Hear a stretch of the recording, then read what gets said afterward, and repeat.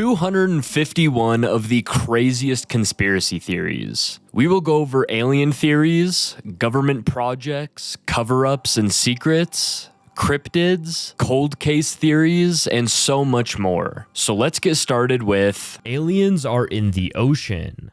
This theory explains that if aliens are already on Earth, they're probably not hiding in plain sight like, in big cities or the sky. Instead, they're using the ocean. And not just because the ocean is big, but because, it's the perfect hiding spot. Over 80% of the ocean hasn't even been explored. That means that there could be entire underwater bases or alien technology down there. And seriously, we'd have zero idea. The ocean is deeper, darker, and more mysterious than, most people realize. Places like the Mariana Trench are over 36,000 feet deep, and that's so deep that even our best submarines can barely reach it. So the theory says that aliens are using this to their advantage. If they have advanced ships that can move underwater as easily as they do in the sky, they could travel around the world completely unnoticed. Now, these types of crafts, they call them USOs, or unidentified submerged objects. There are stories from, Navy pilots and sailors who have seen strange things shoot out of the ocean at impossible speeds, or, dive straight into the water without making a splash. The theory says that these aren't man-made. They're alien ships coming in and out of underwater bases. Now, another part of the theory points to how often UFO sightings happen near oceans or large bodies of water.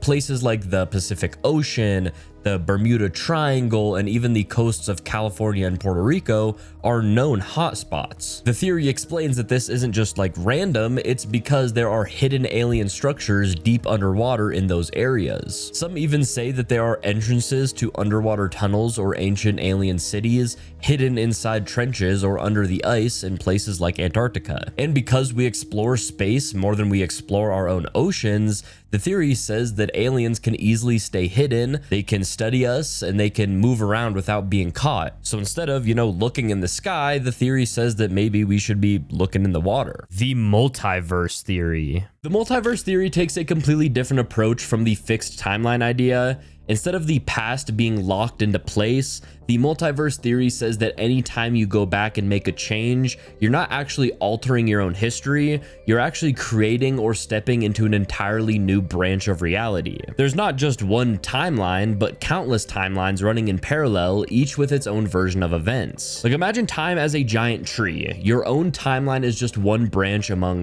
billions. If you travel back and change something, say you prevent that building from burning down, you don't erase the fire from your original branch. Instead, your actions, cause a split, creating a new branch where the building never burned. You now exist in that new branch, while your original one continues on as if nothing had ever happened. In this way, paradoxes are avoided because you don't disrupt the events that created you, you simply move to a different version of reality where those events never occurred. This branching effect is tied to the many worlds interpretation of quantum mechanics, which suggests that every possible outcome of every event exists on its own separate universe. Most of the time, we don't notice this because we're stuck on a single path, but time travel, at least in theory, could allow you to hop between these paths. The key point here is that the past isn't fixed, but it's also never erased. Instead, every possible variation exists somewhere. From a practical standpoint, it means you could, in theory, go back and change anything without worrying about breaking the timeline or creating a paradox. If you kill your grandfather before your parent is born, you wouldn't disappear because you're still from the original branch where he survived. What you've done is create a new branch where you were never born, and you're now living in a universe where your own existence never happened. This idea has massive implications for both science and philosophy. It essentially means that there is no single real version of events. There are infinite realities, each as valid as the next. It also suggests that history isn't something set in stone, but more like an endlessly forking path where every choice, every accident, and every random occurrence spins off into its own universe. If the multiverse theory is right, then time travel isn't about rewriting your past, it's about exploring the infinite what-ifs of reality. Every decision you've ever made, and every one that you didn't make, exists somewhere out there in a universe, just as real as the one that we're in right now. The real trick wouldn't be changing history, but finding your way back to the version of reality that you started in. Now, I think one of the easiest examples to understand this theory is this. okay? In this timeline, I chose to record this video right now. But when I made that choice to record this video, a new timeline was created where I didn't record this video. Obviously, both choices have different effects. So in this timeline, I recorded this video. You guys, took time out of your day to watch it. And then there's another timeline where I didn't record this video, meaning that you guys wouldn't be watching this video, meaning that you guys could be out doing something completely different. Pretty wild. Pretty wild. They knew about 9/11. All right, so this conspiracy theory focuses on the idea that certain people within the US government or intelligence agencies had advanced knowledge of the September 11th, 2001 terrorist attacks, but allowed them to happen in order to achieve larger political or military goals. The theory claims that in the months and even the years leading up to 9/11, intelligence agencies had intercepted communications and basically gathered reports warning of an impending large-scale attack involving airplanes. Now, some warnings were said to come from foreign governments, while others came from informants or surveillance programs. The idea is that, this information was specific enough to raise alarm, but was not acted upon in a way that could have stopped the attacks. One major part of the theory is that certain high-level officials saw the attacks as a necessary crisis, to justify launching wars in the Middle East, expanding military power, and passing major security laws. I mean, the Patriot Act, for example, that gave the government broader surveillance and law enforcement powers, was passed shortly after the 9/11 attacks. The wars in Afghanistan and later Iraq are also seen as part of the plan, with 9/11 providing the public outrage and support needed to carry them out. I mean, it's exactly the same thing that we just talked about with Pearl Harbor. Now, there's also a focus on financial activity before the attacks. The theory points to unusual stock trades involving airline companies and insurance firms in the days before September 11th, suggesting that some individuals may have known that what was coming and tried to profit from it. Another element involves military readiness. The theory points out that the morning of the attacks, air defense systems and military exercises were happening that may have caused confusion or delays in intercepting the hijacked planes. This is seen as either a convenient coincidence or an intentional way to reduce the chances of stopping the attacks in progress. The idea is that 9/11 was not just a surprise act of terrorism, but an event that was knowingly allowed to occur, so it could be used as a trigger for major political, military, and economic changes, both in the United States and globally. Project Mannequin. Project Mannequin is described as a secret program run out of the UK, mainly connected to underground facilities near places like Peasmore in Berkshire. The theory says it started in the 1970s and 80s as a British counterpart to MK Ultra, but instead of just drugs and mind control, it combined genetics, implants, and trauma-based programming to create a new type of soldier or asset. Now, the core idea is that children were taken, some were abducted, some pulled from military bases, and then they were raised in a system designed to basically break and then rebuild them. Trauma, isolation, and psychological conditioning were used to split their personalities into different compartments. One part of the mind could be a normal everyday person, while hidden personalities could be programmed for missions, for, intelligence work, or even for psychic experiments. Now, what makes Project Mannequin stand out is the claim that it also involved genetic manipulation. Now, some accounts say that DNA from abductees or non-human sources was used to enhance certain children. Others talk about microchip implants, nanotech, and advanced surgical procedures meant to hardwire obedience or boost abilities like memory, strength, or perception. Now, the end goal was to create programmable assets, people who could be activated with a code word, a signal, or even just a trigger image. Now, the program supposedly trained these individuals for a variety of roles. There were assassins who, wouldn't remember their actions. There were psychic spies who could remote view targets. There were couriers who carried sensitive information in hidden parts of their mind, and even celebrities or influencers who could quietly shape culture while under control. Now, the name mannequin ties into the idea of people being used like lifeless dolls, basically just bodies to be programmed, posed, and discarded when, no longer useful. According to the theory, many of the subjects didn't survive the process, and those who did lived with fractured minds, memory blackouts, or just sudden breakdowns. So Project Mannequin is the idea of a British underground program to build a generation of programmable humans, part mind control experiment, part genetic engineering and part military black project. It sits at the crossroads of MK Ultra, super soldier rumors, and abduction stories, all basically just wrapped into one big theory. The Solway Fifth Spaceman. The Solway Fifth Spaceman theory comes from a strange photo taken in 1964 in Cumbria, England. A man named Jim Templeton took his young daughter out for the day and snapped some pictures of her sitting in a field. Now, when the photos were developed, one of them showed what looked like a figure standing right behind his daughter. The figure appeared to be tall, dressed in a white suit, and wearing something that looked like a helmet. Jim insisted that nobody else was there that day, and he didn't see anyone in the background when he took the picture. The theory says this wasn't a normal person who just wandered into the shot or photobombed it, but instead some kind of alien being or even a time traveler. The figure looked a lot like an astronaut, even though space travel was brand new in the 1960s, and nobody in the area would have been dressed like that.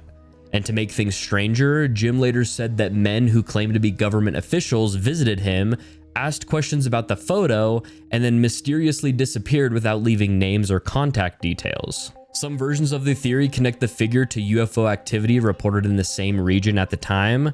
There were also claims that missile tests in Australia had to be stopped because figures similar to the spaceman were seen there as well. Nazi Base 211. Now, during World War II, Nazi Germany poured resources into advanced technology, secret weapons, and hidden bases. Now, towards the end of the war, as Allied forces closed in, there were rumors that the Nazis had created secret facilities far from Europe to continue their plans. One of the most enduring of these stories is what's called Base 211, said to be a secret Nazi stronghold in Antarctica.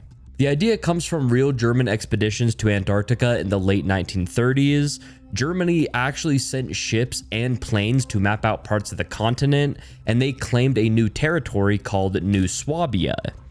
Now, because of that, people began to wonder if they had set up more than just a research station there. Now, the theory says that when the war was ending and Nazi leaders saw defeat was coming, they moved advanced technology, weapons, and even high-ranking officials to this Antarctic base. The idea is that these submarines carried supplies and people through secret under-ice tunnels and into hidden caverns warmed by geothermal heat. Some versions go as far as saying that UFO technology, like the supposed Nazi flying discs, were developed or hidden there. And that's why Antarctica is often linked to Nazi UFO stories, because Base 211 is said to be the place where this technology was stored and tested. Another reason the theory spread is because of Operation High Jump in 1946. This was a massive US Navy mission to Antarctica, officially described as a training exercise and a way to test equipment in extreme conditions.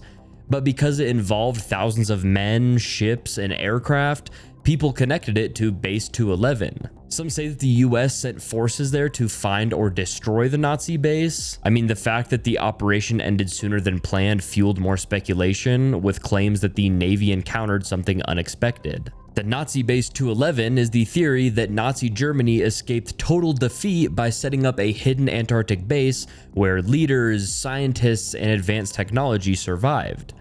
The story ties together the real German expeditions, unexplained submarine sightings after the war, and the mysterious US mission to Antarctica. It's the idea that the war didn't fully end in 1945, but instead continued in secret under the ice. Birmingham's underground military tunnels. So the Birmingham underground military tunnels theory is this idea that deep beneath Birmingham, Alabama, there's this hidden network of tunnels built by the government during the Cold War. Now, the story goes that these tunnels were meant to serve as secret bunkers or escape routes in case of a nuclear attack.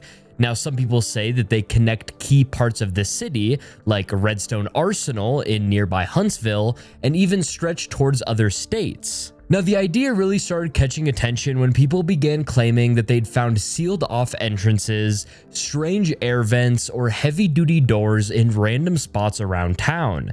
Now, a few even said that they heard underground machinery late at night, like generators or moving vehicles. Now, there's also the theory that these tunnels are still being used today. Some think that they were repurposed for secret military research or to transport classified materials without anyone knowing. Because of Birmingham's history with industry and underground mining, the idea honestly doesn't sound completely impossible. But anyways, the theory is basically that there's an entire underground world beneath Birmingham that was built for national security reasons, but has since been kept hidden from the public, and depending on who you ask, it might still be active today.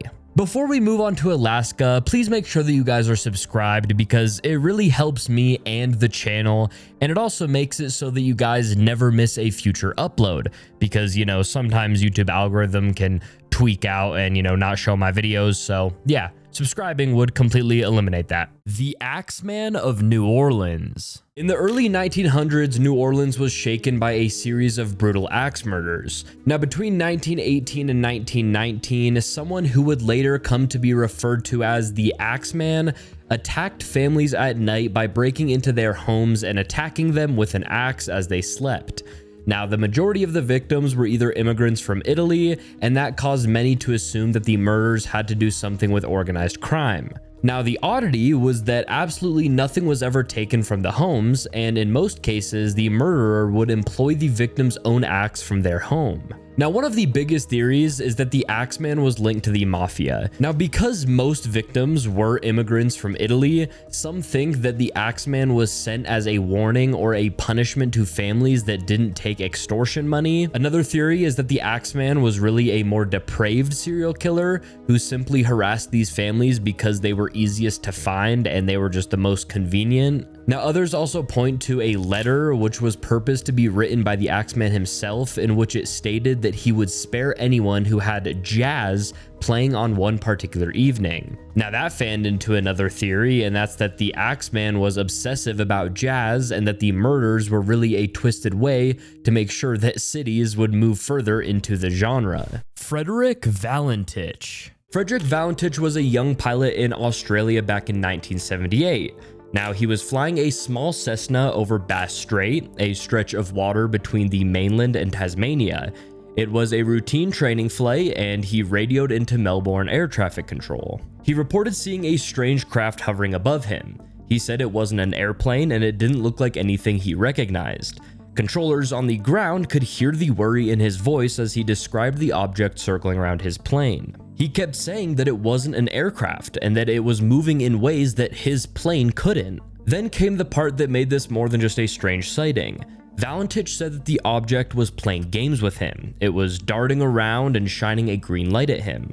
And just before his transmission cut off, he said, "It's not an aircraft." Now, what followed was a burst of metallic scraping sounds, and then after that, it was just silent. This is Delta Sierra Juliet. Is there any known traffic below 5,000 feet?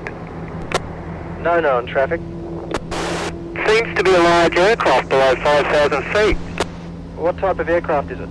I cannot confirm. It's four bright, seems to me like landing lights. The aircraft has just passed over me at least 1,000 feet above. Is there any Air Force aircraft in the vicinity? No known aircraft in the vicinity. Seems to be playing some sort of game. He's flying over me. Delta Sierra Juliet, it's not an aircraft, it's... Can you describe the aircraft? As it's flying past, it's a long shape. Cannot identify it, it has such speed. It's before me right now, Melbourne. How large would the object be? Seems like it's stationary. What it's doing right now is orbiting. The thing is just orbiting on top of me. It's also got a green light and a sort of metallic, like, it's shiny on the outside. It's just vanished. That strange aircraft's hovering on top of me again. It's hovering and it's not an aircraft.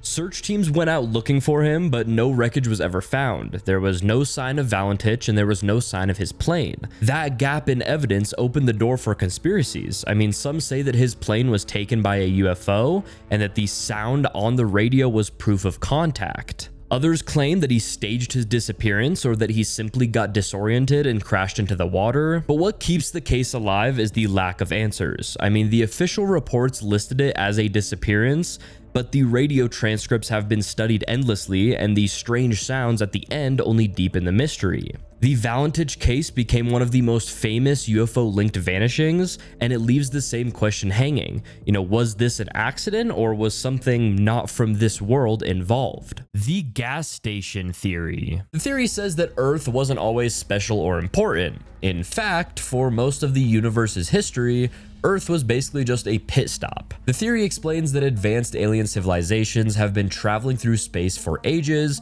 even way before humans ever existed. And Earth was just one of those places that they stopped to rest or refuel or to, collect resources. Quite literally a gas station. I mean, sitting on a space highway. Earth wasn't really too exciting to them. It was just convenient, like that 7-Eleven you hit up every day for a pack of wintergreens, Now here's where, things kind of take a turn in this theory. So according to the theory, aliens had been using Earth as this refueling stop for millions of years. Maybe they were just collecting water or mining rare elements or taking a piss break, whatever it may be. Now, one of the big destinations in this theory is Planet Kolob, which is a name sometimes linked to old religious texts or sci-fi ideas.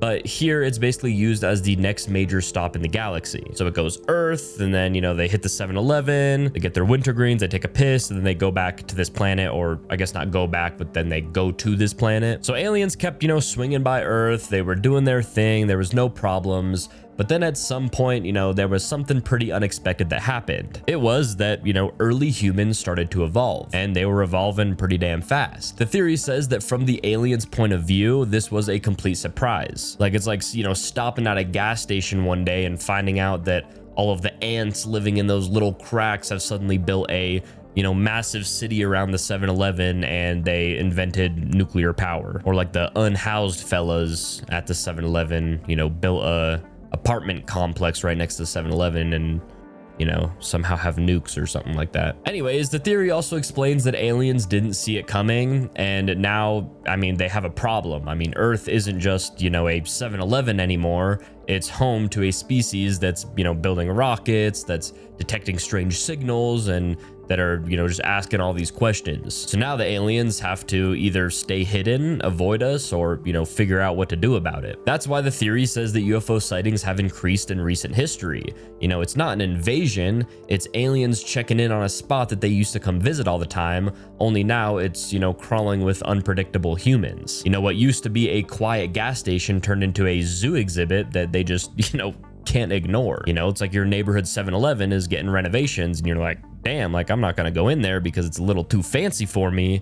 But look at it, that was my 7-Eleven, and now it's a fucking Marriott. Quantum time travel. Quantum time travel is a concept that comes out of quantum mechanics, the branch of physics that deals with the behavior of matter and energy on the smallest scales. Unlike classical time travel theories, which tend to follow rigid rules about fixed timelines or branching universes, quantum time travel suggests that the weird probabilistic nature of quantum mechanics would make time travel possible, while also sidestepping some of the usual paradoxes. At its heart, quantum mechanics works very differently from our everyday sense of cause and effect. In the quantum world, particles can exist in multiple states at once, meaning they can influence each other instantly across great distances, and the outcome of an event isn't determined until it's measured. These principles open up strange possibilities for how time might work at the smallest scales. One of the key ideas in quantum time travel comes from the many worlds interpretation. This says that every possible outcome of every quantum event actually happens,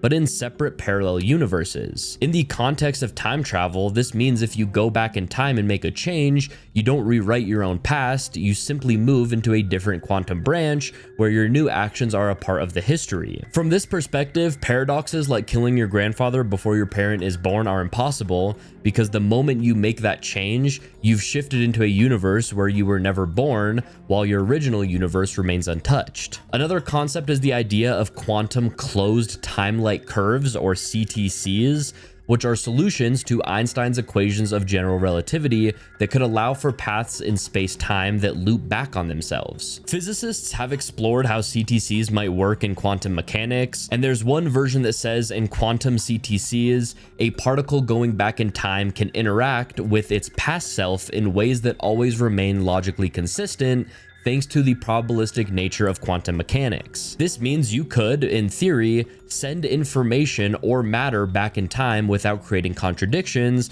because the quantum system would self-adjust to avoid paradoxes. Now, an example would be, suppose you try to use a quantum time travel machine to send a message to your past self, telling them not to build a time travel machine. In classic physics, this would create a paradox. If you never built the machine, then how did you send the message? In quantum physics, the outcome could be a superposition of possibilities where both versions exist.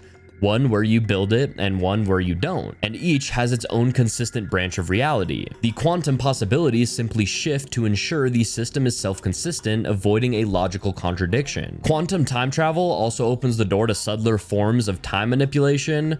For example, there have been thought experiments and small-scale simulations suggesting you could send quantum information back in time without sending physical objects. This is tied to quantum teleportation, where information about a particle's state is transmitted instantly across space. Some theorists have proposed that similar principles could be used across time, essentially communicating with the past at the quantum level. If quantum time travel were real, it would have massive implications. It would mean that changing the past is possible, but only in the sense of stepping into a different version of reality. Your original timeline would still exist, untouched, like a parallel track on an infinite railroad. It also suggests that information could move between times without breaking casualty, as long as the probabilities adjust to keep everything consistent. The big unknown is whether quantum time travel is physically possible on a scale larger than subatomic particles. Right now, our understanding of quantum mechanics and relativity doesn't, completely mesh, and we don't have the technology to build a machine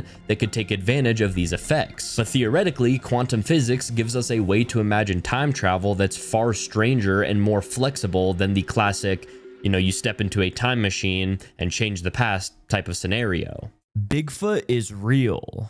Bigfoot, who is often described as a huge, hairy, ape-like being, is said to live deep in forests, and mostly in North America. The theory proposes that Bigfoot is a real, undiscovered species, hiding from humans and avoiding detection. Now, many people have reported sightings of a large creature that doesn't match any known animal, and these reports come from remote wilderness areas where people spend a lot of time outdoors, like the Pacific Northwest. Witnesses describe Bigfoot as towering, covered in dark hair, with footprints much larger than any humans. The theory says that Bigfoot has been around for centuries and possibly related to ancient hominids or a surviving branch of early human-like species. It's thought that Bigfoot stays hidden because it's intelligent and aware of humans, avoiding campsites and nosy areas. There are also stories of strange vocalizations like, howls or knocks, believed to be communication between Bigfoots. That's plural for Bigfoot, Bigfoots, or big feet. I don't know what the plural is, but doesn't matter. These sounds are sometimes captured on audio recordings by researchers exploring wilderness areas. Physical evidence like large footprints, hair samples, and blurry photos or videos add to the mystery. The footprints show signs of being made by a heavy walking creature with a foot structure different from humans. The theory also mentions that government agencies or scientific organizations might be covering up Bigfoot's existence to avoid public panic or because of lack of concrete proof. Keeping it secret might also, be to protect the creature's habitat from exploitation. And Bigfoot is sometimes connected to local legends and Native American folklore, which talk about giant forest beings. This links the creature to cultural history, suggesting it's more than just a modern myth. The smiley face drownings. The smiley face drownings conspiracy theory is about a pattern of young men who are usually college-aged who go missing after a night out of drinking and are later found dead in rivers, lakes, or other bodies of water. Now, on the surface, the cases look like tragic accidents. Someone got drunk, they wandered off, and then they drowned.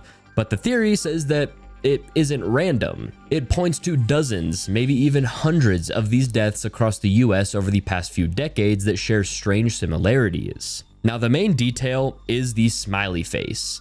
Near many of the locations where bodies were recovered, investigators and families have reported graffiti of a smiley face symbol. Sometimes it's painted on walls, sometimes drawn on nearby surfaces, and the theory claims that this isn't a coincidence. It's almost like a calling card. It suggests that there's an organized group, sometimes called the Smiley Face Killers, who stalk these men, abduct them, and then later dump their bodies in water to make it look like accidents. Now, supporters of the theory point out patterns. I mean, many victims were athletic, they were popular, and they fit a similar profile. The bodies often showed signs that didn't match a simple drowning, things like bruises and strange marks, or, inconsistencies in the timeline of, when they were last seen and when they were found. Some toxicology reports suggested drugs that can be used to incapacitate people, and, not just alcohol. In several cases, families argued that their sons were strong swimmers, making it hard to believe that they just slipped on into the water and drowned. The later claim is that this is a coordinated effort and not a single person. The network idea says that multiple killers in different cities may be connected, sharing methods and the smiley face symbol as their signature. Now, it's important to note that police and the FBI have mostly dismissed it, saying that there's no proof of a nationwide ring, just tragic accidents tied to alcohol. But the smiley face drownings conspiracy theory continues because the pattern is, unsettling. Too many similar cases, too many odd details, and that repeat symbol make it feel less like coincidence and more like a hidden group leaving clues in plain sight. Hyperdimensional UFOs. Hyperdimensional UFOs are said to come from outside our normal three-dimensional world. Now, instead of traveling across space the slow and the hard way, they basically enter our space from a higher dimension, kind of like slipping through a side door in reality. That's why they seem to appear and vanish instantly, how they can make impossible turns or go from hovering to extreme speed without noise or heat. They aren't breaking physics, they're stepping around it. In this view, a craft isn't a metal ship in the usual sense. It's a controlled distortion of space, time, and energy. When it phases into our world, we see, whatever part intersects with our senses. That could be glowing orbs, triangles, discs, even shapes that morph. Radar might catch them, then lose them, and that's because they're only, partly here. Now, the electromagnetic side effects like dead car batteries, stopped watches, scrambled cameras are explained as fringe energy bleeding into our dimension. Missing time and altered perception during close encounters fit the same idea. Time doesn't flow the same when a higher dimensional field brushes against us, so minutes can stretch or disappear. Some reports of telepathy or intense fear or euphoria get framed as consciousness reacting to a reality shift. This also ties into portals and thin places. Basically, if certain locations or moments can make it easier for dimensions to overlap, think of things like geomagnetic hotspots or strong electrical storms, more sightings will cluster there. Under this model, UFOs aren't mainly visitors from another star, they're visitors from another layer of reality that occasionally intersects with ours. The Doomsday Bunkers in Antarctica. The basic idea of the Antarctica doomsday bunkers is that beneath the ice there are massive underground facilities built either by governments, powerful elites, or even private organizations designed to serve as safe havens when global disaster strikes. Now, these bunkers are said to be stocked with advanced technology, supplies that could last decades, and the ability to house a small population while the rest of the world collapses. Now, the reason that people believe this start with the secrecy around Antarctica. The Antarctic Treaty bans military activity, restricts access, and makes it very hard for regular people just to go to Antarctica. That level of control creates suspicion, especially when you add in the fact that certain areas of the continent are completely off limits without explanation. Now, when people see restricted zones and military escorts connected to a place that's supposed to just be, like ice and penguins, it feeds into the idea that something is hidden there. Another part of the theory comes from satellite images. Now, over the years, strange shapes have been spotted on the ice. Things like perfectly straight lines, massive door-like openings on mountainsides, and unusual heat signatures that don't make much sense in such an extreme environment. Now, these details are taken as signs of underground construction. Some say that these aren't natural formations, but signs of massive entrances leading into hidden complexes. Now, the theory also ties into the behavior of wealthy and powerful figures. Now, reports often surface of billionaires buying remote land in New Zealand and Patagonia or other isolated areas, and this gets linked to the idea that Antarctica itself is the ultimate bunker. Because of its isolation and natural defenses, it would be the perfect place to hide away from nuclear war, from climate disaster, or even just social collapse. So the theory says that Antarctica is more than just ice. It's a fallback plan, a survival fortress for the people who run the world. The secrecy, the strange satellite images, and the restricted areas all feed the idea that beneath the frozen surface are massive doomsday bunkers waiting for the moment they're needed. Coral Castle anti-gravity. The Coral Castle anti-gravity theory is about this mysterious structure in Florida that was built by a man named Edward Leedskaunen in the early 1900s.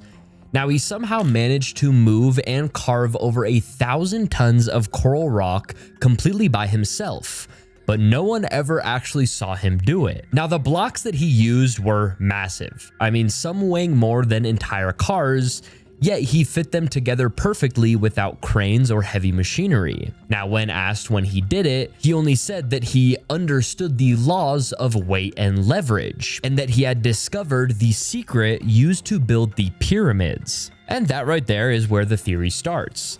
Now, some think that Ed discovered a way to manipulate gravity or to tap into some kind of magnetic or vibrational energy that allowed him to make the stones weightless. Others say that he used Earth's natural electromagnetic field to lift and position the blocks with ease. And the tools that he left behind were single wooden tripods and chains, which makes this all just, more stranger than it already is. But anyways, the theory is basically that Coral Castle wasn't just a monument to lost love. It was the result of a hidden technology that might prove anti-gravity or ancient energy manipulation is real. The Ninjin. The Ninjin conspiracy comes from reports by Japanese fishermen and research crews in the early 2000s. Now, while sailing near Antarctica, they claim to have seen massive, human-shaped creatures moving through the icy waters. The beings were described as pale white, with arms, legs, and even facial features like eyes and a mouth. Now, some said that they were over 60 feet long,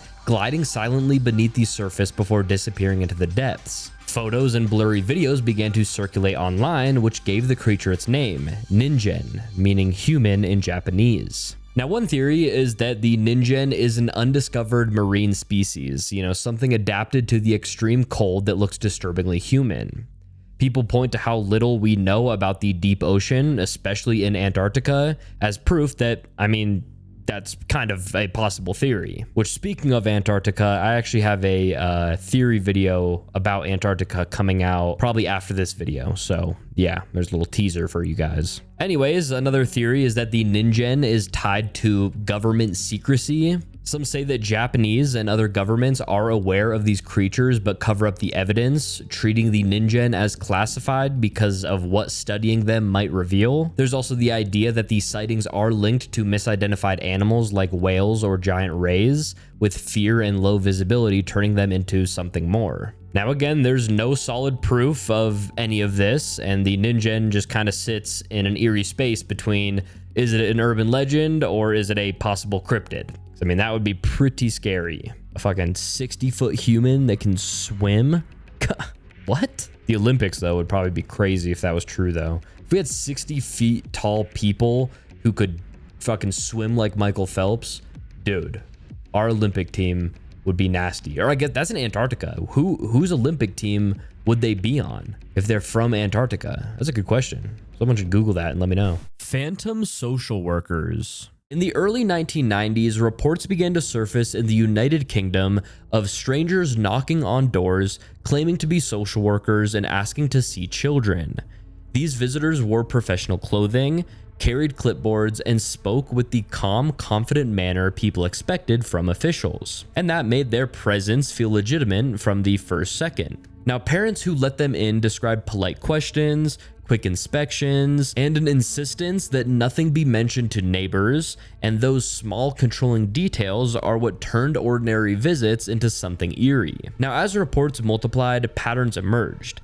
The callers were usually women in their late 20s or 30s, sometimes accompanied by a man, and they often knew the names and ages of the children in the house. A few children later said that they had been made to remove clothing for a brief examination and told not to tell anyone, which pushed fear beyond rumor into something more visceral. Communities that heard one account began spotting similar visits in other neighborhoods, and the repetition fed a spreading anxiety. Police forces launched large inquiries and collected hundreds of reports, but investigators struggled to find solid evidence.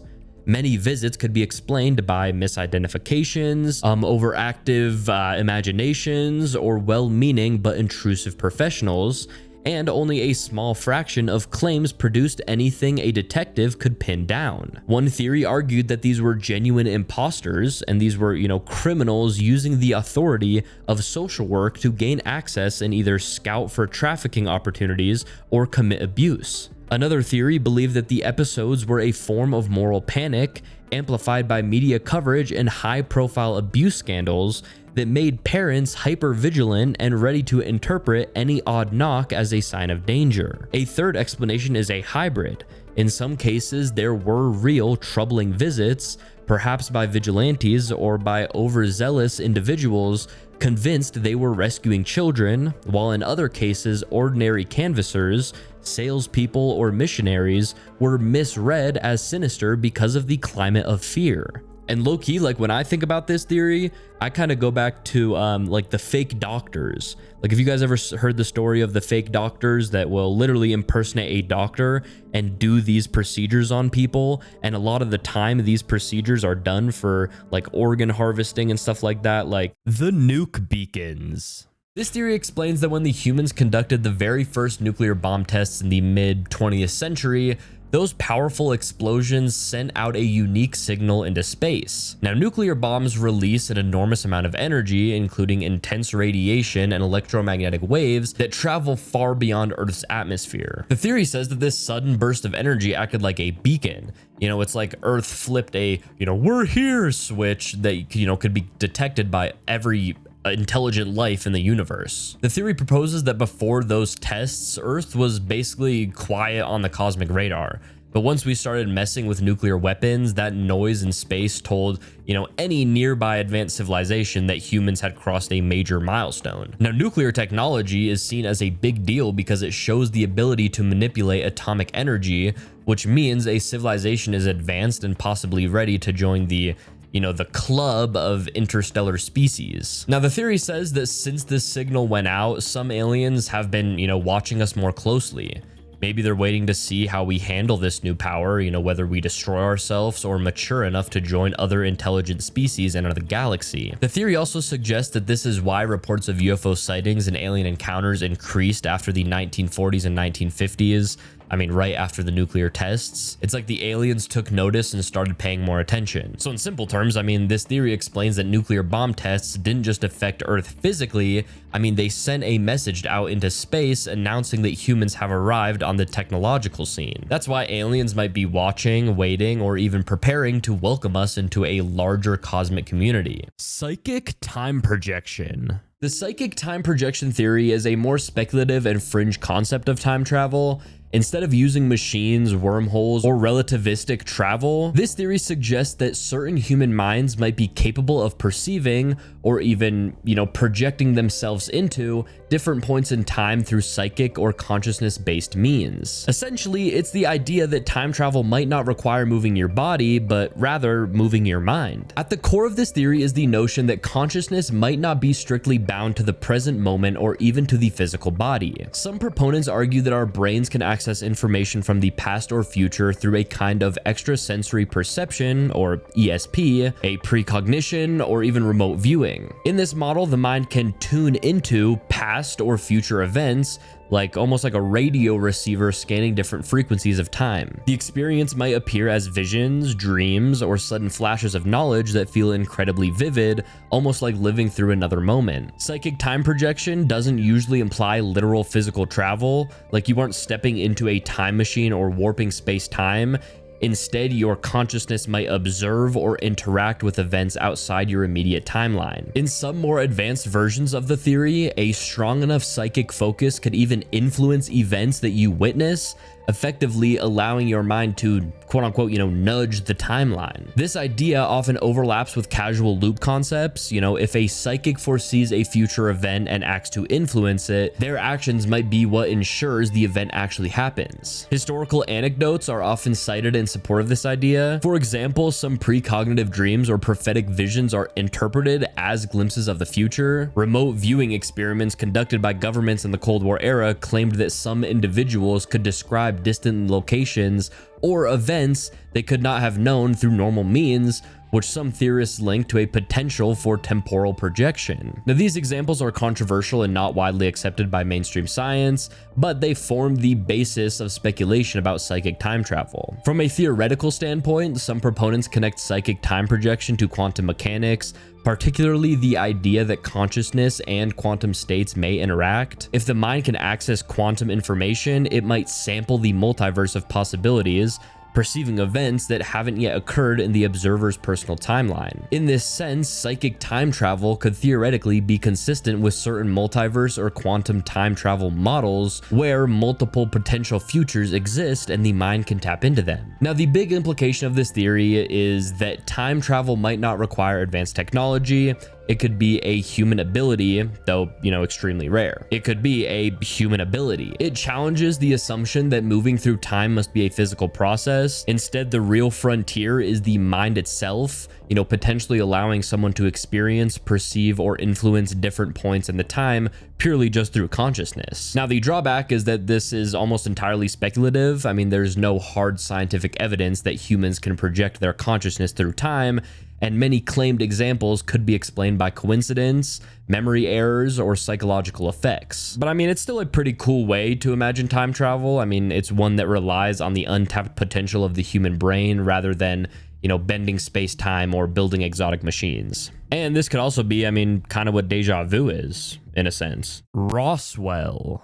So now this whole theory starts in July 1947 when something crashed near Roswell, New Mexico. Now, the official story said it was just a weather balloon, but the theory says that it was actually an alien spacecraft. Right after this happened, the military quickly swooped in and they gathered all the debris and they just kept everything, pretty hush-hush. Now, according to this theory, the wreckage wasn't just, strange metal, but included materials unknown to human technology at the time.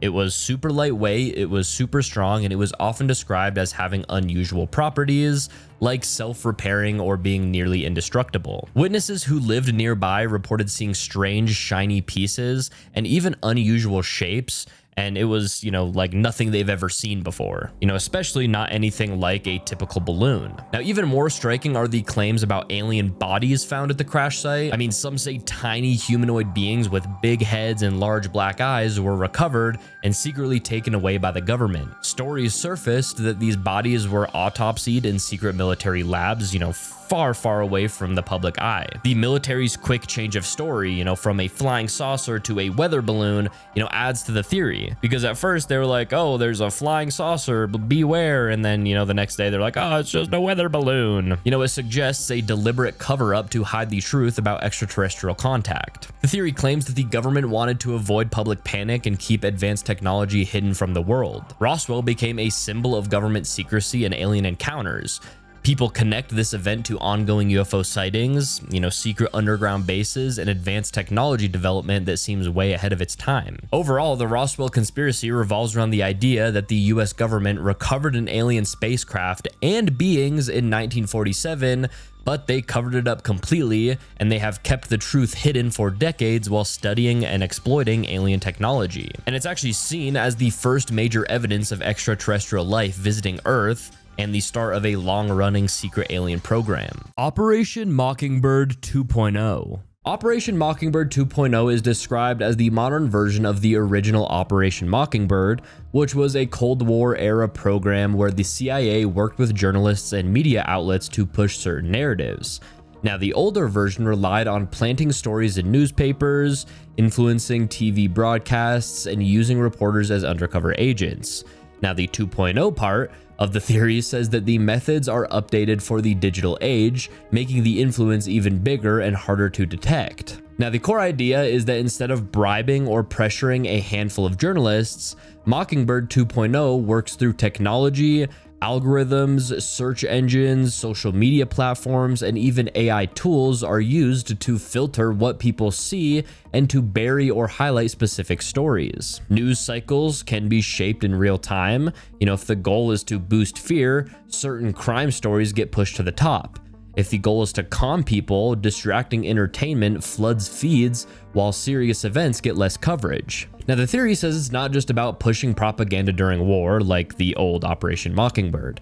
Now it's about constant background control, like influencing elections, steering protests, keeping the public divided, or distracting from major scandals. Bots and fake accounts can make fringe ideas look mainstream, or silence stories by overwhelming them with noise. Paid partnerships between government agencies, think tanks, and media outlets supposedly keep the machine running smoothly.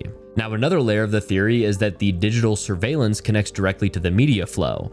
The same systems tracking what people search, watch, and post are also used to decide which narratives need boosting or suppression. In this way, Mockingbird 2.0 isn't just telling stories, it's customizing them to each audience, making people feel like they came to conclusions on their own. So Operation Mockingbird 2.0 is the theory that modern media manipulation has become automated, global, and deeply embedded into the internet itself. It's the idea of a 24/7 influence campaign hidden under the surface of what looks like normal news and social media feeds. The Sumerian Anunnaki return. The Sumerian Anunnaki return theory is built on the idea that the gods described in the ancient Sumerian texts were not mythical beings but advanced extraterrestrials who once visited Earth. The Sumerians, one of the earliest known civilizations, wrote about powerful beings called the Anunnaki who came from the heavens and played a direct role in shaping human society. These beings were described as tall, powerful, and capable of incredible feats, often linked to knowledge of the stars, agriculture, and advanced technology. Now, according to the theory, the Anunnaki didn't just visit. They created or genetically altered humans to serve as workers, especially for mining gold and other valuable resources. The Sumerian stories describe the Anunnaki as needing humans to carry out labor, which fits into the larger idea that human civilization was jump-started by outside intervention rather than natural progress. Now, the return part of this theory comes from the belief that the Anunnaki promised to come back at a future time, and that their home planet, called Nibiru, follows a long orbit that brings it near Earth only every few thousand years. People connect this with modern fears about Planet X and say that when Nibiru comes close again, the Anunnaki will return with it. The Antarctic Treaty. The Antarctic Treaty is an agreement between nations to protect the continent for science and peace. Now, it was signed in 1959 and has been in place for decades, banning military activity, mining, and any private territorial claims. On the surface, it looks like a rare example of global cooperation, but the conspiracy says that the real purpose of the treaty is to keep civilians and outsiders away from something monumental hidden in Antarctica. Now, the first reason that this idea exists is because of how unusual the treaty is. Dozens of nations, including rivals in the Cold War, all agreed to it and have stuck with it for more than 60 years. Now, that level of cooperation is rare, so people argue it makes more sense if they're protecting a shared secret. If Antarctica was just ice and polar bears and penguins and, orcas, why would the world's most powerful countries be so invested in keeping people out? The second piece comes from how restricted the continent really is. Civilians can visit only small tourist zones, and expeditions require permits and are closely monitored. Entire regions are completely off limits without explanation. People point to things like military escorts, patrols, and heavily guarded research stations as signs that something more important is being protected. The theory also connects with other mysteries of Antarctica. Strange satellite images show what look like massive structures underneath the ice, perfectly straight lines, and huge openings in mountainsides. Combined with stories of gravity anomalies and discoveries of ancient microbes or fossils, it all builds into the idea that there's far more beneath the surface than the public is told. Some say it could be remnants of a lost civilization, advanced technology, or even an extraterrestrial presence. The treaty in this view is the cover to keep people from ever getting close. So the official story says that the Antarctic Treaty is about peace and protecting the environment, but the conspiracy says that it's really about hiding something monumental. The secrecy, the cooperation between rival nations, and the restricted access all feed the idea that Antarctica holds a massive secret the world isn't allowed to see. Maelstrom Air Force Base shutdown. The Malmstrom Air Force Base shutdown theory comes from a strange event that happened in March of 1967 in Montana. Now, during that time, a group of underground missile operators at Maelstrom suddenly lost control of 10 nuclear missiles all at once. Every single one of them went offline within seconds, and these systems couldn't be restarted. Now, what makes it even weirder is that the security guards outside the base reported seeing a glowing disc-shaped object hovering right above the missile silos at the exact same time. My dog just wanted to say hi real quick. She heard me talking about Montana and just wanted to come say what's up. Do you want to talk about a conspiracy theory from Montana? You want to talk to the people? Let them know what's up? Oh, if you guys are new to the channel and haven't watched any of my videos before, this is my golden retriever. Her name is Sadie Balls. We call her Ballsack or Balls or, you know, whatever. But she'll come over here and say hi here and there. So if you guys are from Montana, you guys are welcome. Sadie came to say what's up. All right, so yeah, the security guards outside of the base reported seeing that, glowing disc-shaped object. And then after that, the Air Force just quietly classified everything. The official reports blamed a power malfunction, but the crews who were there swore that it wasn't just a random technical glitch.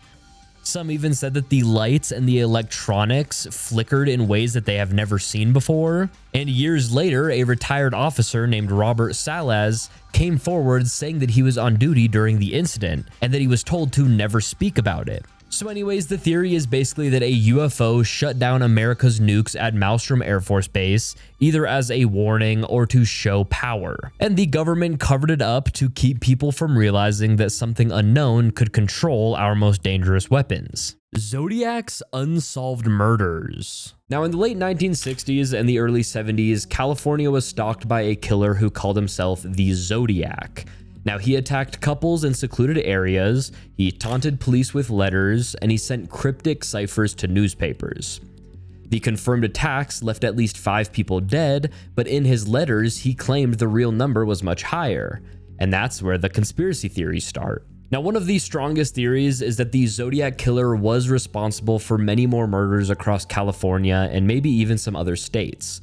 Now, there were unsolved cases at the time that looked similar, like young couples attacked in cars or lone women disappearing on highways.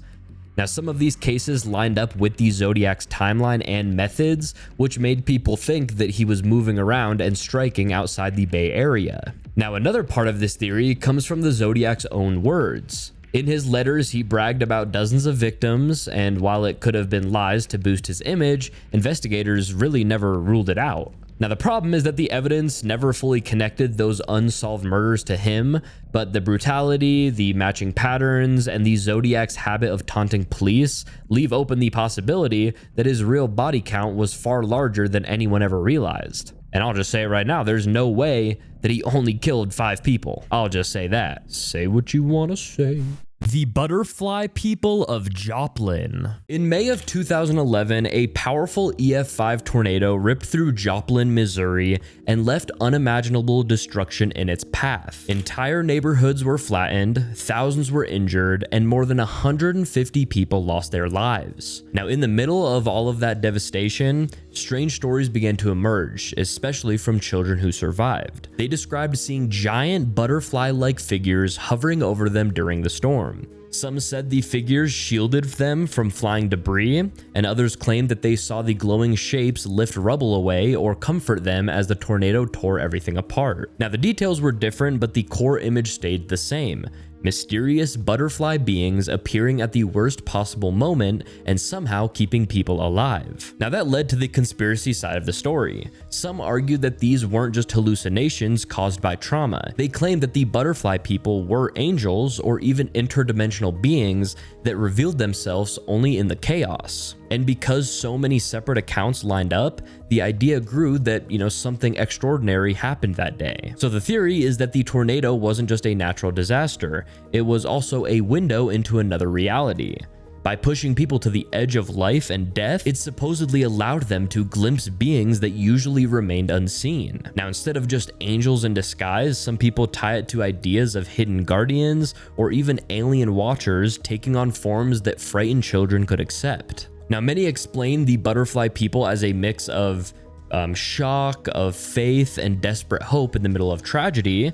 But the fact that these accounts came again and again, especially from kids who had no reason to invent them, has kept the mystery alive. It leaves people wondering if something beyond human stepped in that day and whether disasters opened doors to forces that we don't usually see. We are the aliens. This theory says that there are no aliens visiting us, no advanced civilizations watching us, and no other intelligent life out there. And that's, not yet. At least. The theory explains that the universe is still incredibly young. I mean, even though it's about 13.8 billion years old, that's, still considered early, speaking in cosmic time. So instead of looking for someone else, the theory says that we are the first. We are the advanced ones. We're the ones other civilizations will eventually discover, billions of years from now. Now think about how young the universe actually is. Stars are still forming, galaxies are still growing, and many planets are just now cooling down enough to support life. The theory says it makes sense that life is just getting started. Earth just happened to be one of the first places where everything lined up perfectly for intelligent life to form. And then here's where it gets, pretty interesting. The theory explains that we might be the aliens people will talk about in the future. If humans survive long enough to develop advanced space travel, we might end up visiting other planets and discovering primitive life forms. And to them, we'd be the mysterious beings from the sky, just like, how we imagine aliens today. The theory also points out how fast human civilization has developed. In just a few thousand years, we went from hunting with sticks to landing on the moon. And that's, of course, assuming that we did land on the moon, conspiracy theories and all. But in the grand scale of the universe, that's really just a blink of an eye. The theory says that that's not normal, and it could mean that, we're early or we're rare, or I guess our civilization is both of that. We're rare and early. You know what I'm saying? So instead of thinking aliens are hiding or maybe even avoiding us, the theory says that we're alone because the universe hasn't had enough time to grow other intelligent life. We're not waiting for aliens to show up. We technically are the aliens. We're the first spark of intelligence in a universe that is still, waking up. This bitch has barely fucking opened her eyes yet. The block universe theory.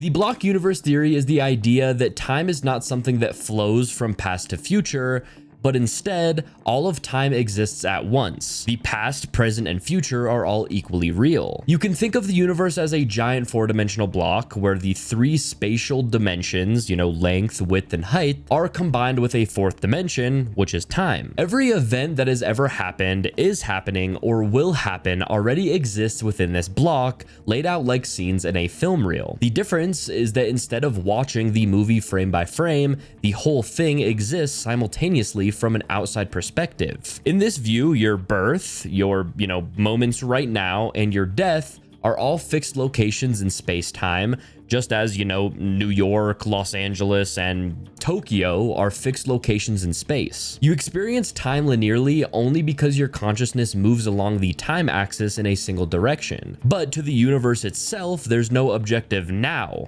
It's all there at once. The block universe theory comes from Einstein's theory of relativity. Now, relativity shows that there is no single universal present moment. Basically, time is experienced differently depending on your speed and gravitational environment. If there's no universal now, then the idea of time constantly passing becomes less meaningful, and the block model makes more sense.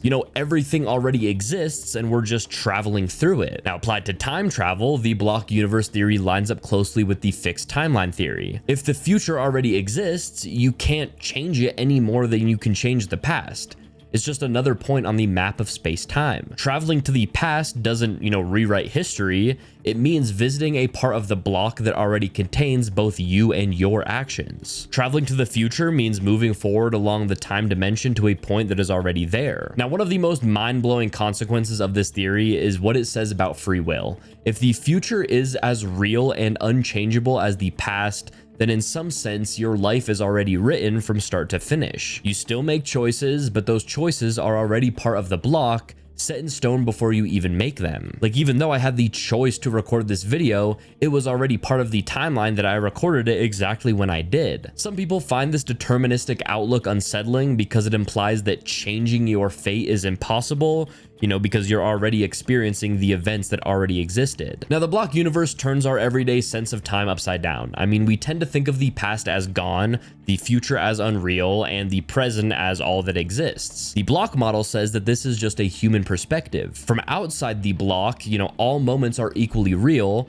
and from inside it, our consciousness just happens to move forward 1 second at a time. Picture a loaf of bread where each slice is a moment in time. You live in one slice at a time, but the entire loaf already exists, with every slice in its place. Time travel in this model is like moving to a different slice. You're not erasing or rewriting anything, you're just visiting a different part of the loaf. And now, if this theory is correct, then the future isn't something waiting to be decided. It's already sitting there in the block alongside the past and the present, part of the eternal structure of space-time. Political parties don't exist. Now, the basic idea of this theory is that the two parties are more alike than different when it comes to things like, you know, protecting their own interests and the interests of powerful people and corporations. Now, they create a constant, you know, back and forth drama, like arguing over big issues like, you know, taxes, healthcare, or social policies. But behind, you know, closed doors, they cooperate to maintain the status quo. The public fights keep people, you know, focused on partisan battles instead of questioning the system or demanding, you know, real change. The theory points out how politicians from both parties often vote for similar laws that benefit wealthy donors or corporations. I mean, even when they criticize each other, many policies end up supporting the same economic and political elite. So the supposed, you know, opposition is more about appearances than actual differences. Like, election cycles get heated with lots of media coverage showing extreme clashes, but, you know, after elections, lawmakers from both sides just, you know, often work together quietly. Campaign funding also shows a blurry line, you know, with, you know, these huge donors that sometimes give money to both parties that are just ensuring influence no matter, you know, who wins. The constant division encourages people to pick a side, which leads to anger and mistrust within communities. That division makes it harder for people to unite and push for changes that could threaten the power structure. I mean, the media plays a big role too, with amplifying these fights and, you know, framing politics as a battle between good and evil teams, which keeps, you know, people engaged and distracted. Basically, the whole system works like a controlled game where the public believes that they have a choice between two opposing sides, but in reality, I mean, both sides are in on the act to keep the system working for the powerful. The division makes sure the power stays in the hands of a few, while everyone else is stuck fighting among themselves. And I'm just gonna say it right now, that is actually one of my favorite conspiracy theories, because I mean, it just makes so much sense. And especially like right now, we are so divided. So I mean, it's a very possible theory. Animal psychic warfare. Animal psychic warfare is the conspiracy theory that governments tried to use animals not just for physical tasks, but as psychic sensors and weapons. Now, during the Cold War, researchers were said to have gone beyond normal training and experimented with telepathic style bonds between handlers and animals. This bond was supposedly strengthened by drugs, brain implants, electromagnetic fields, and intense conditioning. Now, accounts often focus on dolphins, whales, dogs, pigeons, and even cats. Now, officially, dolphins were trained to detect mines or patrol harbors. Now, in the theory, a deeper layer existed. One handler was bonded to one animal. Both were monitored with devices like EEG headsets, and silent signals were passed between them. The animal would move through an area while the handler supposedly saw or felt what it sensed, like basically almost like remote viewing, but through the animal's nervous system. Now, reports describe experiments that included sensory deprivation, flashing lights, odd sounds, and maze drills. Electrodes or implants were used to measure and sometimes influence brain activity. Low frequency pulses were aimed at syncing the animal's brain with the human's, and chemical substances were tested to make the animal more suggestible or focused. Handlers were also put under stress to strengthen the connection. And the theory doesn't just stop with surveillance. I mean, some versions claim the programs explored ways to project emotional states into others, Things like fear and nausea, or even confusion, could be pushed into enemy divers or guards using the animal as the conduit for the effect. This made psychic warfare look like natural panic or stress rather than attack. Now, stories also describe fallout from the work. Animals became unresponsive or showed signs of trauma, while handlers reported headaches, sleeplessness, and strange memory lapses. Now, the paper trail is described as thin, with redacted budgets, vague references to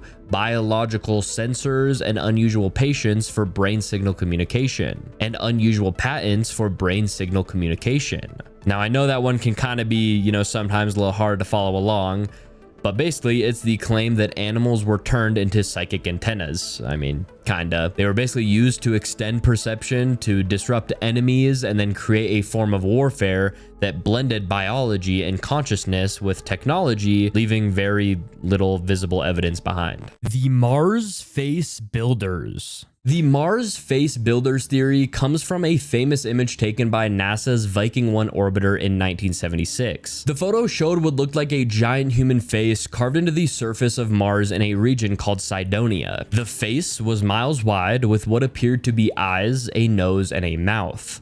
The theory says that this isn't a natural rock formation at all, but a monument built by an ancient civilization that once lived on Mars. According to the theory, the face on Mars was created either as a way to signal other intelligent life or as a remnant of a long-lost Martian culture. Supporters often point out that the face sits near other unusual landforms that look like pyramids or geometric shapes, suggesting an entire complex of alien ruins. Some have argued that the layout of these structures matches star patterns, much like how, ancient monuments on Earth, such as the pyramids of Giza, line up with constellations. Later missions like Mars Global Surveyor and Mars Renaissance Orbiter took sharper images of the site that showed it looking more like a natural mesa.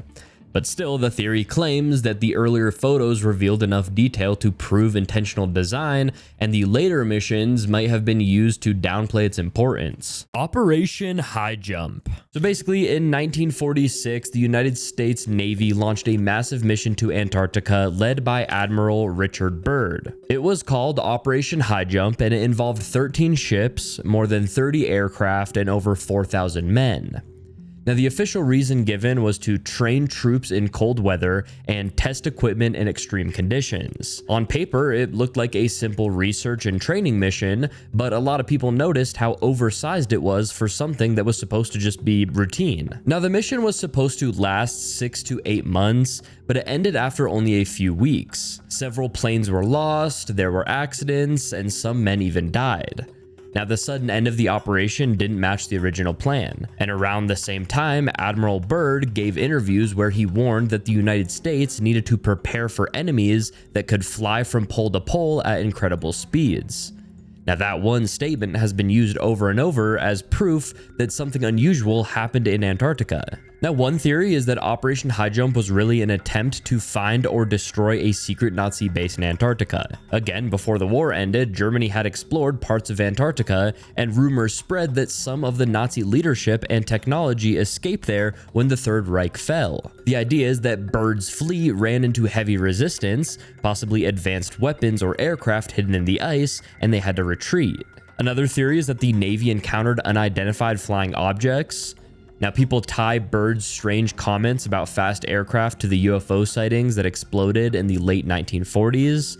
Basically, in this version, Operation High Jump was not just training, it was the first real clash between humans and something not from Earth. So the official story says that Operation High Jump was a large research and training mission that ended early because of accidents. But the conspiracy version says that the fleet was driven out by either a hidden Nazi stronghold or by an unknown aircraft that outmatched anything that the Navy had at the time. Missile Silo Mysteries. Now, this theory is all about dozens of old underground missile silos scattered across the Kansas plains that were built during the Cold War. Now, these silos once held massive nuclear weapons ready to launch at a moment's notice, but after they were decommissioned, the government sealed most of them off. Now, the strange part is that some of those silos seem to have quietly come back to life. Locals have reported seeing lights deep underground at night, hearing low humming noises, and noticing military trucks near sites that are supposed to be abandoned. Now, what makes this even creepier is that some of these silos have supposedly been bought by private companies or individuals connected to classified defense projects. Now, there are rumors of secret bunkers, underground labs, and even alien technology being stored or tested beneath Kansas farmland. Others think that these silos are being used as survival bases for world elites or experimental communication hubs linked to deep space monitoring. The theory is that those old missile silos weren't at all shut down, that some may still be active today, housing secret operations or technology that's completely hidden from the public eye, buried right beneath the middle of America. The Ancient Ram Inn. The Ancient Ram Inn in Gloucestershire, England. I don't know if that's how you say it, but that's just how I'm gonna pronounce it. But it's often described as one of the most haunted buildings in the world. Now, it was built in the 12th century and it has a long and dark history. The land it sits on was once a pagan burial ground, and some say that human sacrifices took place there. Now, over the centuries, the building served as a house, as an inn, and even housing for priests, but through it all, countless stories of paranormal activity surrounded it. Now, the conspiracy comes from why this place has such a terrifying reputation. Now, one theory is that the inn was cursed because of the pagan rituals tied to the land. People who stay there have reported being attacked, being pushed, or even dragged out of bed. And that right there, fuels the idea that something ancient and violent was never put to rest in that building. Now, another theory is that the house itself became a site for witchcraft. Bones of children and ritual objects were found under the floorboards during renovations, which makes people think that dark practices were carried out in secret. There are also claims that tunnels beneath the inn were used for trafficking or hidden ceremonies, and that energy from those events still lingers today. The combination of the pagan history, the alleged sacrifices, and the disturbing discoveries inside the inn keep the Ancient Ram Inn at the center of conspiracy theories about whether it's just simply haunted or it's connected to something much, much, much darker. MV Joyita. The Joyita was a small merchant ship working island routes in the South Pacific when something strange happened on one of its voyages in the 1950s. It left on a routine trip and simply vanished from normal contact, only to be found days later drifting and empty with no explanation for what happened to the people who had been aboard. When the vessel was discovered, it looked derelict but not wrecked. Bits of gear and personal items were still on board, some lifeboats were missing, and crucial radio and navigational equipment were either damaged or rendered useless. Now, the hull and the cabin showed no signs of trouble, but nothing that neatly explained why everything had disappeared and no bodies were ever recovered. That mismatch between damage and outcome is what opened the door to conspiracy talk. Now, if the ship had sunk in a storm, you would expect wreckage and casualties. If everyone had simply, just abandoned the ship, you would expect lifeboats full of survivors. But instead, people found a drifting ship that suggested that something else had happened. Now, one early theory was mutiny or foul play.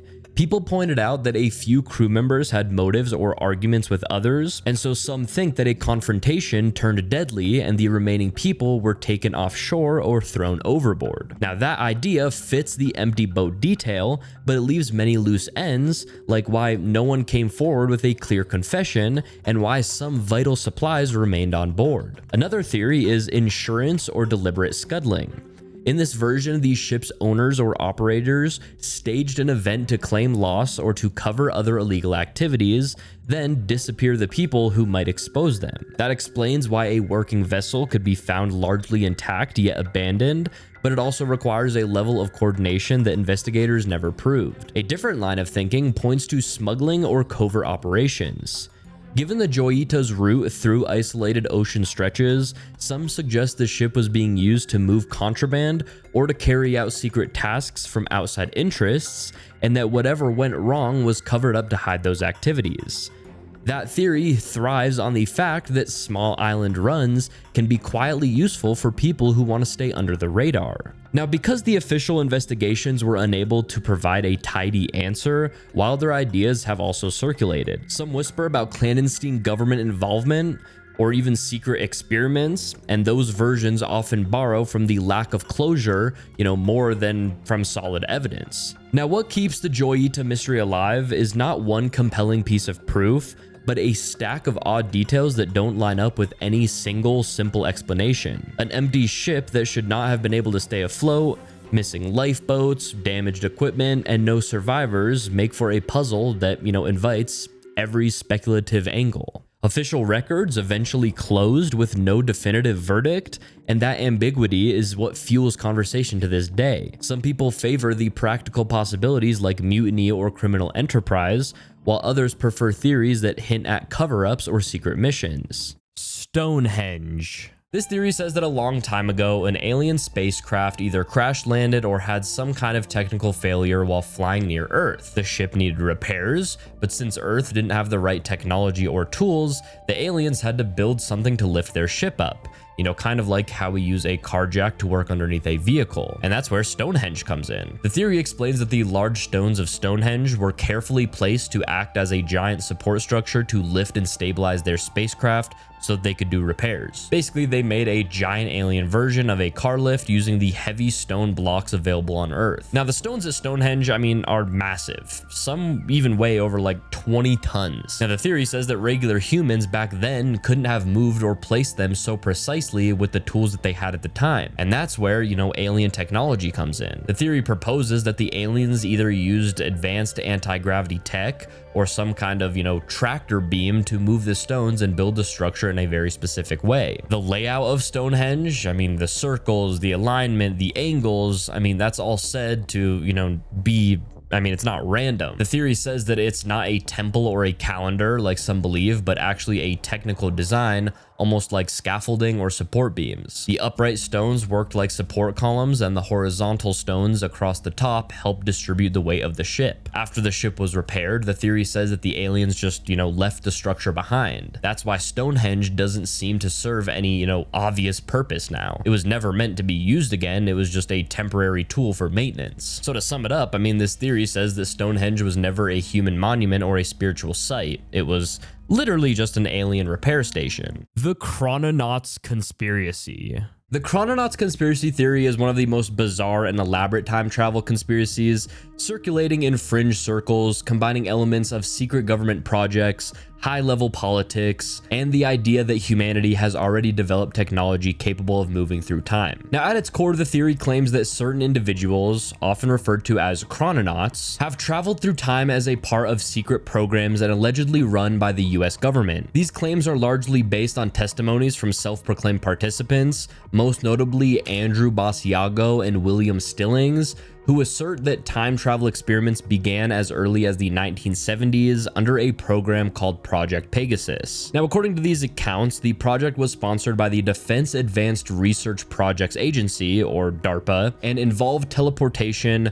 Mars missions, and even journeys into the past and future, all carried out under strict secrecy. Now, Basiago claims that he was a child participant in Project Pegasus, describing experiences in which he was transported instantaneously to various locations on Earth and even to Mars. He alleges that the technology behind these missions relied on teleportation jump rooms, which functioned as kind of early time machines, allowing participants to traverse both space and time. Now, according to Basiago, these experiments were not just theoretical, but operational, and the participants were briefed and trained to navigate temporal missions while keeping the program's existence hidden from the public. The ultimate goal, as presented in his accounts, was to test the feasibility of time travel and its potential applications, ranging from intelligence gathering to advanced colonization initiatives. One of the more sensational elements of the Chrononauts conspiracy involves claims about Barack Obama. Now, Basiago and Stillings have alleged that the former president, when he was a young man, was participating in Project Pegasus. They claim he was transported to Mars on some of these missions, implying that some of the extraordinary aspects of his early career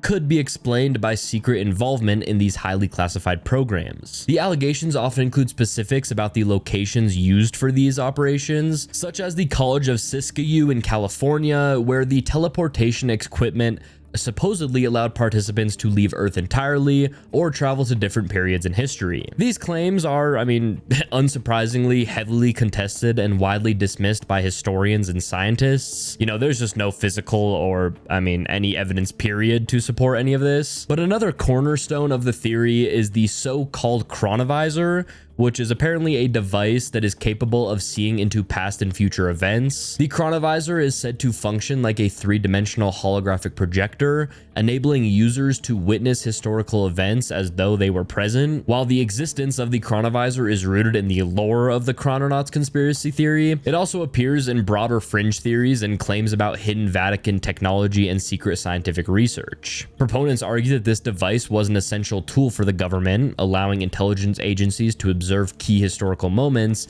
and make decisions based on insights supposedly unavailable to ordinary historians. The conspiracy extends further to include secret bases on Mars, allegedly constructed using teleportation and time travel technology. According to Basiago, these Martian outposts were part of early efforts to colonize the planet, test human survivability in alien environments, and prepare for broader interplanetary operations. The theory portrays these missions as both a scientific and military initiative, with advanced technology enabling participants to operate far beyond the constraints of conventional physics. This aspect of the narrative is often intertwined with ideas about hidden extraterrestrial contact or reverse engineered alien technology, which supposedly powered the teleportation and temporal experiments. The Richat structure.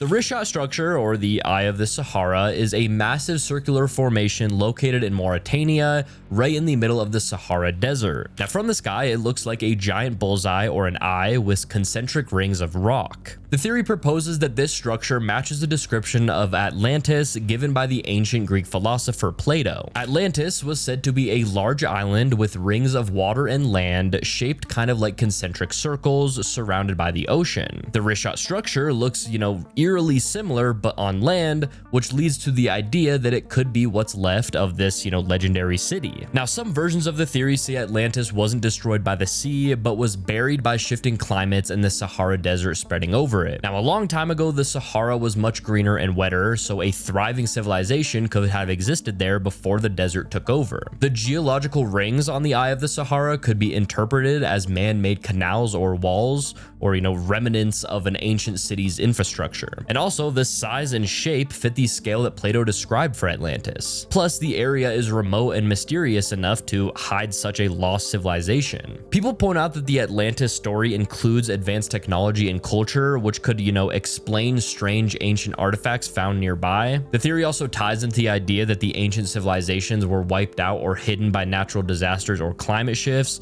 with the Eye of the Sahara being physical proof. The Vatican chronovisor.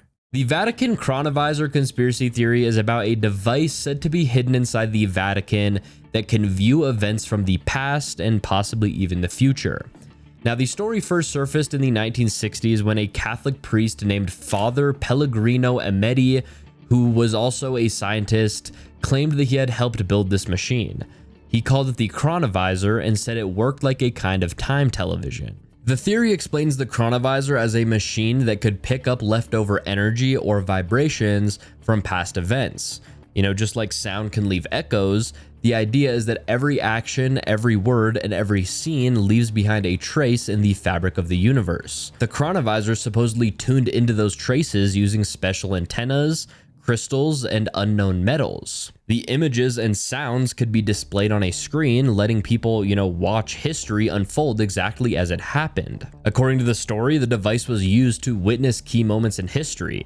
Some reports say that the chronovisor showed scenes from ancient Rome, speeches by Napoleon, and even the crucifixion of Jesus Christ. Ameti claimed that he had personally seen Christ's final hours using the device. There are also versions of the theory that say the chronovisor could be adjusted to view the future, making it a tool not just for history, but for prophecy. Now, the conspiracy side of it says that the Vatican covered up the chronovisor because of the power it represented.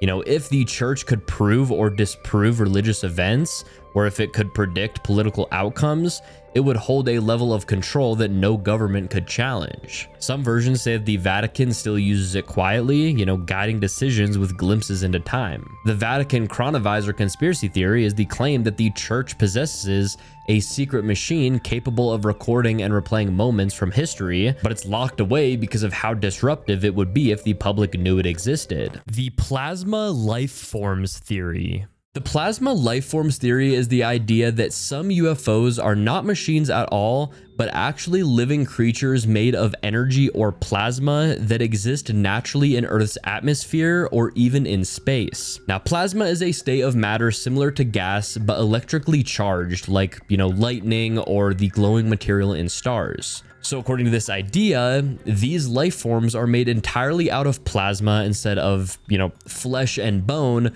which would explain why they move and behave in ways that don't match traditional aircraft. People who connect sightings to this theory point out that many UFOs appear as glowing orbs, shifting shapes, or lights that pulse, divide, or merge together. These behaviors look less like mechanical crafts and more like biological organisms. Some reports describe UFOs that seem curious, playful, or even skittish, acting more like animals than machines. Their ability to appear, disappear, or change color would be part of how they live, feed, or communicate. The atmosphere and upper layers of Earth's environment might provide the perfect conditions for such beings. They could survive by feeding on electromagnetic energy from storms, the Earth's magnetic field, or even human-made sources like radio waves and power grids. This would explain why sightings often happen near electrical disturbances or during thunderstorms. So basically, these damn UFOs aren't ships, but they're actually like little creatures, The Piri-Reis map. The Piri-Reis map is one of the strangest artifacts tied to Antarctica. Now, it was drawn in 1513 by an Ottoman admiral named Piri-Reis, and it shows part of Europe, Africa, and South America. Now, that alone, isn't shocking, but the controversy comes from what looks like a section of Antarctica on the map, drawn centuries before the continent was officially discovered. Now, Antarctica wasn't found until 1820, yet this map appears to include its northern coastline. Now, the theory starts with what the coastline looks like. Now, the map seems to show Antarctica without ice, with details of rivers and mountains that line up with what modern surveys have found under the ice sheet. Now, if that's accurate, it could mean that whoever first charted this landmass saw it before it was frozen over, which could have been, thousands of years ago. Now, that leads to the claim that an ancient civilization had advanced navigation skills, and their records were passed down through time until they ended up in Piri-Reis's hands. Now, another reason that this theory sticks is because Reis himself wrote that he compiled his map from older source maps.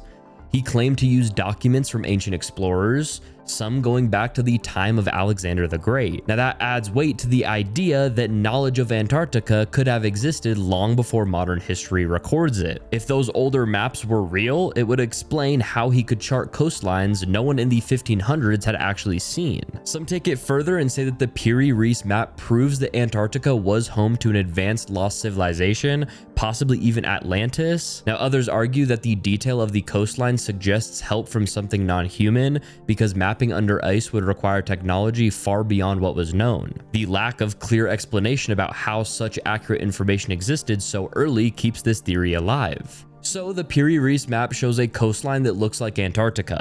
Now, the problem is that the continent wasn't discovered until 300 years later, and the land on the map looks ice-free.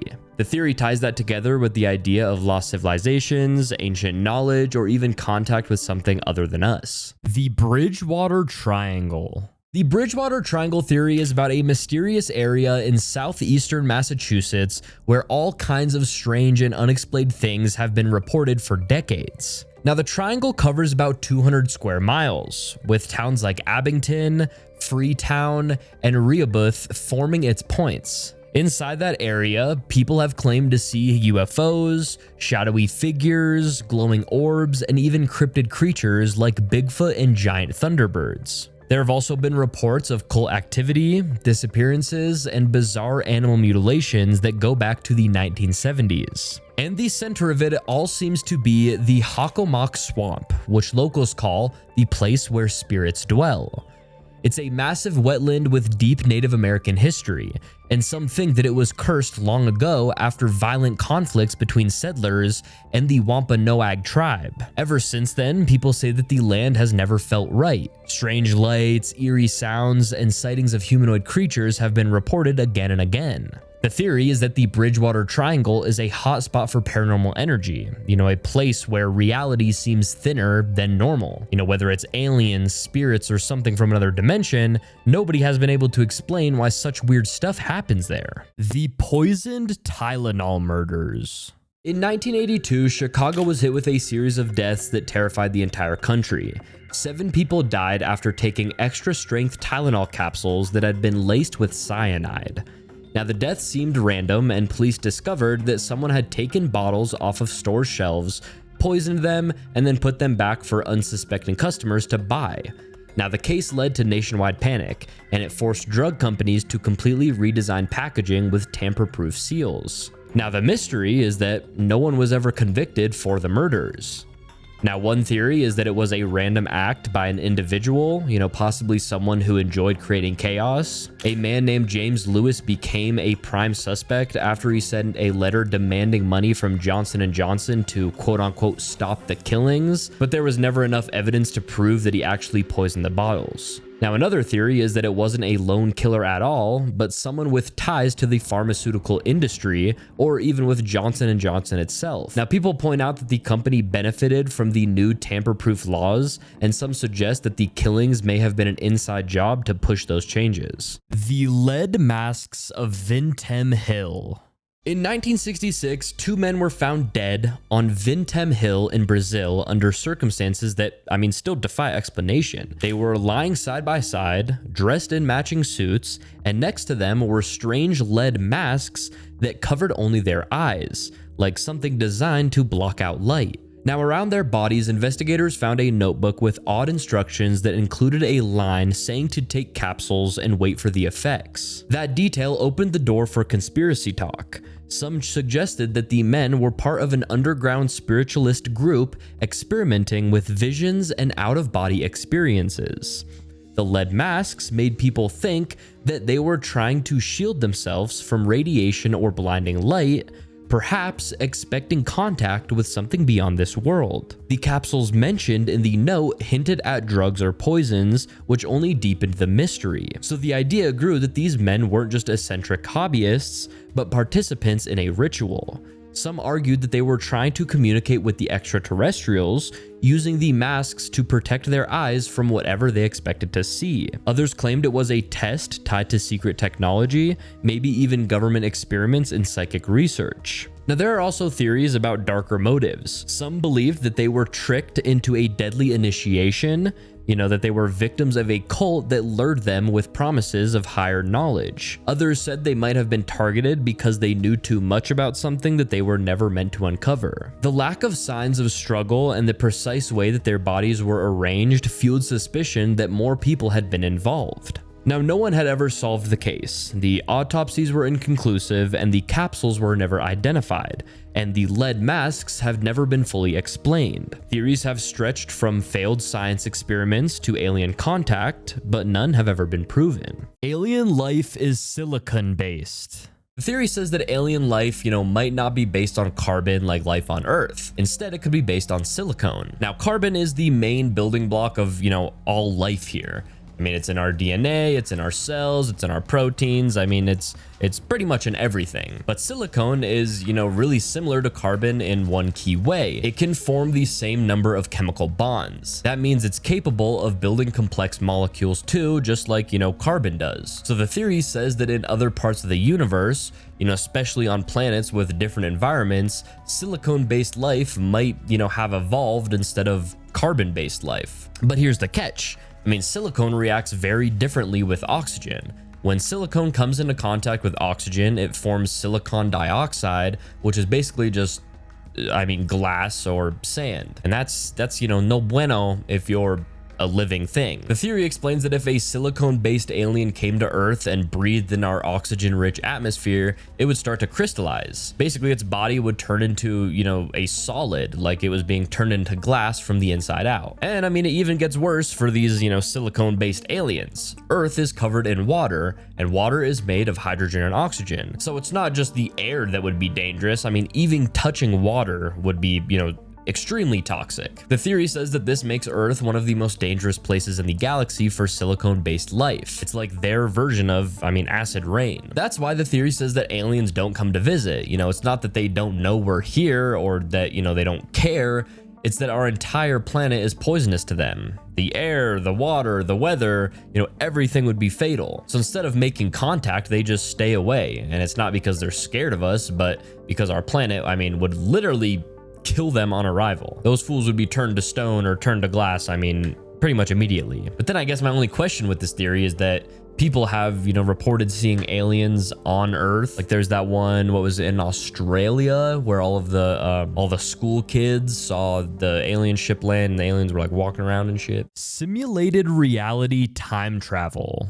Simulated reality time travel is a concept that blends two ideas.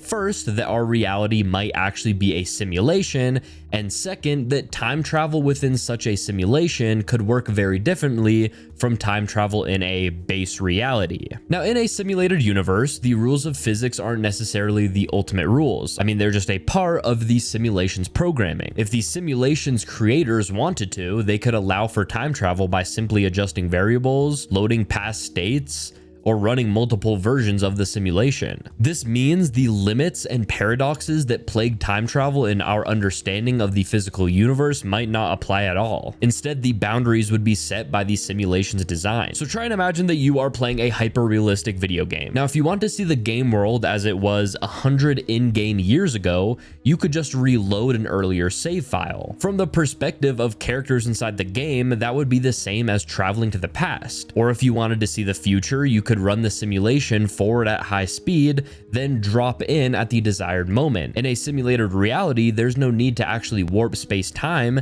you just change the data. This leads to some wild possibilities. One is that you could have branching saves, just like in gaming, which works a lot like the multiverse theory. The simulation could fork into different timelines based on changes that you make, while the original version keeps running untouched. Another is that the simulation could be rewound without erasing anyone's memories, meaning you could experience the same period multiple times with full awareness. That would be impossible in our standard understanding of time, but trivial in a simulated environment. Also, the potential for paradoxes changes. In a physical universe, killing your grandfather in the past raises logical contradictions, but in a simulated one, the system would just run that as a separate scenario while keeping the main timeline intact. Or if the simulation's rules forbid certain paradoxes, it would automatically prevent them by restricting what you can do, like how some games make certain characters or events unchangeable no matter, what you try. Some theorists have even suggested that deja vu could be a glitch in the simulation.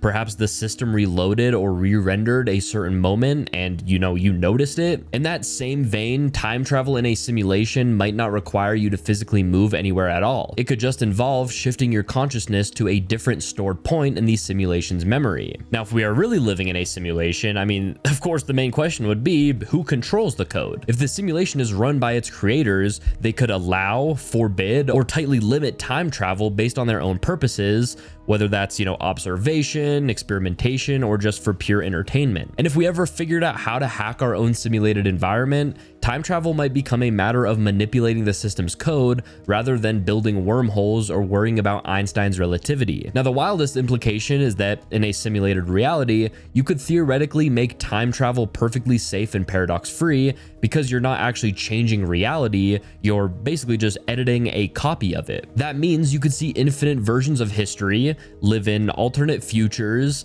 and restart your own life over and over again without breaking the universe, as long as whoever's running the simulation lets you do that. They are making public education worse for a reason.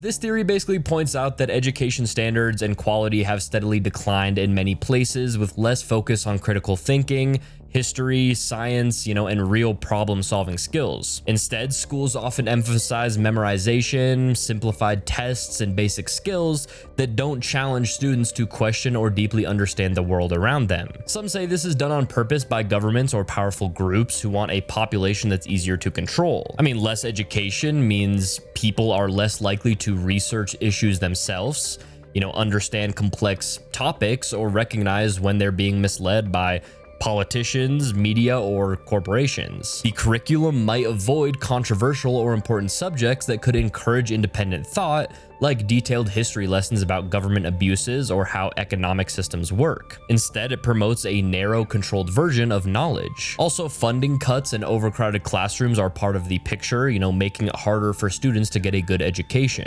When school struggles, students don't get the tools that they need to think critically or, resist manipulation. Media and advertising then step in to fill the gaps using clever marketing and political messaging to influence choices. The less educated people are, the easier it is for advertisers and politicians to use emotions, slogans, or misinformation to sway opinions and buying habits. The theory also says that keeping people divided and distracted through poor education prevents unity or organized efforts to challenge the status quo.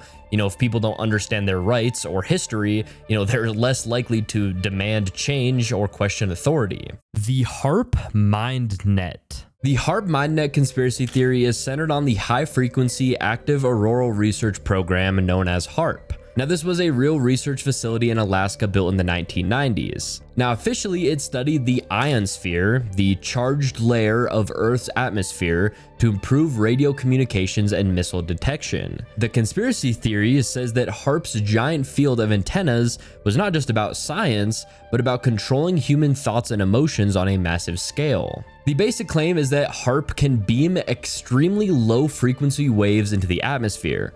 Those frequencies can then be tuned to match brainwaves.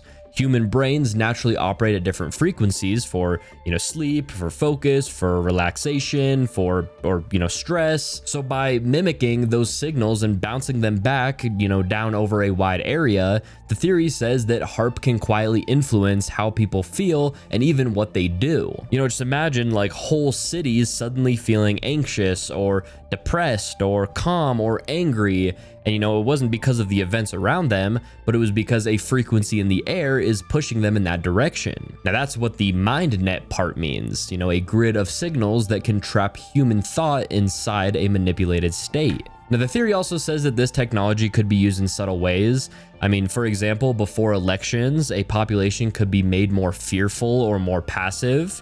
During protests, crowds could be pushed toward confusion or panic. In wartime, entire regions could be disoriented, making them easier to control without, even firing a shot. And some even connected to natural disasters, saying that HAARP could trigger earthquakes or storms while also keeping the public distracted or compliant. The HAARP MindNet theory is about global psychological control.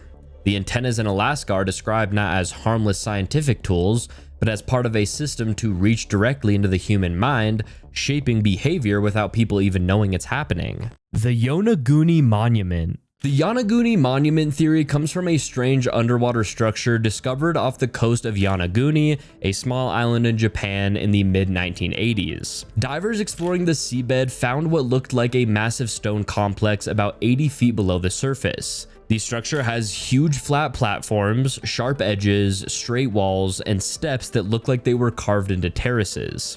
It's so large that even some parts resemble pyramids or even an ancient city frozen in time. Now, the theory says that this monument isn't a natural rock formation, but the remains of an ancient civilization that existed thousands of years ago, possibly even older than known history.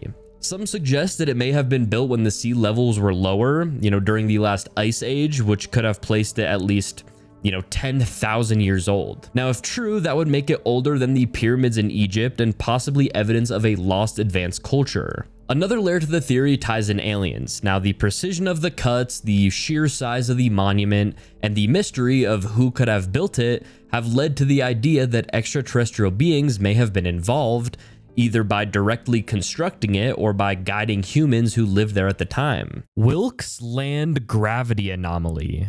In 2006, NASA satellites measuring gravity fields detected something massive under the ice in a region called Wilkes Land.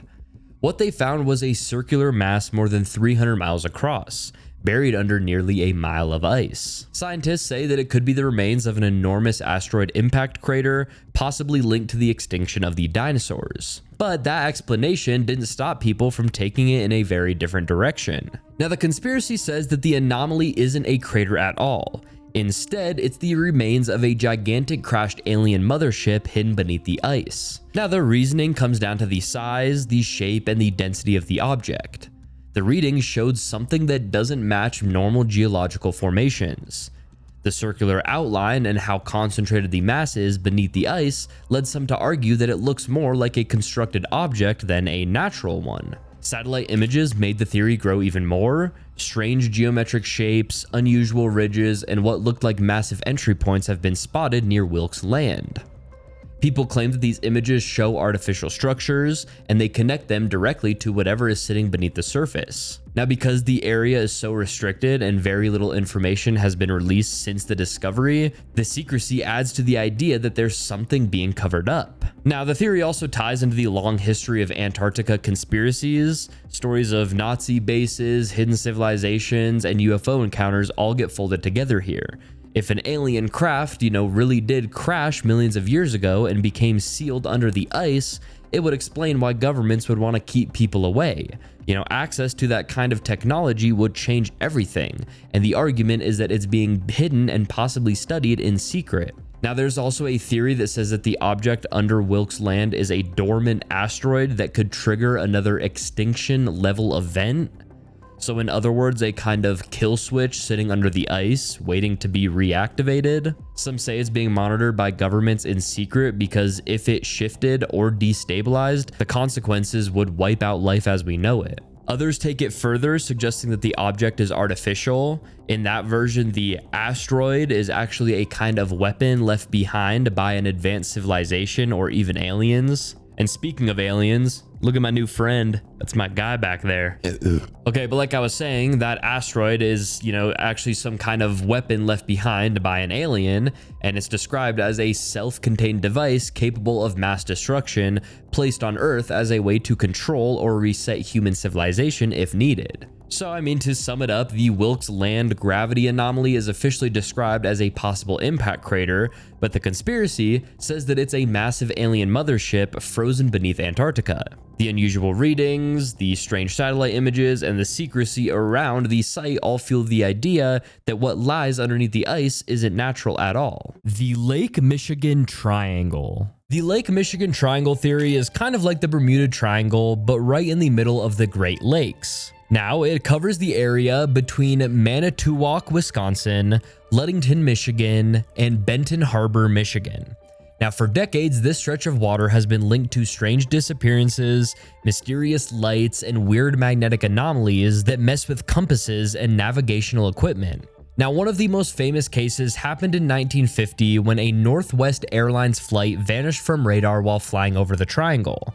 Now, the plane completely disappeared, and to this day, no wreckage or no bodies were ever found. And even before that, there were countless shipwrecks where crews vanished without a trace, sometimes leaving behind fully intact vessels floating empty on the water. Divers have even claimed to find massive stone structures deep beneath the lake that look like an ancient city or monument, kind of like an underground Stonehenge. Some think that there's an energy field under the lake that opens up brief windows to another dimension.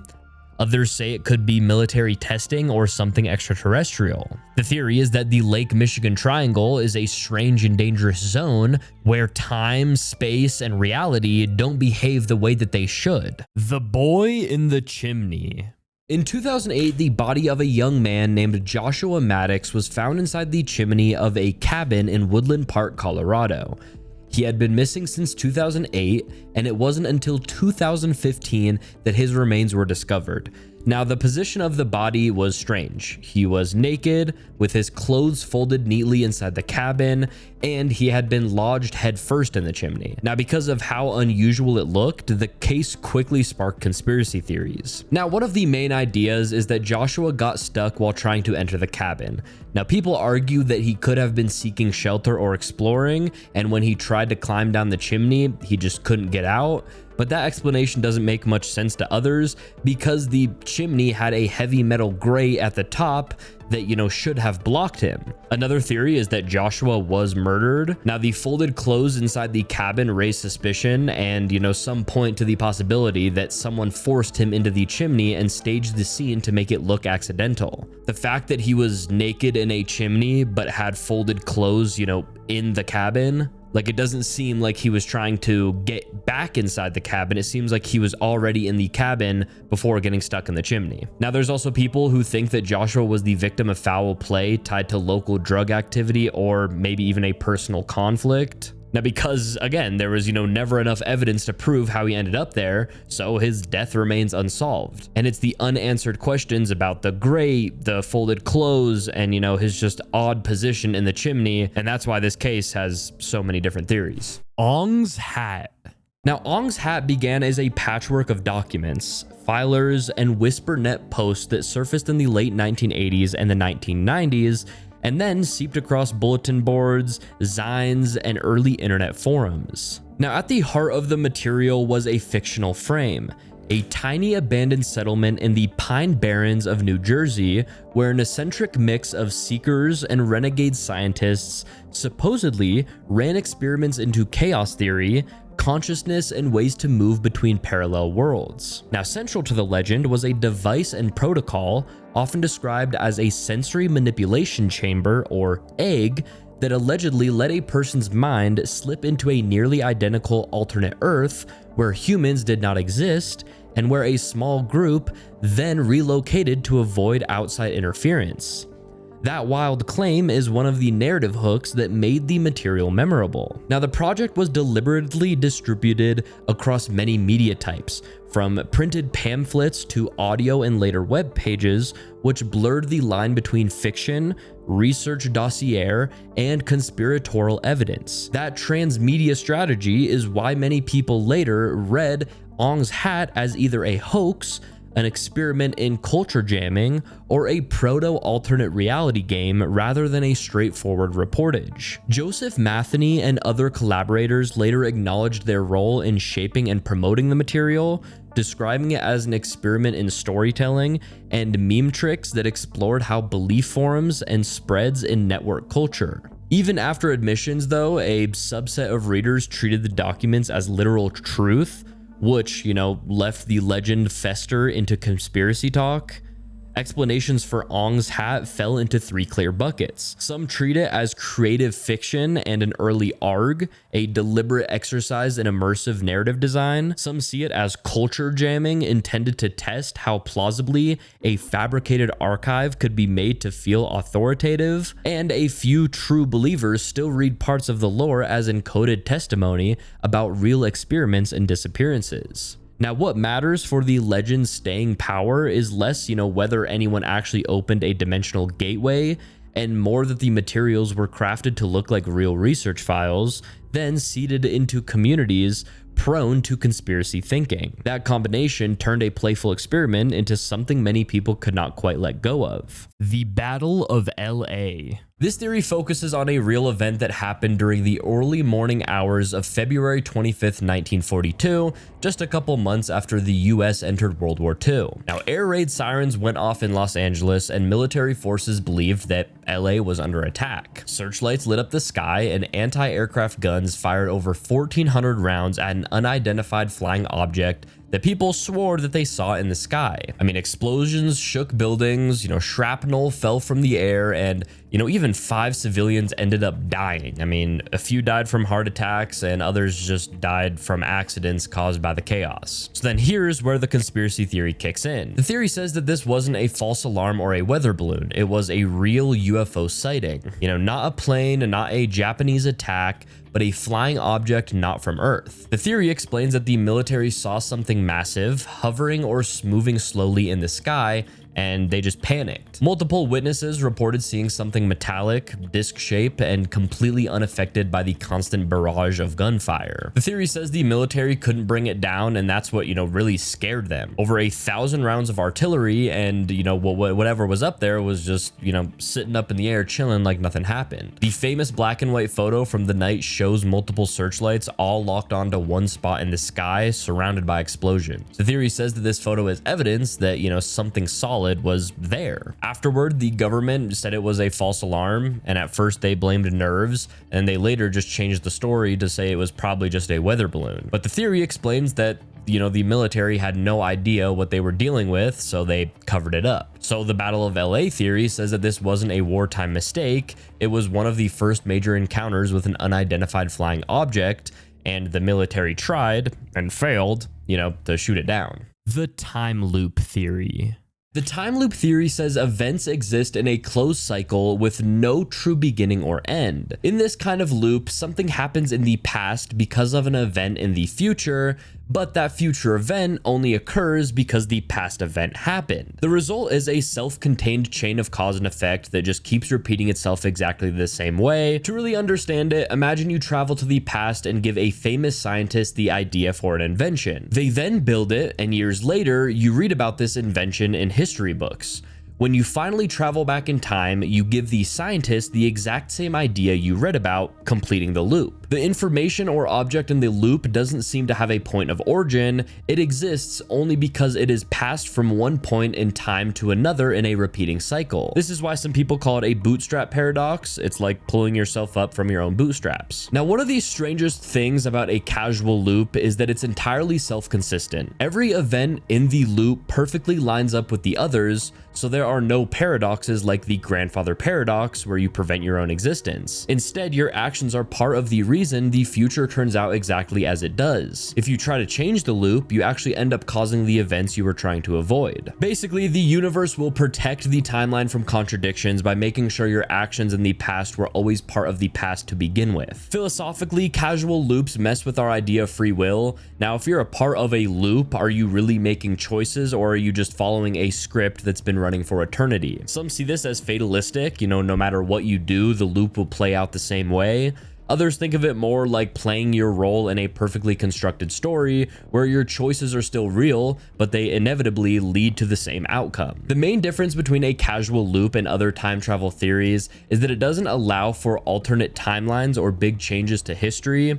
It's like a perfect circle. I mean, every point leads directly to the next, and every cause is also an effect. The loop doesn't start anywhere because, in a sense, it has always existed. If the fixed timeline theory is a straight, unbreakable road, then the casual loop theory is a roundabout you're stuck driving in forever, passing these same landmarks again and again, except in this case, those landmarks are events in history, and you were always meant to pass them exactly the way you do. Chemtrails. This theory proposes that the long white trails that, planes leave behind in the sky are actually chemical or biological agents sprayed by governments or secret organizations for hidden purposes. Now, the theory suggests that these chemicals are deliberately released to control the population or the environment. Some say they're used for weather manipulation, like controlling rain or drought, or even to cool the planet in attempts to fight climate change. Others believe the trails contained mind-controlling substances, poisons, or viruses designed to weaken or manipulate people. There's also the idea that chemtrails are part of a secret geoengineering program, basically where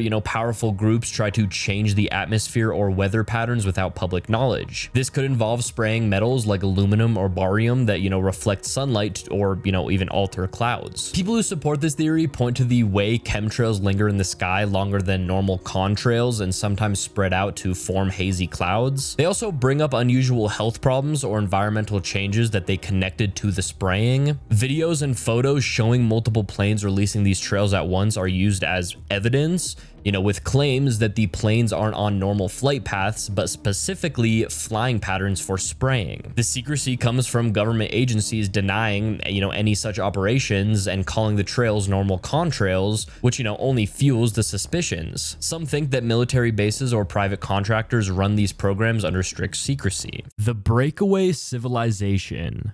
The breakaway civilization conspiracy theory is the idea that a hidden advanced group of humans has split away from the rest of society and is living with technology far beyond what we see in the public world. The theory says that the group has access to advanced energy systems, space travel, and even weapons that make modern militaries look primitive. And instead of sharing these breakthroughs, they keep them secret and build their own parallel civilization. Now, the roots of the theory often start with missing money. Governments, especially the US, have reported trillions of dollars in unaccounted for defense spending. The theory says that this money funds secret projects, underground bases, hidden spacecraft, and research programs that never show up in public records. Over decades, this creates an entirely separate infrastructure, secret labs, advanced vehicles, and whole networks of people working outside normal society. Another part of the theory ties it into UFOs. Instead of all UFOs being alien, some are said to be human-made craft built by this breakaway group using hidden technology. And that's things like anti-gravity drives, zero-point energy, or materials reverse engineered from crashed objects. Now, to the public, they look like alien mysteries, but to the breakaway civilization, they're just their everyday machines. It's basically their, Honda Civic or their Toyota Prius, but it's just a flying saucer. Now, the theory also says that this group may not even live among us anymore. With advanced propulsion and energy, they could have built bases on the moon, on Mars, or deep under Earth's oceans. While surface humanity deals with wars, fossil fuels, and slow progress, the breakaway civilization quietly explores space, they develop new sciences, and they keep themselves hidden. The breakaway civilization theory is about a massive gap, one world stuck with limited tech and another hidden world decades, maybe even centuries ahead. It suggests that we aren't all living in the same stage of human history. Some of us are still, here, while another group has already broken away into the future. The reptilian underground cities. The reptilian underground cities theory suggests that an advanced race of reptilian beings lives deep beneath Earth's surface, hidden away in massive underground bases or even entire cities. These beings are often described as intelligent, humanoid reptiles who have been on Earth far longer than humans. The theory says they retreated underground either to escape natural disasters on the surface thousands of years ago, or to remain hidden while still influencing the course of human history. According to the story, these underground cities are not small caves, but highly developed environments with advanced technology, transportation systems, and energy sources. Some versions describe them as stretching beneath major world capitals, connected by tunnels that run for hundreds or even thousands of miles. And these networks supposedly allow the reptilians to move unseen while keeping control over human affairs from the shadows. The theory also ties into reports of strange disappearances and accounts of deep military bases. Places like the Dulce base in New Mexico are often linked to reptilian activity, with claims that secret experiments and human interactions with these beings happen there. Ancient myths about serpent gods or underground dwellers are sometimes pointed to as cultural memories of reptilian contact. Gamburtsev Mountains. The Gamburtsev Mountains are one of the most mysterious places on Earth, mostly because no one has ever actually seen them. They sit deep underneath the ice in Antarctica, completely buried beneath more than a mile of frozen sheet. Scientists only discovered them in the 1950s using seismic surveys, and what they found just didn't make sense.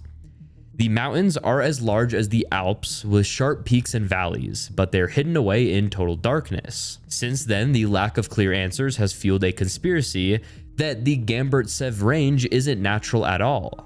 The theory says that the mountains are not mountains, but some kind of massive machine hidden under the ice. Now, the main reason that this theory exists is because of the strange geology. Now, normally, mountains erode over time, but the Gamburtsev peaks look as sharp as if they were just brand new. Scientists admit they don't fully understand how they formed or why they remain so intact. That mystery leaves space for the idea that what's being detected isn't a natural mountain range, but an engineered structure. The size of the range and it stretching hundreds of miles makes people imagine a gigantic buried machine or even the remains of a facility built by a civilization far older than ours. Radar scans and gravitational readings have also picked up unusual signals from the area.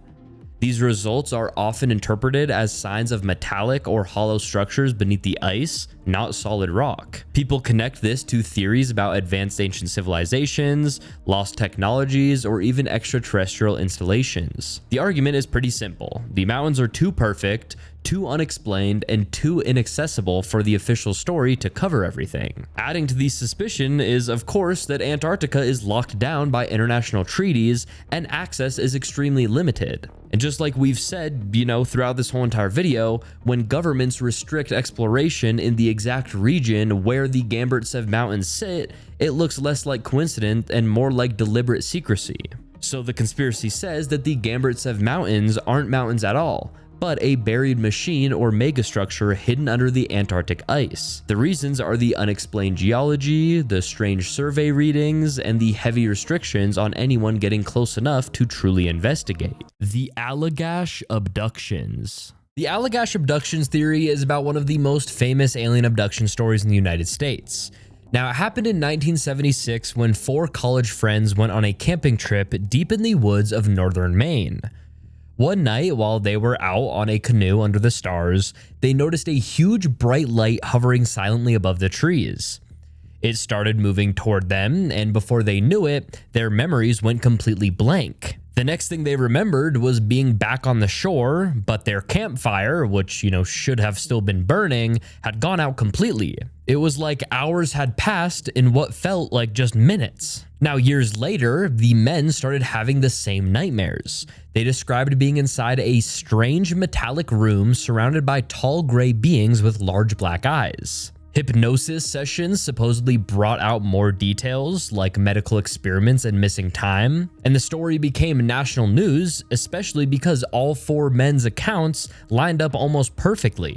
So the theory is basically that those 4 campers were taken by something not from this world. Whatever happened on Allagash Lake that night still has no clear explanation, and the mystery has never really gone away. The Phantom Killer of Texarkana. Now, back in 1946, the town of Texarkana was thrown into panic after a string of brutal attacks. Now, a man started targeting young couples parked on lovers' lanes, and the press quickly gave him the name the Phantom Killer. Now, over a 10-week period, he attacked 8 people and killed 5. Now, what terrified people most was that he always struck at night, he wore a white mask over his face, and he seemed to vanish into the dark without leaving much evidence behind. Now, the entire community was living in fear, and the case became known as the Texarkana Moonlight Murders. Now, one of the main theories is that the Phantom was actually Ewell Swiney, a petty criminal in the area. Now, police tied him to a stolen car that matched witness descriptions, and his wife gave statements that lined up with details from the murders. But because she couldn't legally testify against her husband, they didn't have enough to convict him, so the case, stalled. Now, another theory is that the Phantom was never caught because he was either a police officer or had law enforcement training. Now, the idea comes from how easily he avoided roadblocks and searches. It was almost like he knew what steps police would take before they even took them. Some also believe that the Phantom was a soldier recently returned from World War II, explaining his skill with weapons, his stalking methods, and why the murders suddenly stopped. He could have been deployed again, or he even could have been relocated. Now, what keeps this case alive today is that it was, never solved, just like all of these. No one was officially charged, and with every theory, there's just enough evidence to make it possible, but there's never enough evidence to close the case. And that's why there are so many theories about the Phantom. The Slender Man experiment. Slender Man started as a simple internet creation back in 2009 on a forum called Something Awful. Now, the story goes that the character was part of a Photoshop contest where people made eerie images with hidden figures.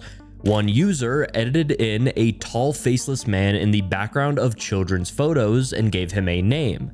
And that right there was the birth of Slender Man. But then here's where the conspiracy side comes in. Now, some people argue that Slender Man wasn't a meme or a scary story.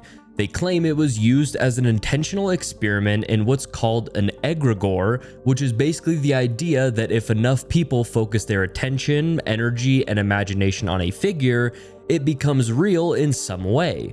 Not real like having flesh and blood, but real as a thought form or presence that people can feel. So the idea is that Slenderman was designed to test this. By spreading quickly online through creepy stories, games, and fan art, it pulled millions of minds into giving energy to this faceless figure. Now, instead of just, staying fiction, it supposedly crossed over into people's lives with stories of sightings, dreams, and even violent events linked back to the Slenderman image. Now, some theories go further and suggest that certain groups, whether occult circles or even shadowy researchers, knew exactly what they were doing. They wanted to see if mass belief through the internet age could actually birth something into existence. Now, that would make Slenderman less of an accident and more of a planned ritual on a global scale. Now, none of this has ever been proven, and to most people, Slenderman is still just a piece of internet folklore, but the fact that a figure created as a joke has caused panic,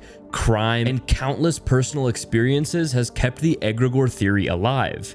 It leaves people wondering if ideas themselves can take on a life of their own when enough people believe in them. Humans are not from Earth. This theory says that humans didn't evolve naturally on Earth. Instead, we came from somewhere else in the universe. This could have been from a different planet or another star system or even, a whole nother galaxy. The theory explains that Earth was chosen as a place to be settled because it had the right ingredients for life. It had water, it had oxygen, it had gravity, it had temperature, and, it also had a solid surface. That helps. But, of course, there was one big problem, and that was the dinosaurs. So the theory says that dinosaurs were already here and thriving when our species or our creators, showed up. But because they were massive and they were territorial and they were just, completely dominant, there was no way that humans could live alongside them. The theory explains that, trying to survive or build any kind of civilization with giant dinosaurs roaming around, it wasn't possible. So according to the theory, the solution was simple. It was just to wipe all them fuckers out. The theory proposes that the asteroid that supposedly caused the extinction of the dinosaurs around, was it like 66 million years ago, wasn't just, random. It wasn't natural and it wasn't intentional. It was a precision strike meant to reset the planet. By getting rid of the dinosaurs, Earth was cleared out and made safe for humans or, human-like beings to arrive and to thrive. Quick little rhyme there. And then comes the next step, terraforming. The theory says the Earth was slowly transformed to match the needs of human life. Things like, atmospheric composition, land mass stability, and even the temperature range were all adjusted over time. Basically, Earth was engineered to become the perfect home for humans. And the reason why humans sometimes feel like we don't, fully belong on Earth, like we have issues with getting sunburnt and allergies and, even back pain from gravity, is just because this planet wasn't originally ours. We were placed here, or we placed ourselves here. So the theory says that dinosaurs didn't just go extinct. They were eliminated so humans could move in and just take over their planet.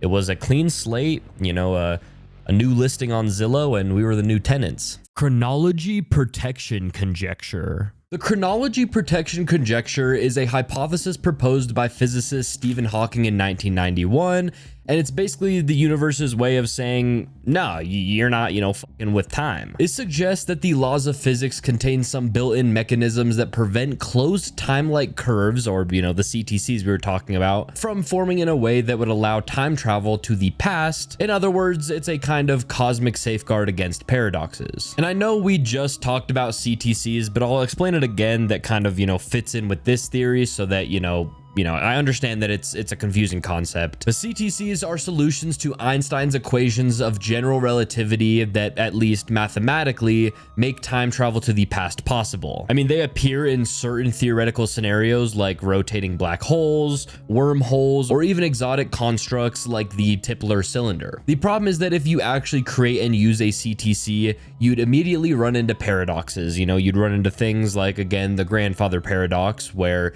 you could change the past in a way that prevents your own existence. Now, Hawking's argument was that nature doesn't let those situations occur in the first place. He suggested that as soon as you try to create a region of space-time where time loops back on itself, quantum effects, specifically quantum fluctuations, would go absolutely wild. You know, as you get close to the formation of a time loop, the energy density from these fluctuations would grow without limit, creating intense radiation and gravitational effects that would destabilize or destroy the time loop before it could be used. Think of it like the universe hitting the self-destruct button on the machine before you get a chance to cause any trouble. A key part of the conjecture is that it doesn't require any external enforcer. You know, there's no time police in this model. The prevention comes entirely from the natural laws of physics. This is why Stephen Hawking humorously referred to it as a law that makes the universe safe for historians. If it's true, the only kind of time travel possible would be into the future, not into the past. Now, there's no definitive proof that the chronology protection conjecture is correct,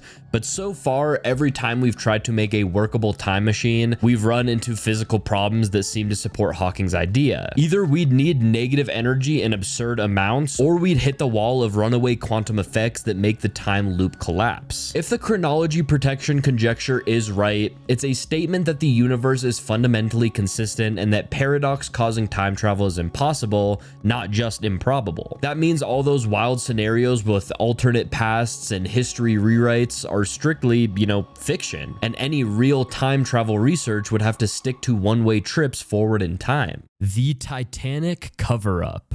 Now, the theory proposes that the Titanic had serious design flaws and poor quality materials. The steel used in the hull was allegedly brittle and prone to cracking, especially in cold weather. Rivets holding the plates together, you know, were said to be substandard or poorly made, making the ship vulnerable to damage even without hitting an iceberg. Some say that during the voyage, the Titanic struck something else. You know, this could have been maybe a hidden obstacle, or could have been, you know, even a deliberate attack. But the iceberg story was pushed to hide the real cause. This allowed the shipbuilders and the White Star Line Company to avoid blame for rushing construction or cutting corners to save money. The inside job part suggests that certain powerful people wanted the Titanic to sink for financial or political reasons. I mean, for example, you know, insurance fraud is mentioned, with owners planning to collect huge payouts. Others say it was to eliminate key people on board, like businessmen who oppose certain interests or policies. The iceberg story also helps control the narrative and distracted from the ship's lack of safety measures, you know, like not enough lifeboats for everybody on board. By blaming a natural disaster, companies avoided scrutiny over negligence and poor planning. Eyewitness reports and survivor accounts are often brought up in this theory, you know, highlighting inconsistencies or strange details that, you know, don't fit the iceberg collision story. Some even suggest that the ship was intentionally steered into, you know, danger or sabotaged. Edgewood Arsenal. Edgewood Arsenal was the Army's chemical and medical test center at Aberdeen Proving Grounds in Maryland. Now, from the 1950s through the 1970s, soldiers were brought in as volunteers and put through human experiments. Now, officially, the goal was to learn how to protect troops from chemical threats and how gear, antidotes, and training basically just held up. Now, the conspiracy theory says that the program went far beyond defense and crossed into behavior control. According to the theory, many volunteers were not told what they were really getting. In sealed rooms, doctors dosed young soldiers with powerful substances and then just watched what happened. Now, they were given substances like LSD and other hallucinogens. They were given BZ and small exposures to nerve agents like sarin or VX. And they were also given mustard agents, riot control chemicals, and even drug cocktails. And not only were they given these substances, but they were also highly stressed. I mean, there was bright lights, there was isolation, you know, sleeplessness, interrogation drills, and even memory tasks. And everything was measured. I mean, their heart rates were measured, their tremors, their confusion, their panic, their blackouts. I mean, this wasn't only about building better masks or antidotes. It was about writing a playbook for control. You know, how to disable a person or a crowd without bullets. You know, how to crack someone's sense of self, and how long the effects last, and what triggers can bring symptoms back. I mean, according to this theory, Edgewood ties into MK Ultra style work in truth serums and hypnosis, and attempts to create programmable soldiers or assets who could be steered under stress. Now, after the tests, many veterans reported lasting problems. Things like nerve pain, rashes, breathing issues, anxiety, depression, memory gaps, you know, it goes on and on. Now, records were classified, they were incomplete, or they were just, completely lost. And that made it really hard for the people to, prove what they were given or to get care from what they just went through. And I mean, that gap is the big reason why this conspiracy theory sticks. I mean, it looks like harm was buried under secrecy and paperwork. Now, the bottom line is that the Edgewood Arsenal conspiracy theory says that the army used its own troops to map exactly how chemicals and stress can break and steer the human mind, and then they hid the damage behind vague consent forms and missing files. The Black Knight satellite. The Black Knight satellite is said to be a mysterious object that has been orbiting Earth for thousands of years, possibly even as long as 13,000 years. Now, the idea is that it isn't, space junk or a normal satellite, but an ancient alien probe that has been quietly watching us. Now, it's called the Black Knight because of its dark appearance and the feeling that it's like a silent guard floating above the planet. Now, the story ties together several strange events across history.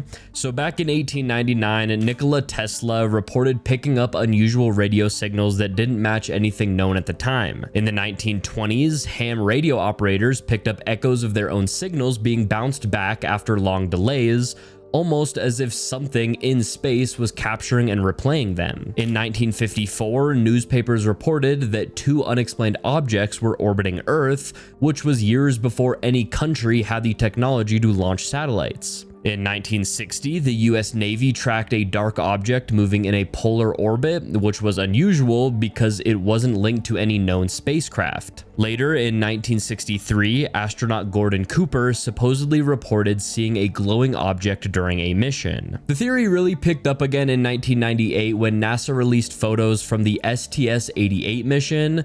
Now, the images showed a jagged black object floating above Earth that didn't look like any regular satellite. Some call it space debris, but others point to it as proof of the Black Knight. So the core idea of this theory is pretty simple. I mean, Earth might already have an alien machine parked in orbit, silently monitoring our progress and waiting for the right moment to reveal itself. Lake Vostok. Lake Vostok is one of the largest subglacial lakes on Earth. It sits more than 2 miles beneath the Antarctic ice, sealed off for millions of years. Scientists only discovered it in the 1990s by using radar to scan under the ice sheet.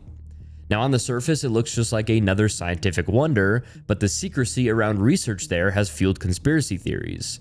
Now, the main one is that Lake Vostok isn't just water and ancient microbes. Instead, it hides a buried city or even a non-human facility that has been kept secret from the public. And now, this is why people talk about it. Now, Russia has had control of the drilling at Vostok Station, and reports about what's been found have always been vague. There were stories of drilling accidents, equipment suddenly failing, and even researchers getting sick or going missing. Now, that lack of clear answers created space for speculation. Some say that the radar scans showed strange geometric shapes under the ice, patterns that look less like natural formations and more like ruins or structures. Because the lake has been sealed for millions of years, people argue that whatever is there had to be preserved, untouched by the outside world. Now, another piece of the theory comes from timing. Now, research at Lake Vostok slowed down or went silent at points, and when the news came out, it was often about unusual organisms that didn't match known DNA. Now, that fueled the idea that the lake might hold something more advanced, maybe a base left behind by an ancient civilization or even extraterrestrials. Now, you also hear people connected to the Nazis since they explored Antarctica before the end of World War II, and stories spread that they were searching for hidden power sources or places to build secret bases. So the theory says that Lake Vostok covers something more than just ice and water.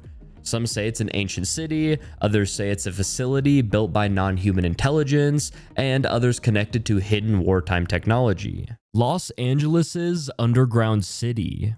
The Los Angeles underground city theory goes all the way back to the 1930s when a man named G. Warren Shufelt claimed that he discovered an enormous network of tunnels buried thousands of feet below downtown LA. Now, he said that the tunnels were built by an ancient race of lizard people who lived there long before humans, and that they stored vast treasures of gold, historical records, and advanced technology deep underground. Shufelt even said that he used a special radio device to map out the tunnels and found a massive city stretching from downtown to the ocean. Now, what really made this theory take off was that he claimed that lizard people built these tunnels to survive a huge catastrophe that wiped out their civilization. There were even newspaper stories about it at the time, and city officials supposedly gave him permission to dig before the project was suddenly shut down. Some say that Schufelt found something that he wasn't supposed to, and that the entrances were sealed off afterward. So anyways, the theory is basically that beneath Los Angeles lies an ancient underground city, hidden from the public, built by a mysterious race that may have had knowledge and technology far beyond what we have today. Skinwalkers. Skinwalkers come from Navajo tradition, and they are often described as witches who use dark rituals to gain the power to transform into animals. The legend says that they can take the form of wolves, coyotes, owls, or even people they know, using disguises to stalk or harm others. The idea isn't just about shape-shifting, but also about stealing control over others, moving unnaturally fast, and creating fear wherever they go. Now, the conspiracy is about whether skinwalkers are purely legend or if something real is behind the stories. Now, one theory is that these skinwalkers are tied to ancient rituals and curses, with some tribes saying that they were once medicine men who turned to evil practices for power. Another theory is that skinwalker sightings are connected to UFO activity and government experiments, especially around places like Skinwalker Ranch in Utah. People there have reported not just strange animals, but also glowing lights, craft-like objects, and mutilated cattle. The overlap has led to the theory that skinwalkers are linked to something non-human, maybe even interdimensional. Others argue that skinwalkers are a way to explain violent crimes, disappearances, and unexplained events in isolated areas. So, skinwalkers are either witches who can transform and terrorize, or they're connected to something darker like aliens or secret experiments. The stories persist because people keep reporting encounters that match the legend. Ketty Cabin Murders. In April of 1981, a brutal crime shattered the quiet town of Ketty, which was a small mountain town of Northern California. Now, Cabin 28 became the scene of a nightmare when 3 people were found murdered inside, and a 4th victim, a young girl, went missing and was discovered years later. Now, the killings were violent, they were messy, and they were filled with strange details that just completely didn't add up. Police quickly noted the brutality. I mean, the victims were tied up, they were bludgeoned, and they were stabbed, but there was no signs of forced entry. Whoever committed these murders either knew the family or was let inside willingly. Neighbors claimed they didn't hear anything, even though the attack must have been loud, and that silence added to the sense of mystery. The case deepened when suspects emerged, but no charges stuck. 2 men known to the family were questioned heavily, and 1 even admitted to violent fantasies, but evidence against them was either weak or mishandled. Now, over time, rumors spread that the investigation was botched or even covered up. Some people believe that local law enforcement may have protected the killers, either out of incompetence or corruption. And then that's where the conspiracy angle takes hold. Some say that the murders were connected to drug activity in the area, and that officials looked the other way to keep bigger operations hidden. Others argue it was more personal, and that the family knew something that they weren't supposed to know, and that the attack was meant to silence them. I mean, files were lost, leads weren't followed, and evidence disappeared, which only fueled suspicion that the truth was being buried. Decades later, new DNA evidence and rediscovered case files gave fresh hope, but no one has ever been convicted. The Ketty Cabin murders remain one of California's most haunting unsolved crimes. It leaves people asking if the killers walked free because of mistakes, or if there was a deeper reason that the truth never came out. They're not aliens, they're humans. This theory says that all of the UFO sightings people have had throughout history aren't aliens from another planet. They're actually just, us or humans from the future, like way in the future. The theory explains that at some point in time, we figured out how to travel back through time, and now people from that future use it to visit the past. Kind of like, how we go on safaris to observe wildlife, except instead of animals, they're observing how them or humans or us or whoever, how we used to live. Now here's where it gets, pretty interesting. The theory says that these future humans aren't supposed to, interact with us or, change anything. They're just supposed to watch. I mean, they use advanced cloaking technology to stay hidden, but, you know, like the theory said, sometimes that goes wrong. You know, maybe there's a glitch in the system, you know, maybe the pilot had an error, or, you know, possibly even bad weather. But every now and then, I mean, the craft from the future becomes visible for a few seconds, and that's what people are seeing when they report a UFO. You know, it's just a future human accidentally letting us get a glimpse of their time-traveling vehicle. The theory also explains why no one has ever been attacked by these UFOs. You know, there's never been an alien invasion or no hostile landings, or, you know, there's just been nothing like that. And it's because they aren't here to conquer Earth or to communicate with us.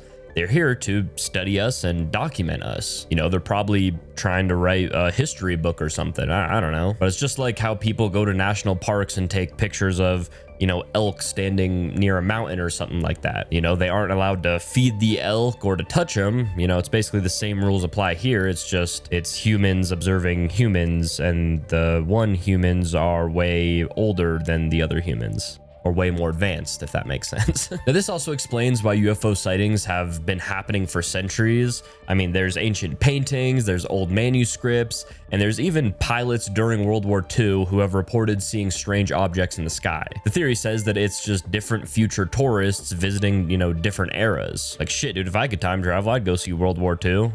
Get a front row seat to World War II, baby. So when someone sees a flying saucer or a strange object in the sky, the theory says it isn't aliens at all. I mean, it's literally just us from the future on a high-tech field trip to see what life was like back when things were still, I mean, wild. The fixed timeline theory. The fixed timeline theory is one of the main ideas people talk about when it comes to time travel, and the core idea is pretty basic. The timeline cannot be changed. Everything that has happened, is happening, and will happen is already locked into place. If time travel exists under this model, you can go back to the past, but nothing you do will alter history. Any actions you take will simply become part of the very history you were trying to change in the first place. Now, the easiest way to picture it is think of time as a straight, unbreakable road.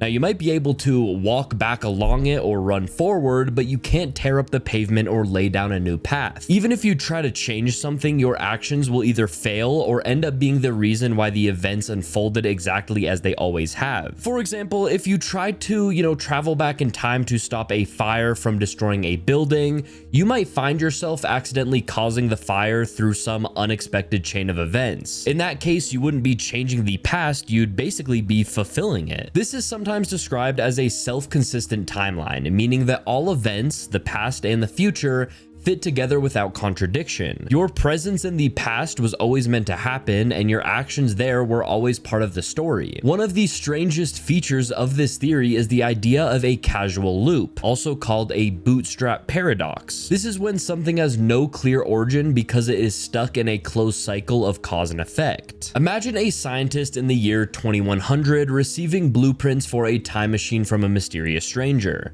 They build the time machine, travel back to the year 2050, and give those same blueprints to their younger self. In this loop, the blueprints have no true starting point. They simply exist as a part of the timeline forever. The fixed timeline theory fits with what physicists call the Novikov self-consistency principle. The principle says that if time travel is possible, the only events that can occur are those that are consistent with the timeline. Any attempt to create a paradox, like, killing your own grandfather before your parent is born, I mean, this will fail because something will always prevent it. You might be stopped by an accident, an outside force, or maybe even your own change of heart, but the result is always the same. The past remains intact. If this theory is correct, it has deep implications for the idea of free will.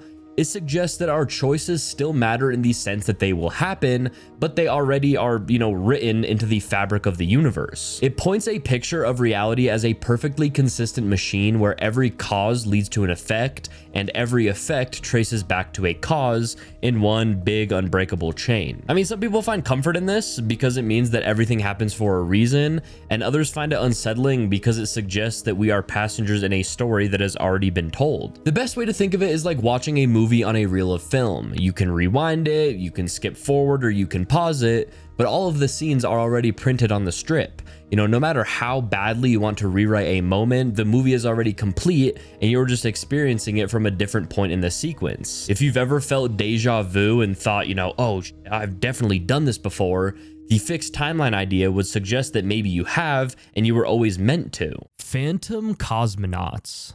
The phantom cosmonauts theory centers on the idea that the Soviet Union secretly sent human cosmonauts into space before Yuri Gagarin's famous flight in 1961, but these earlier missions were kept hidden because they ended in disaster or failure. Now, the story goes that these phantom cosmonauts were launched on dangerous top secret missions that went badly wrong. You know, some never made it back and others died during the flights or shortly after landing. Now, instead of celebrating or reporting these missions, Soviet authorities allegedly covered them up to protect their image and basically just avoid embarrassment during the intense space race with the United States. Now, the evidence for these phantom cosmonauts comes from various sources. There are intercepted radio transmissions supposedly picked up by amateur radio listeners in the West, where voices were heard calling for help or describing emergencies in space. Some claim that these transmissions included distress calls from cosmonauts stranded in orbit or suffering from technical failures. There are also reports from insiders who hinted that the Soviet space program was far more dangerous and secretive than, you know, publicly admitted. The theory mentions names of supposed cosmonauts who never appeared in official records, or these were people who were just erased from history. Some incidents linked to this theory include strange space-related accidents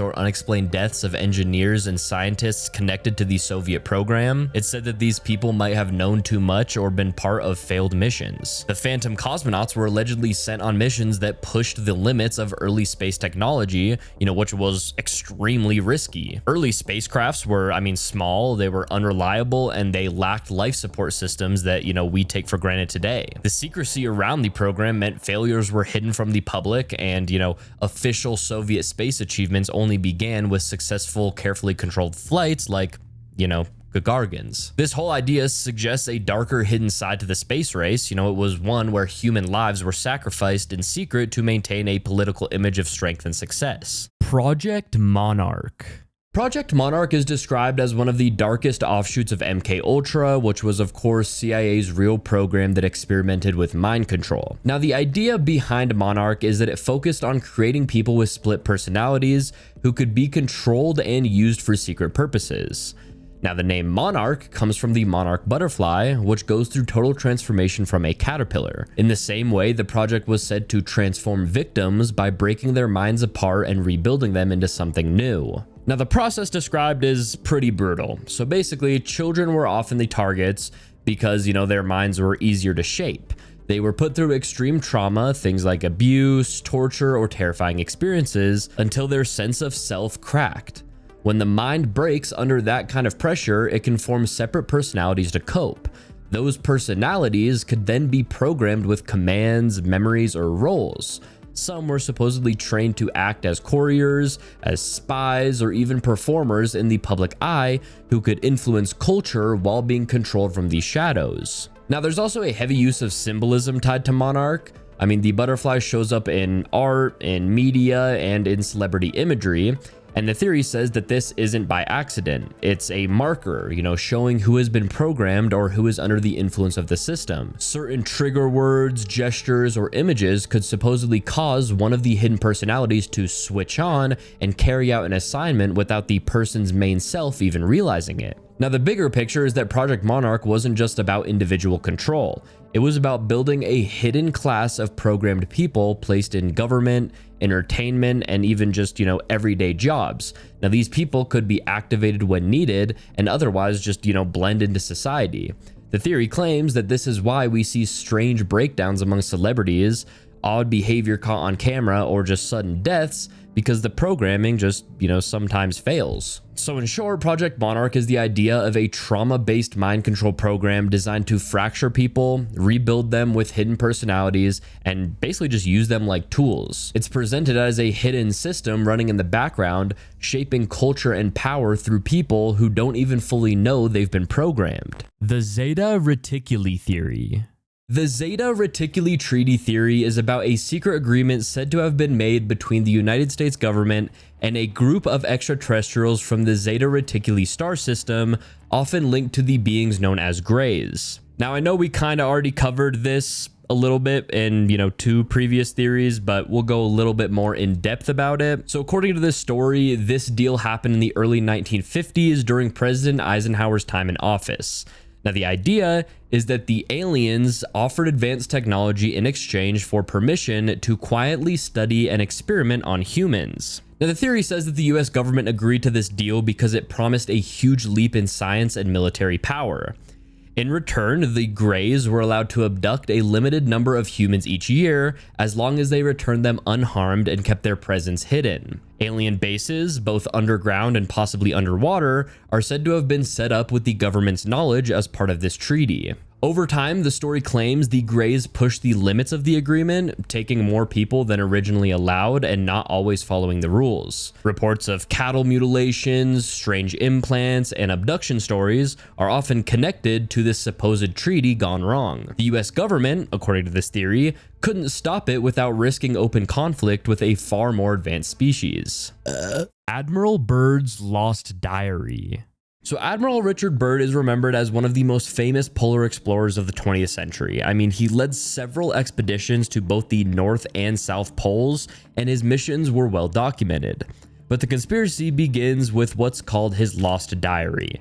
Now, this diary supposedly details a secret flight over the North Pole in 1947, where Byrd claimed to discover an entrance into the Earth. Now, the idea is tied to the hollow Earth theory, which says that the planet isn't solid all the way through, but has massive openings at the poles leading into another world. Now, the diary describes Byrd flying over the Arctic and suddenly entering an area where his instrument stopped working. Instead of endless ice, he wrote that he saw green valleys, rivers, and even animals that shouldn't exist there. The story continues with him being contacted by advanced beings who lived inside the Earth. According to the diary, these beings told him that humanity was on a dangerous path with nuclear weapons and global conflict, and they wanted him to bring a warning back to the surface. Now, the theory gets support from a few different things. Now, first, Byrd really did speak publicly about the importance of the poles and even hinted in interviews about strange things he witnessed there. Second, the actual diary wasn't released until decades later, which fuels the idea that his account was suppressed. People argue that the government kept it quiet to avoid panic and to keep control of whatever discoveries Byrd may have made. Third, hollow Earth stories existed long before Byrd, so his supposed, writings seem to confirm a theory that already had traction. So I mean, in short, this conspiracy connects Byrd's reputation, a mysterious diary, and an old theory about hidden civilizations. The claim is that Byrd found proof of hollow Earth. He met beings far more advanced than us, and then he was just forced to stay silent. So Admiral Byrd's lost diary is said to describe a hidden world beyond the poles, with advanced beings warning about humanity's future. NORAD alien contact. Now, the NORAD alien contact theory centers around the Cheyenne Mountain Complex, which is a massive underground military base buried deep inside the Rocky Mountains near Colorado Springs. Now, it was originally built during the Cold War to survive a nuclear attack and monitor global threats. But according to the theory, the real purpose of the facility goes way beyond that. It claims that NORAD, which stands for North American Aerospace Defense Command, has been in direct contact with extraterrestrial beings for decades, and that the mountain serves as a meeting point between humans and aliens. Now, I find this theory super interesting because of just how secretive the base is. Now, it's protected by thousands of feet of granite, blast-proof doors, and entire living quarters that could support hundreds of people underground. Some stories say that there are restricted tunnels leading to deeper chambers where alien crafts are stored, or where communication with non-human intelligence takes place. There have even been rumors of strange lights and unexplained aircraft near the site at night. So the theory is basically that Cheyenne Mountain isn't just a military command center. It's a hidden alien hub where contact between Earth and other worlds may have already been made, just kept completely out of the public view. And fun fact, I'm actually from Colorado. I've seen a lot of comments of people saying, he looks like someone who's from Texas, or he looks like someone from here. I'm from Colorado. So yeah, the mystery is no longer a mystery. I'm in fact from Colorado. The Smurl haunting.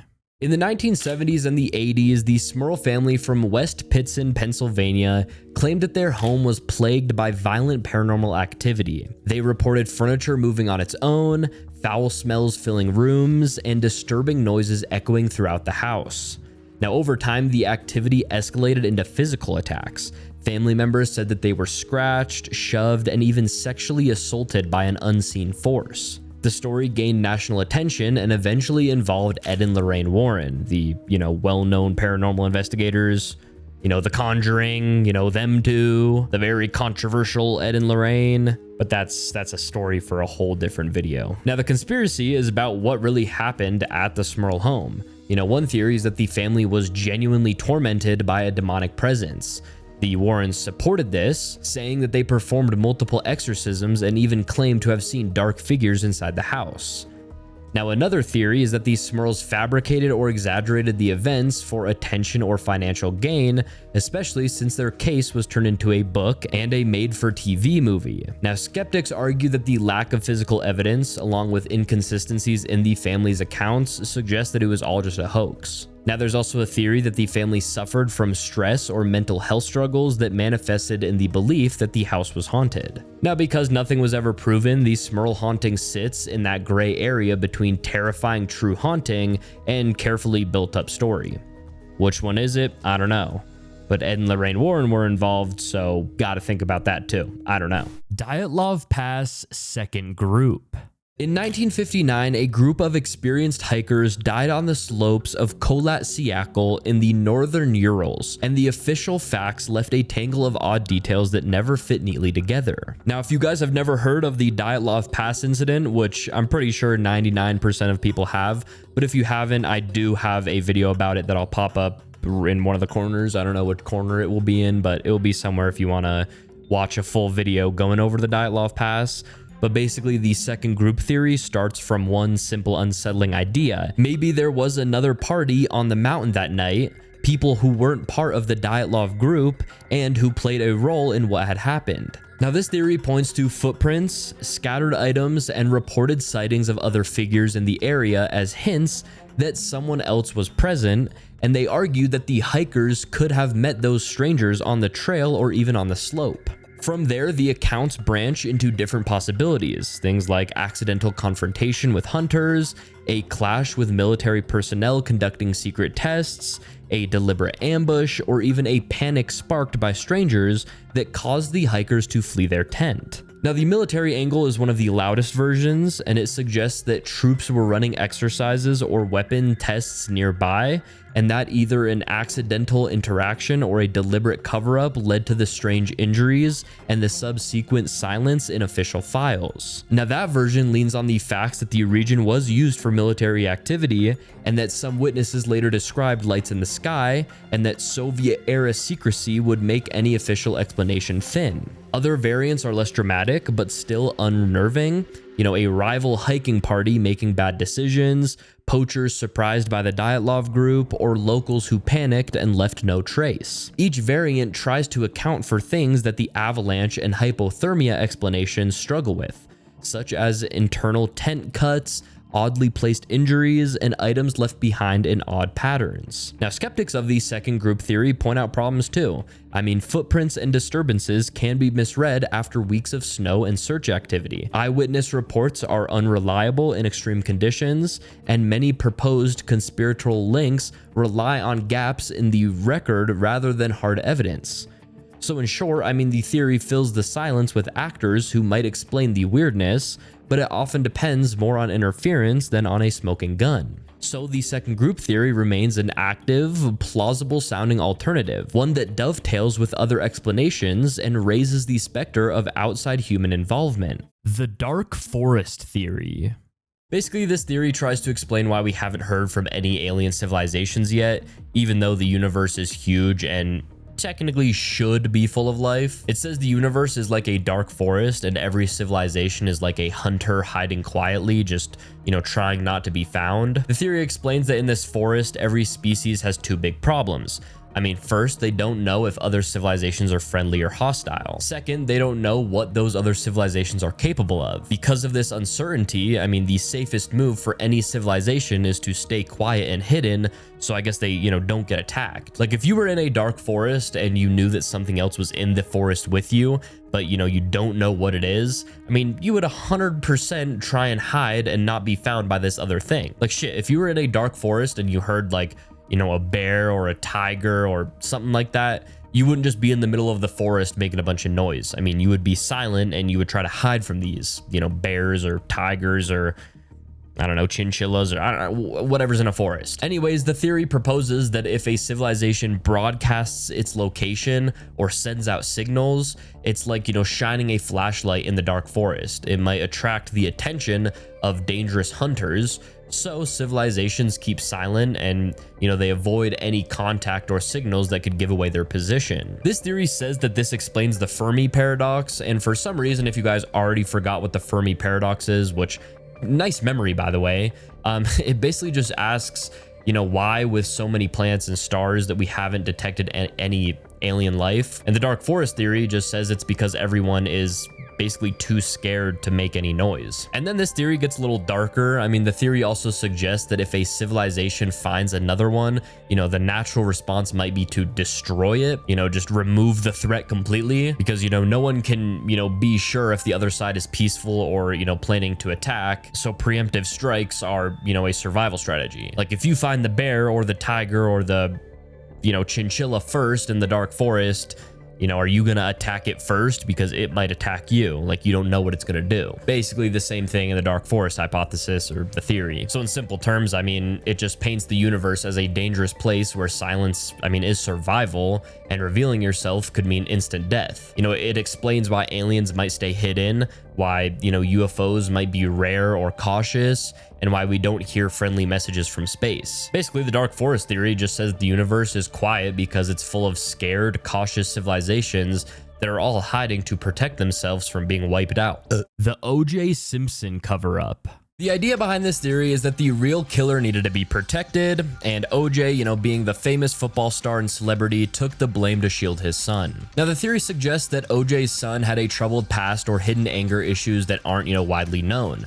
Some claim that he had a motive connected to Nicole or the situation around the family, which made him the real culprit. Since OJ was under intense public scrutiny and already had a rocky relationship with Nicole, it made it easier for him to be the prime suspect. Some say OJ's son might have been involved in a fight or argument that escalated unexpectedly, resulting in the tragic deaths. Now, instead of exposing his son, OJ stepped in to protect him from legal consequences and public backlash, even if it meant facing the courts himself. Which, side note, this is very similar to this Netflix show called Your Honor. If you guys have Netflix and haven't seen Your Honor, oh my God, I couldn't recommend it, highly enough. It is great. Anyways, evidence pointed to OJ during the trial, like, DNA and physical evidence, but this theory proposes that some of it was manipulated or misinterpreted to cover for the real perpetrator. The story also says the son's involvement was hidden by family members or people close to them, possibly even with the help of lawyers or insiders. Like the son might have been kept out of the spotlight and, avoided serious questioning or investigation,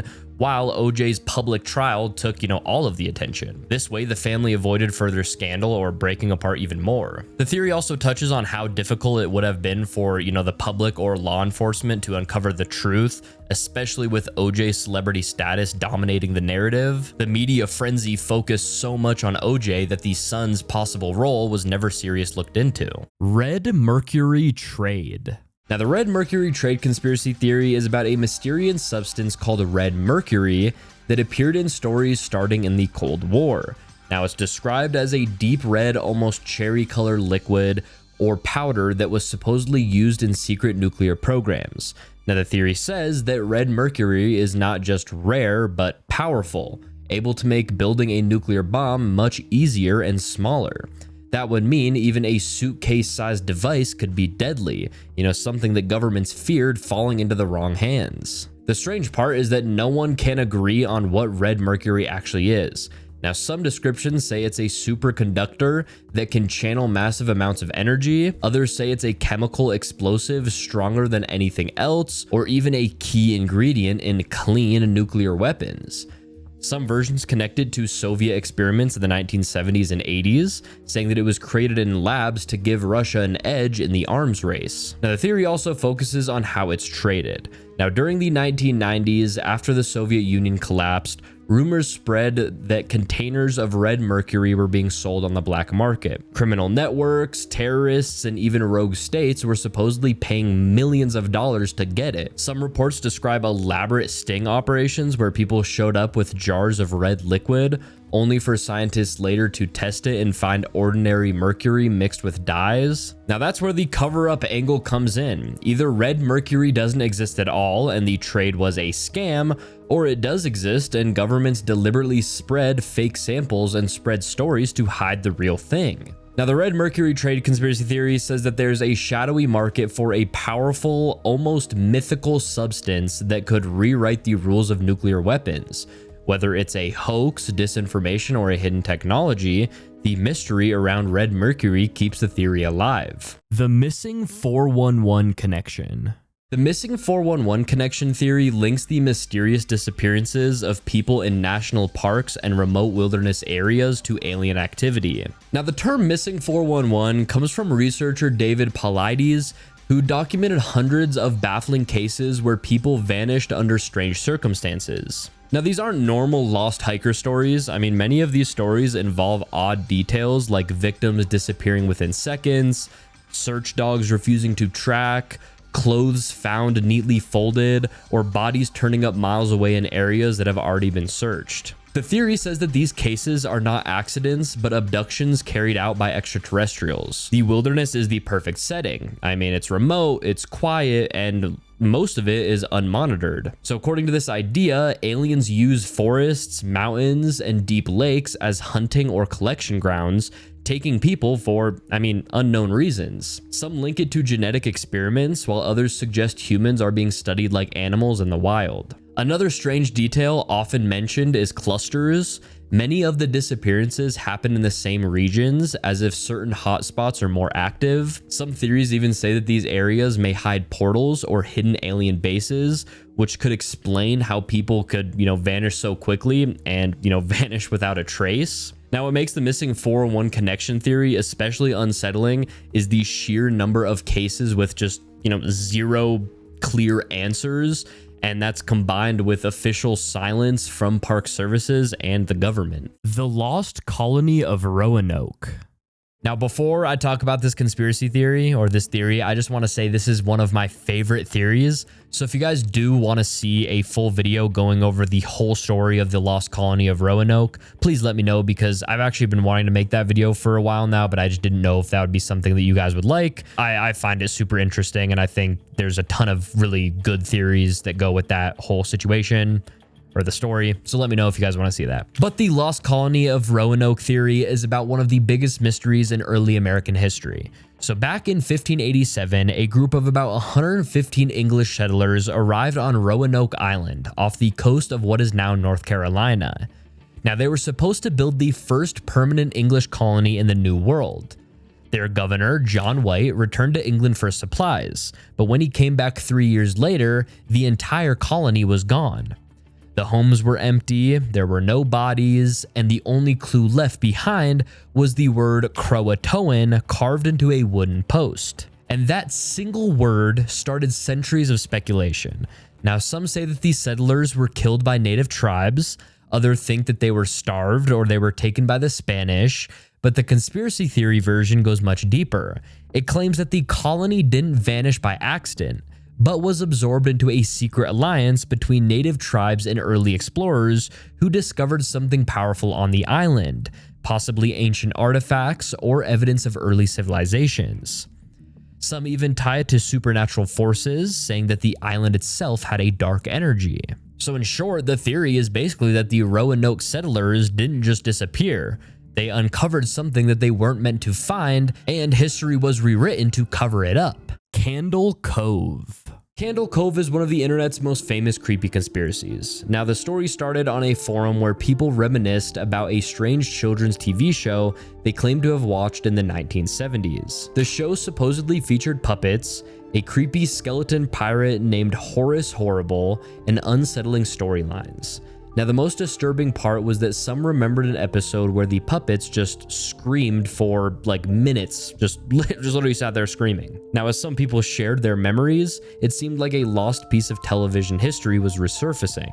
Now, the conspiracy is about whether Candle Cove ever really existed. Now, of course, one theory is that it was a real low-budget children's show that aired locally and then disappeared. Some argue that kids' TV in the 70s often had odd or unsettling content, so it wouldn't be surprising if something like this aired and then was later forgotten about. Another theory is that the memories are actually false, created by suggestion and shared storytelling online. The details about kids watching static when parents saw nothing fuels the idea that it was never a show at all, but something supernatural or psychological that only children could perceive. So Candle Cove is remembered as either a real forgotten show, a supernatural shared experience, or one of the internet's most convincing collective false memories. The Highgate Vampire. In the 1970s, a spate of strange sightings around Highgate Cemetery in North London turned a quiet Victorian graveyard into a media spectacle. Police reported a tall, pale figure moving among tombs at night, sometimes described as wearing a dark cloak, sometimes with glowing eyes, and those repeated sightings made that place feel suddenly menacing. Local residents said dogs refused to enter parts of the cemetery, lamps flickered, and an uneasy hush settled over certain paths, which pushed curiosity into fear and fear into rumor. Soon, two rival paranormal investigators stepped into the light, each claiming different explanations and each accusing the other of hiding facts, and their public feud amplified the mystery. Now, that rivalry was the seedbed for conspiracies. Some argued that the cemetery was a front for occult gatherings or a meeting place for a secretive cult that practiced dark rites among the tombs, while others claimed a hidden aristocratic vampire lineage used the grounds as a base. When grave disturbance and broken vaults were reported, those claims hardened into allegations that someone was covering up evidence. Newspaper headlines and sensational TV segments fed the panic, and the more the press shouted about vampires, the harder it became to parse real investigation from theatrical performance. Skeptics pointed out simpler explanations, things like poor lighting,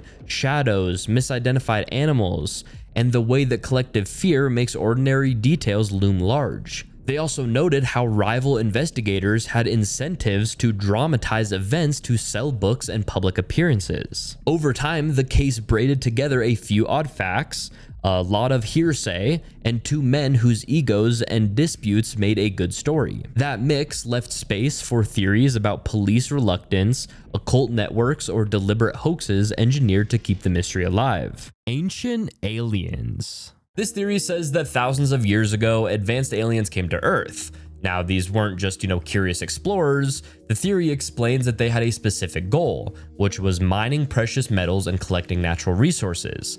I mean, Earth was rich in things like gold, silver, and, other valuable minerals, so these aliens saw it as a perfect spot to gather what they needed. But the theory says that these aliens got tired of doing all of the hard labor themselves. I mean, mining is tough work, even with advanced tech, so instead of doing it on their own, the aliens decided to make a deal with the planet's native inhabitants at the time, which was early humans and more specifically Neanderthals. The theory explains that aliens genetically modified Neanderthal man by mixing their own genes with theirs. This genetic boost made early humans smarter and more capable. And this wasn't just accidental. I mean, this was purposeful engineering to create workers who could help mine and gather resources more efficiently. Now, here's the interesting part. The aliens didn't just force these early humans to work. Instead, they convinced them to cooperate by offering something very valuable in return, which was technology and spiritual guidance. The theory says that these aliens showed early humans new ways to, build tools, to understand the stars, and even introduce them to early forms of religion and worship. And that's why the theory says that, many ancient civilizations worshipped sky beings or gods who came down from the stars. I mean, these weren't just, myths or stories. They were memories of those alien visitors who helped shape human civilization by providing knowledge and power in exchange for mining work. The theory also points to ancient texts, monuments and cave paintings, showing strange flying objects and beings as proof that aliens were working alongside humans. So in a nutshell, this theory just explains that human evolution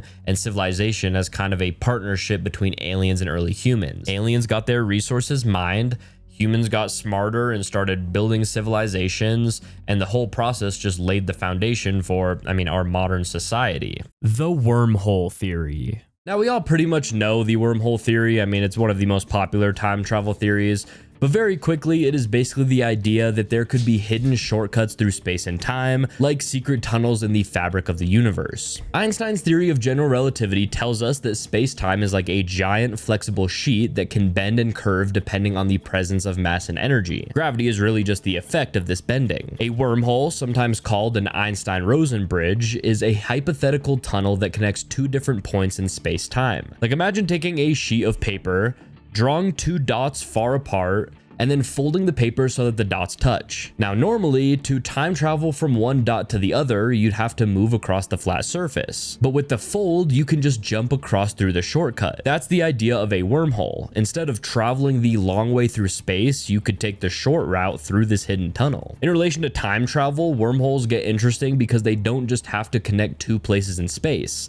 They could, in theory, connect two different moments in time. The trick comes from the fact that time is part of space-time, so if the two ends of the wormhole are moving differently or are placed in regions of space with different gravitational forces, time at each end could pass at different rates. This is called time dilation, and it's already been proven to happen with things like fast-moving satellites or clocks placed at different altitudes. And now, here's how it would work, okay? So suppose that you have a stable wormhole with one end near Earth and the other end placed on a spaceship traveling close to the speed of light. Because time slows down for the moving ship compared to Earth, the two ends of the wormhole would no longer be in sync. If you traveled into the moving end, you might come out of the Earth end at an earlier point in time than when you entered, essentially traveling into the past. Now, if you reverse the setup, you could potentially go into the future. The catch is that this is all theoretical. Wormholes have never been observed, and even if they exist, they might be incredibly unstable, collapsing, pretty much instantly before anyone could even travel through them. Theoretical physics says that you'd need something called exotic matter, which is a form of matter with negative energy, to basically just keep the whole entire wormhole open long enough for travel. So far, no one knows if enough exotic matter could even exist in reality. But still, the math checks out in Einstein's equations, which is why wormholes remain a serious topic in physics. They're not just, science fiction props. They're possible solutions to the laws of the universe as we understand them. Whether they can ever be used for time travel is still an open question, but they offer one of the most intriguing paths to imagining how skipping through time might one day be more than just a theory or, a fantasy. The Mandela effect resets. Now, for those of you who don't know, the Mandela effect refers to when a large group of people remember something a certain way, but the facts just show it differently. Like, people might remember a famous logo, a line from a movie, or even historical events different from how they, actually happened or how they actually are. Like, some of the most popular examples are, did Curious George have a tail? Some people vividly remember him with a tail, but in reality, he never had a tail. Or like the Monopoly Man's monocle. Now, this theory proposes that these collective false memories aren't just random mistakes, but clues that reality itself has been altered or reset. Try to imagine reality like a huge computer simulation or a giant record that can be rewritten. The theory says that this reality has been rebooted or changed multiple times, but each reset, wasn't perfect. That's why there are glitches or mismatches in what people remember versus what exists. Another really good example of this is people remembering the phrase, "Luke, I am your father" from Star Wars, which is actually, "No, I am your father." And it's not just, a few people who remember things like this. These discrepancies show up for many people, suggesting, something bigger than just simple forgetfulness. The reset could be happening due to advanced beings, time travelers, or even the universe itself. itself just rebooting for some unknown reason.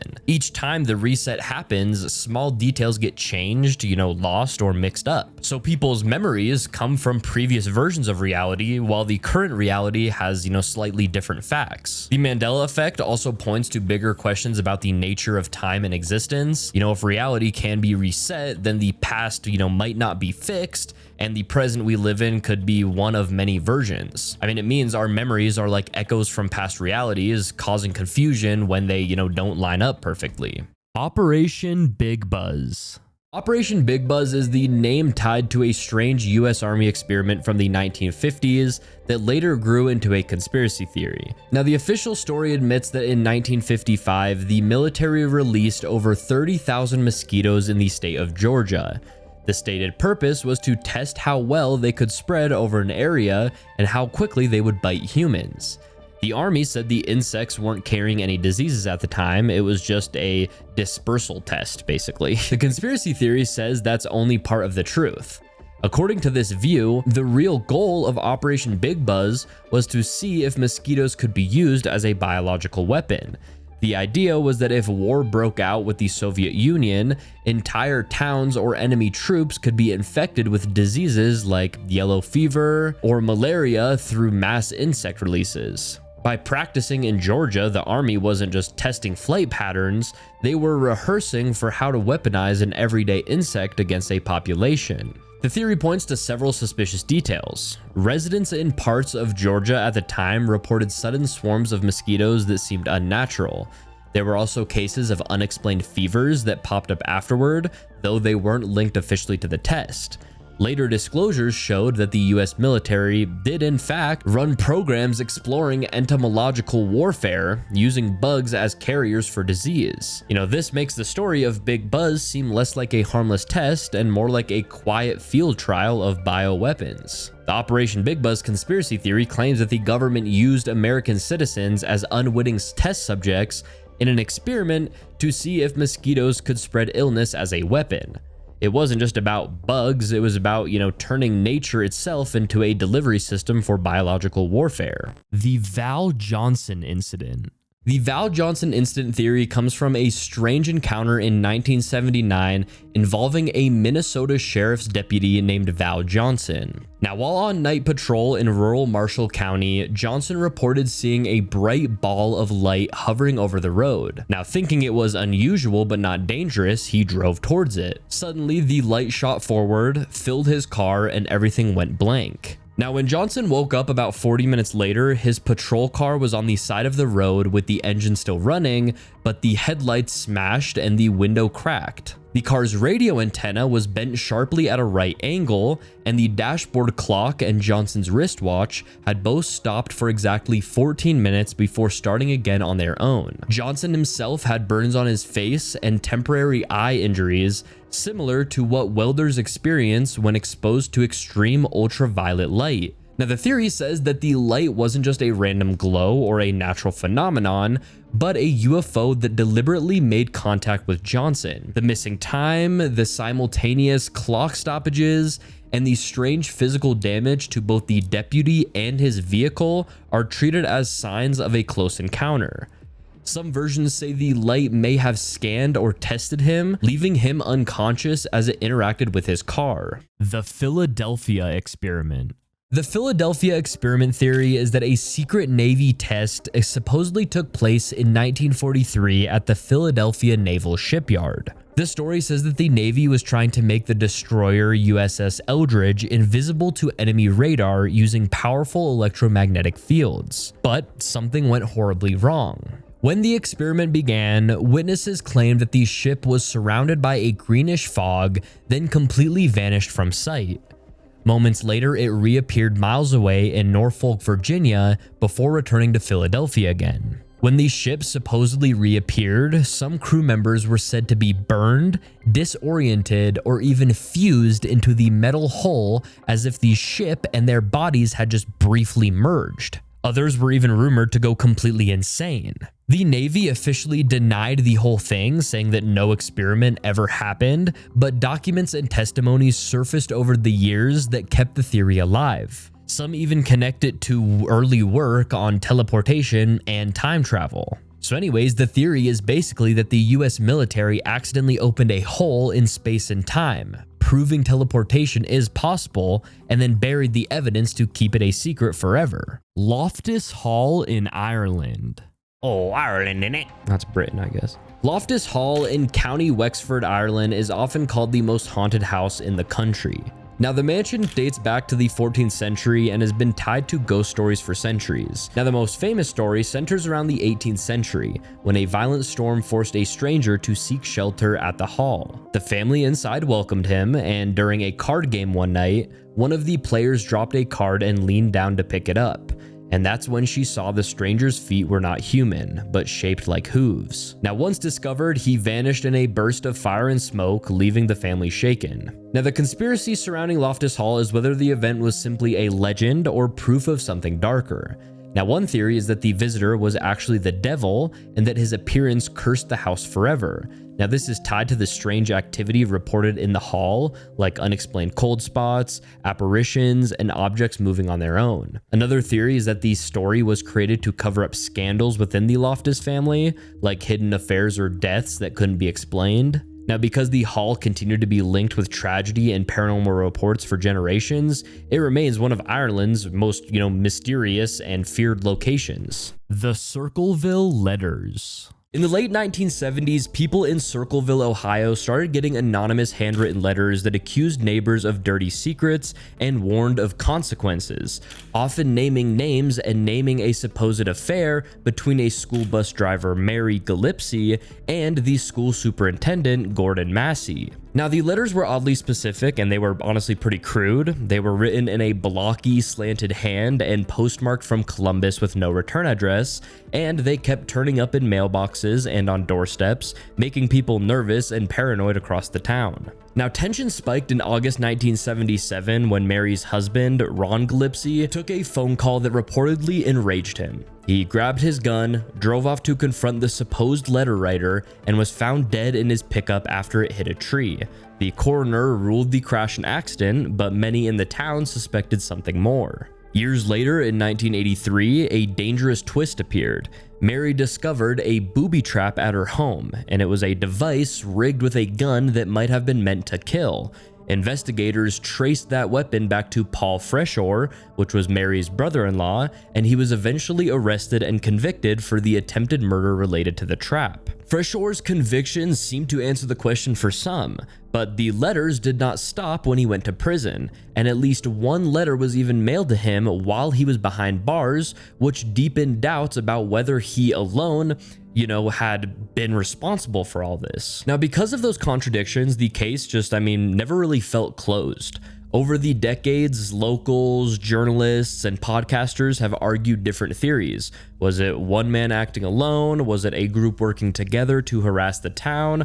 Was it a frame job against Freshore? Or a vindictive campaign from someone with deep grudges? Now, most recently, documentary producers and a forensic document examiner re-examined the handwriting and patterns, and some investigators have said that they know who wrote many of the letters, but that conclusion remains contested and not universally accepted. So the Circleville Letters, stays pretty tangled. There were very real threats and violence. There was an attempted murder and a suspicious death. There was a conviction that explained part of the harm, and then letters that kept arriving in ways that never, neatly fit one single explanation. Bigfoot is a hyper-intelligent dimensional traveling being. This theory says Bigfoot is way more than just, a giant ape or an animal hiding in the woods. Instead, Bigfoot is a highly intelligent creature with abilities beyond what we normally think. The theory proposes that Bigfoot uses these dimensional shifts to appear and disappear, which is why sightings are so rare and mysterious. It's not just hiding or running away, it's actually just, slipping between realities. Now, the theory also involves the Greys, and, the Greys are basically just the classic alien description that you always hear when, people talk about aliens. It's basically just the big heads, the black eyes, And, these people or these beings are reported in UFO and abduction stories. The theory says that Bigfoot either, works with the Greys or opposes them, but either way, there's a connection between the Greys and Bigfoot. Now, if Bigfoot works with the Greys, it might be part of some alien experiment or surveillance program on Earth. Maybe Bigfoot helps the Greys keep an eye on humans or protect certain areas from intruders. Almost like a little guardian or something like that. But if Bigfoot opposes the Greys, then it could be seen as, a protector of Earth, trying to keep humans safe from alien interference or control. In this scenario, Bigfoot might, be fighting back against the Greys' plans to manipulate or harm humanity. This theory explains that Bigfoot's hyperintelligence allows it to understand advanced technology and possibly communicate in ways that humans, don't fully grasp yet. Some say it might even have psychic abilities or ways to influence human thoughts and emotions. This theory says that Bigfoot is not just some wild animal. It's a powerful, smart, multi-dimensional being with a secret role involving aliens, either as an ally or a rival. Its mysterious nature comes from its ability to move through realities and operate beyond human understanding. The Soviets were involved in the Dyatlov Pass incident. So back in 1959, 9 experienced hikers died mysteriously in the Ural Mountains of Russia under strange and disturbing circumstances. Now, the official explanation was vague, but this theory suggests that Soviet government forces played a direct role in what had happened. The idea is that the hikers accidentally stumbled onto a secret Soviet military test site or sensitive operation, which led to their deaths. Some versions say that the hikers were caught near a top secret weapons test, possibly involving a new military technology like radar or missile experiments. The theory points to strange injuries on the bodies that don't, match typical accidents, like skull fractures, broken ribs, and external damage without, external wounds. And this suggests that something more violent than just, falling or, hypothermia. Some also mention signs of radiation on the clothing, which hints at nuclear or chemical testing. There are also claims that the Soviet military or the KGB covered up the incident to hide these experiments from the public and the outside world. It's said that the, area was quickly sealed off. It's, reported that evidence was tampered with and that witnesses were, silenced or intimidated. The hikers' tents, were found cut open from the inside and they fled into freezing temperatures wearing little clothing. The theory suggests they were fleeing from some kind of military threat or secret weapon, possibly blinded or confused by a sudden military test or accidental explosion. Some say the bright lights reportedly seen in the sky around the time of the incident were from classified military activity, just not natural phenomenon. The government's silence and, conflicting reports added fuel to suspicions that something dangerous and secretive happened that night. The Philadelphia Project Aftermath. The Philadelphia Project Aftermath conspiracy theory is basically the continuation of the famous Philadelphia experiment. Now, the original story says that in 1943, the US Navy tried to make the USS Eldridge invisible using a mix of high voltage electricity and electromagnetic fields. Now, the result wasn't just invisibility, but something much stranger. Reports of the ship disappearing completely, reappearing miles away, and crew members fused into the metal or losing their minds. Now, the aftermath part of the theory focuses on what happened after the experiment. It basically says that the government realized that they had stumbled onto something bigger than just cloaking technology. They had accidentally messed with time and space itself. And according to the theory, some sailors were teleported, others were stuck in time loops, and a few supposedly vanished for good, only to reappear years later claiming that they hadn't aged one bit. Now from there, the Navy and other agencies are said to have quietly shifted their research into new programs. These secret projects allegedly worked on teleportation, time travel, and dimensional travel. One claimed result was the Montauk Project in New York during the 1970s and 80s, which supposedly used radar towers and mind control experiments tied directly to the Philadelphia experiment. The idea is that the technology that started with a failed cloaking experiment grew into a wide network of hidden programs dealing with time manipulation and psychic warfare. The aftermath theory also says the government covered up the chaos by silencing witnesses and erasing records, but some documents and testimony slipped out.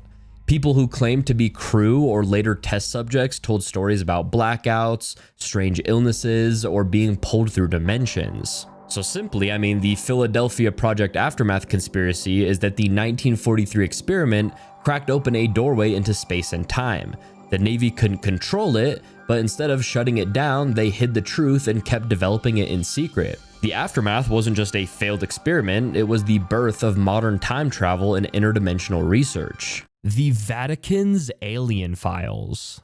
The Vatican's alien files theory suggests that the Catholic Church has long been aware of the existence of extraterrestrial life and keeps hidden records, artifacts, and even direct evidence locked away in its archives. The idea is that deep inside the Vatican Library, which if you don't know what the Vatican Library is, it's basically just an enormous collection of restricted documents, but this theory says that there are secret files that confirm alien contact with humanity throughout history, locked away in the Vatican Library. Now, the theory ties into the fact that the Vatican has one of the largest historical archives in the world, much of it that is closed to the public. Now, people point out that the church has always collected not just religious texts, but also scientific studies, strange artifacts, and unusual reports from missionaries around the globe. According to this theory, some of those reports describe encounters with beings not from Earth. Now, another part of the story focuses on the Vatican's deep involvement in astronomy.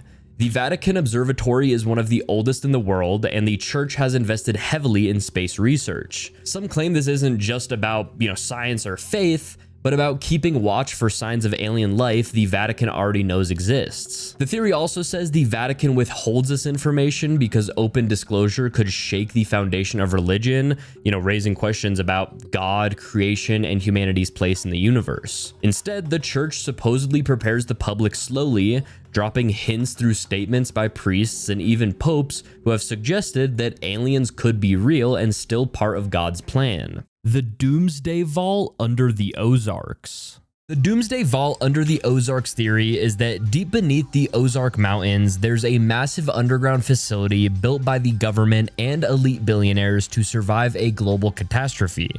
Now, the story claims that this place is like a high-tech bunker city, complete with food storage, advanced technology, and even artificial sunlight to keep people alive if the surface world collapses. Now, it's often compared to the Svalbard Seed Vault in Norway, but instead of just seeds, this one supposedly holds DNA samples, priceless art, and the tools to restart civilization after an apocalypse. Now, the reason that this theory spread is because the Ozarks are known for having tons of natural caves and hidden tunnels. There have also been reports of restricted areas, strange construction projects, and heavy military truck activity in remote parts of the region. Some say it's part of a global network of survival bunkers connected by underground tunnels running across the country. The theory is basically that underneath the Ozarks sits a secret ark built to protect the world's most powerful people from nuclear war, natural disasters, or even societal collapse, while everyone else is left behind to face whatever comes next. The Max Headroom broadcast hijack. In 1987, Chicago television viewers were hit with one of the strangest broadcast interruptions in history. During a regular news program, the scene suddenly cut to a man wearing a Max Headroom mask. Now, Max Headroom was a popular TV character at the time, known for his glitchy robotic style.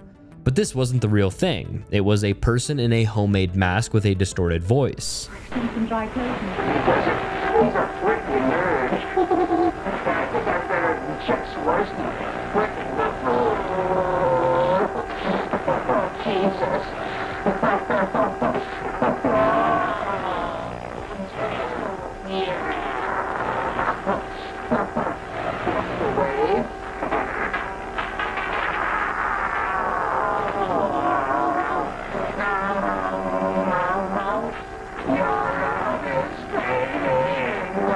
The hijacker mocked TV stations, waved objects around, and even made bizarre comments. After about 90 seconds, the signal cut back to normal, and no one has ever been caught for the stunt. Now, the conspiracy theories about this hijack focus on why it happened and who pulled it off.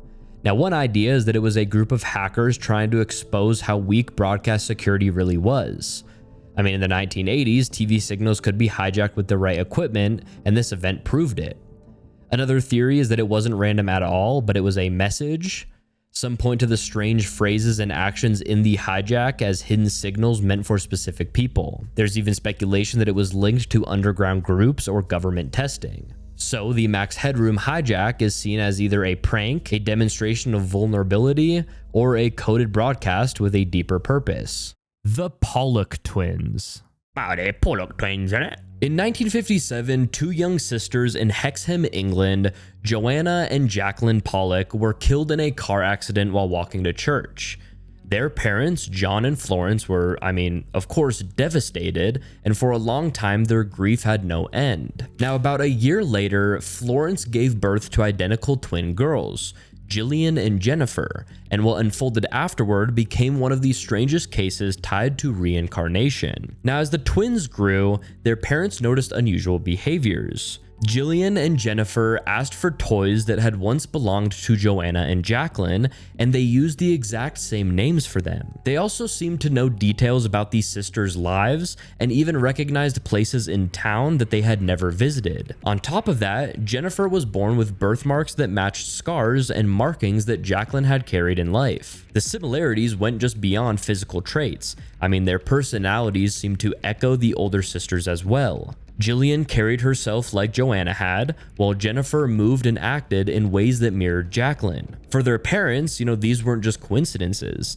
They were seen as signs that their lost daughters had somehow returned. Now, the case eventually attracted the attention of researchers who studied claims of past lives, and the Pollock twins were examined and written about as a rare example that seemed to support reincarnation. Many people still point to the combination of matching birthmarks, early childhood memories, and behavioral echoes as one of the strongest arguments for it. Now, skeptics, of course, have their explanations. They suggest that the girls might have picked up on subtle cues from their grieving parents, or that memories were unconsciously passed down through family talk. They also note how easily people connect patterns when they're desperate for meaning after loss. But by the time that the twins were around 5 years old, their talk of being connected to Joanna and Jacqueline began to fade, which is consistent with many other childhood cases where unusual memories disappear with age. Now, to this day, the Pollock twins remain a mystery that blurs the line between coincidence, psychology, and the possibility of something beyond death. The aliens are running out of time. The theory says that somewhere in a faraway galaxy, there's a planet with an extremely advanced species living on it.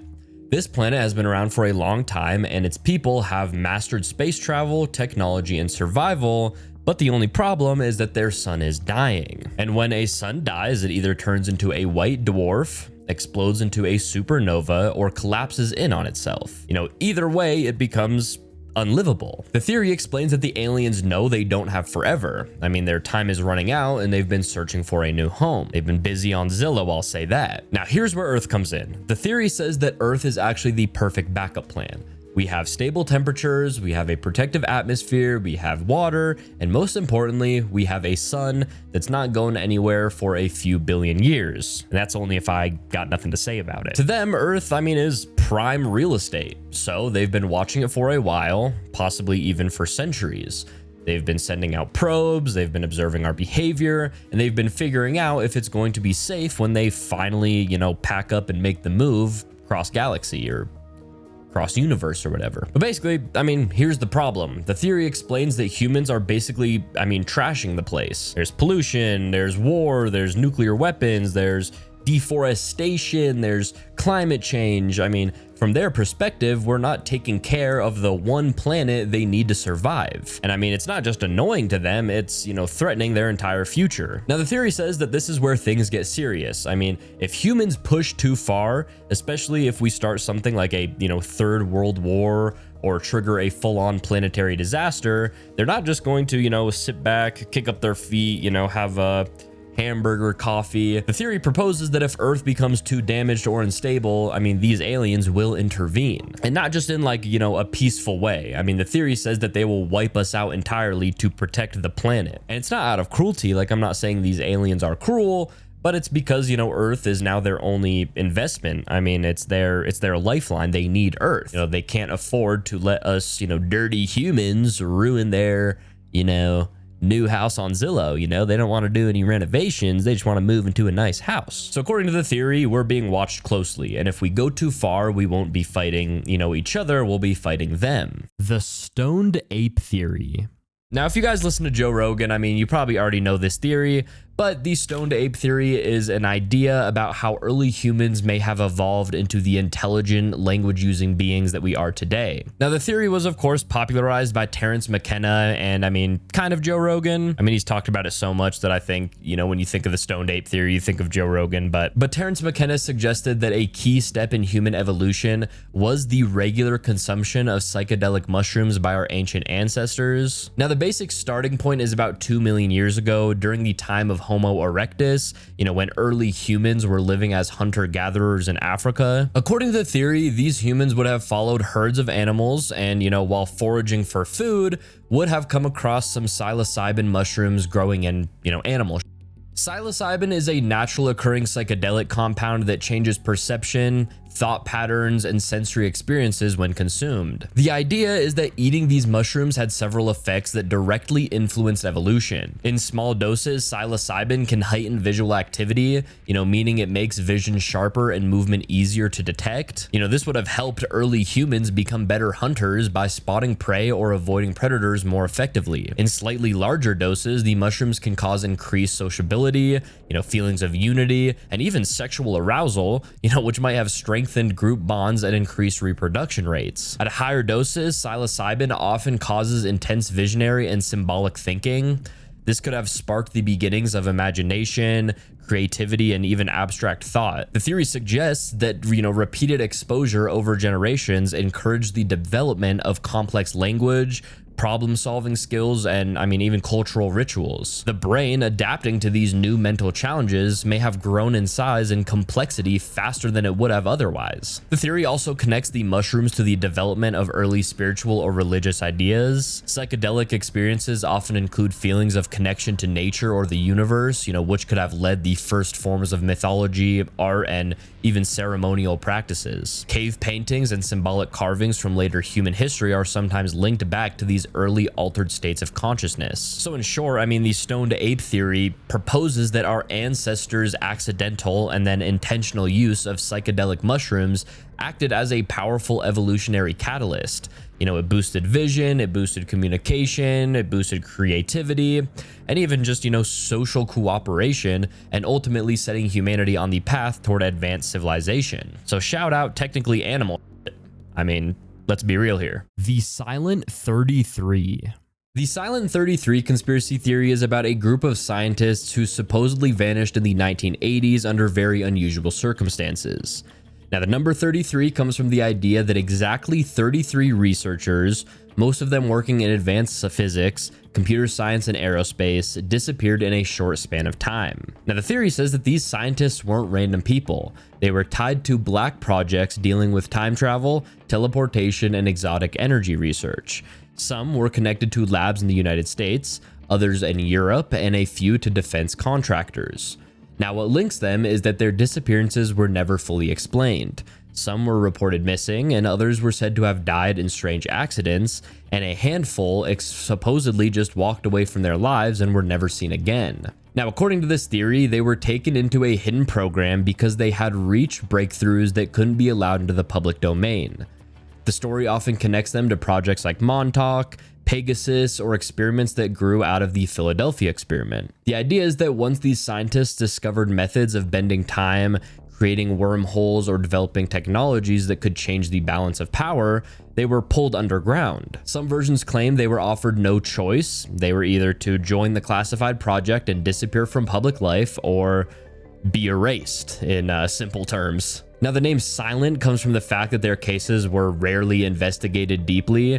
Newspapers, might have printed a short obituary or a missing persons note, but the story, faded pretty quickly. Families of the missing scientists often said that they were pressured to stay quiet or given vague explanations that just didn't quite add up. So the Silent 33 conspiracy theory says that a whole group of brilliant minds was removed from the public world in order to push forward secret experiments in time manipulation and advanced physics. Now, their silence wasn't voluntary, it was enforced so that world-changing technology could stay hidden in classified programs rather than reshaping society. The Phoenix Lights message. Now, the Phoenix Lights message theory comes from one of the biggest mass UFO sightings in modern history. On March 13th, 1997, thousands of people across Arizona, Nevada, and even parts of Mexico reported seeing huge formations of lights in the sky. The most famous report described a massive, silent V-shaped craft with lights along its edges, gliding slowly and blocking out the stars above it. Hours later, another series of stationary lights appeared near Phoenix, hanging in the sky before disappearing. The theory says that this wasn't just a random UFO appearance. It was an intentional message directed at humanity. The sheer size of the craft, the fact that it was seen by so many people at once, and the silence of the event all point to something carefully staged. Now, instead of being a quick flyover or a secret experiment, the lights were meant to be undeniable. By showing up in a populated area with thousands of witnesses, the message was simple: we are here and we want you to notice.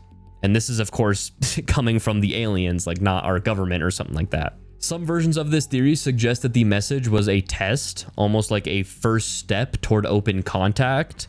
I mean, the craft didn't cause any damage, it didn't attack, and it didn't hide in remote areas. It revealed itself in a calm, peaceful way, as if to almost gauge how people would react. Also, side note, my glasses are broken right here, and it's low-key cutting my eyebrow. So if there's any glasses companies out there that want to send your boy some glasses, I'll rock them for sure. Anyway, The Lost City in the Grand Canyon.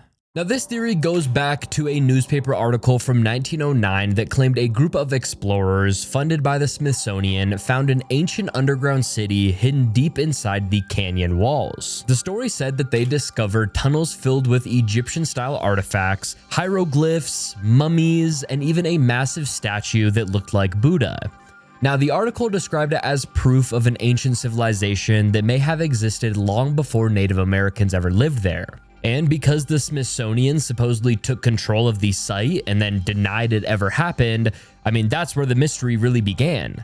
I mean, the story vanished, the cave's location was never confirmed, and to this day, no one has ever been able to find it again. Some say that the government covered it up to hide the fact that ancient Egyptians or some advanced lost civilization reached North America thousands of years ago. Others think it might be connected to hidden knowledge or technology buried underground. The theory is basically that somewhere inside the Grand Canyon lies a secret ancient city that could completely rewrite human history, but it's been buried and erased to keep that truth hidden. The Atlas Vampire Police. In 1932, a crime shook Stockholm that has never been solved. A 32-year-old woman named Lily Linderstrom was found dead in her apartment near Atlas, a neighborhood in the city. Now, she had been beaten to death, but what made the case so disturbing was that her body was drained of all blood. A soup ladle was found near her, and investigators believed that it had been used to drink the blood. Now, the press quickly gave the killer the name the Atlas Vampire, obviously because it was thought that he drank blood. Now, the strange details of the murder are what led to conspiracy theories. So one theory is that the killer was actually someone connected to the police. I mean, people point out that the investigation seemed, pretty sloppy, with evidence being mishandled and very little follow-up. And the fact that the murder happened in a busy area but no suspect was ever caught adds to the suspicion. Now, another theory is that the case was intentionally covered up because the killer was someone powerful or someone protected. The vampire-like elements of the crime made it sensational, but the lack of progress and the silence that followed left many wondering if authorities knew more than they admitted to. Now, of course, the murder of Lily Lindstrom remains unsolved, and the idea that the police themselves were somehow involved keeps the conspiracy alive to this day. The Rosenheim Poltergeist. Now, in late 1967, a small law office in Rosenheim, Bavaria, became the scene of repeated electrical and physical oddities that drew police, technicians, journalists, and at least one parapsychologist to the building. Now, lights exploded or swung wildly, bulbs unscrewed themselves, a heavy filing cabinet was said to have slid across a floor, framed pictures rotated on their hooks, and telephones placed calls without anyone ever touching them, which made the phenomenon feel less like pranks and more like a problem tied to the wiring. Engineers from the local electric company and others reported strange meter readings and surges that, could not be immediately explained. And a few scientists who later described their measurements said that something unusual had been recorded on instruments. Attention quickly focused on a 19-year-old secretary who worked in the office. Because staff and investigators noticed the incidents tended to intensify when she was present and quiet down when she left, so some researchers proposed that the events were a form of poltergeist activity linked to unconsciousness psychokinetic energy. Hans Bender, a prominent German parapsychologist, investigated and argued that the case was a genuine example of spontaneous psychokinesis, while skeptics and later journalists argued that the evidence was weaker than it looked and that human trickery could explain many of the anomalies. Skeptical inquiries turned up suspicious details, including reports that nylon threads had been found attached to fixtures in some accounts and that mechanical interference could produce matter deflections, which fed the idea that some incidents were staged or at least misinterpreted. Now, over the decades, the case has been parsed two ways. Believers treat Rosenheim as one of the most thoroughly witnessed and instrumented poltergeist events of the 20th century, and then critics treat it as one cautionary example of how suggestibility, sloppy investigation, and possible hoaxing can masquerade as the paranormal. Now, what keeps the case alive is that both sides have plausible, sounding evidence, and no single account ties everything together. Instrument readings, eyewitness testimony, and these suspicious physical findings each point in different directions, which is why, people still debate whether it was a genuine anomaly, some clever, trickery, or maybe a mixture of both. Aliens are interdimensional. This theory says that aliens aren't actually coming from other planets or galaxies like people usually think. Instead, they're coming from other dimensions. Not outer space, but a different layer of reality that exists alongside ours. The idea is that there are multiple dimensions stacked on top of each other, like layers in a video game or different channels on a radio. We live in one and they live in another, but they can cross over into our world whenever they want. Now, this theory explains a lot of these strange things about aliens that don't really make that much sense, if they were just physical beings from another planet. Like how they seem to appear out of nowhere, they disappear instantly, or they move in ways that just, break our laws of physics. The theory says that's because they're not fully part of our dimension, so they're not stuck to our rules. That's why their ships can zigzag, they can teleport, or they can even turn invisible. It's not advanced technology, it's just that they're, slipping between dimensions. And another big part of this theory connects aliens with paranormal stuff. The theory explains that anything from aliens to ghosts to demons to, shadow people and, these other unexplained beings, they might all be the same kind of interdimensional entities. They just show up in different ways depending on how they're interacting with our world. So when someone sees an alien in their room at night or has, sleep paralysis, the theory says that it might not be a dream or a hallucination. It could be an interdimensional being, just phasing in. The theory also ties into ancient stories and myths. A lot of old civilizations talked about gods or beings from other realms visiting Earth. The theory says that those stories were actually describing interdimensional beings the same way people talk about aliens now. So instead of thinking aliens are traveling millions of miles across space, the theory says that they're just shifting from their dimension into ours. I mean, they're already here, they're just hidden in the spaces that, we just simply can't see. Katy Perry is JonBenet Ramsey. Alright, so the Katy Perry is JonBenet Ramsey conspiracy theory mixes one of the most infamous true crime cases in America with one of the biggest names in pop music. Now, it starts with the murder case of JonBenet Ramsey, who was a 6-year-old beauty pageant star from Boulder, Colorado, who was reported missing the morning after Christmas in 1996. Now, hours later, she was found dead in her own home. Now, the case exploded into national news and stayed unsolved, with people speculating about who was responsible. And now here is where the whole, theory kicks in. Instead of dying, JonBenet was supposedly hidden away and given a new identity. The idea is that she was secretly raised out of the public eye and later reintroduced to the world as Katy Perry. The connection is just, mainly built on physical similarities. People point out how Katy Perry's facial structure, like her eyebrows, her eyes, and her smile, look almost identical to JonBenét's, but just much older. Some claim that Katy Perry's childhood story is suspiciously vague and that her background before fame is filled with gaps or inconsistencies. You know, in this version of events, Katy's real childhood wasn't in the public record because she was living under a hidden identity. Her parents in the music industry story are seen as part of the cover-up, while her real parents, John and Patsy Ramsey, supposedly stayed involved behind the scenes. The theory also dives into Katy Perry's career, you know, saying that her early performances, her glamorous outfits, and her stage presence, you know, mirror the polished pageant-style persona JonBenet had as a child. Even things like Perry's makeup style and bold costumes are taken as nods to her past as a child performer. Some people even go further and interpret Perry's interviews, her speeches, and even her song lyrics as containing coded messages about her true identity. They claim she occasionally drops subtle hints about her past, but never, you know, directly addresses them. So at its core, I mean, this idea just suggests that the murder case was staged as a distraction and that JonBenet grew up to become a completely different public figure. The transformation into Katy Perry is framed as a part of a larger pattern where the entertainment industry can rewrite someone's life story and control how the public sees them. The Vanishing Nurses of Chicago. The Vanishing Nurses of Chicago conspiracy theory is built around a series of strange disappearances said to have happened in and around Chicago during the mid-20th century. Now, the theory claims that dozens of nurses, mostly young women working at hospitals, clinics, or nursing schools, began to go missing without clear explanation. You know, while some cases were reported in local papers as runaways, accidents, or isolated crimes, the theory says that the pattern points to something much more organized and hidden. The idea is that these nurses were targeted because of their access to medical knowledge, pharmaceuticals, and vulnerable patients.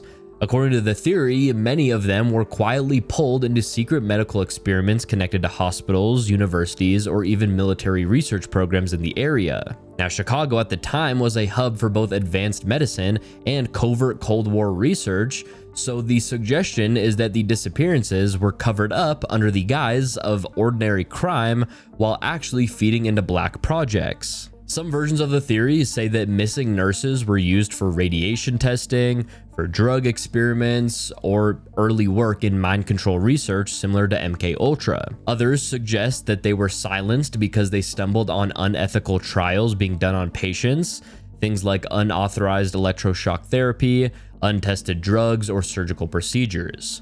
Instead of blowing the whistle, they were made to disappear.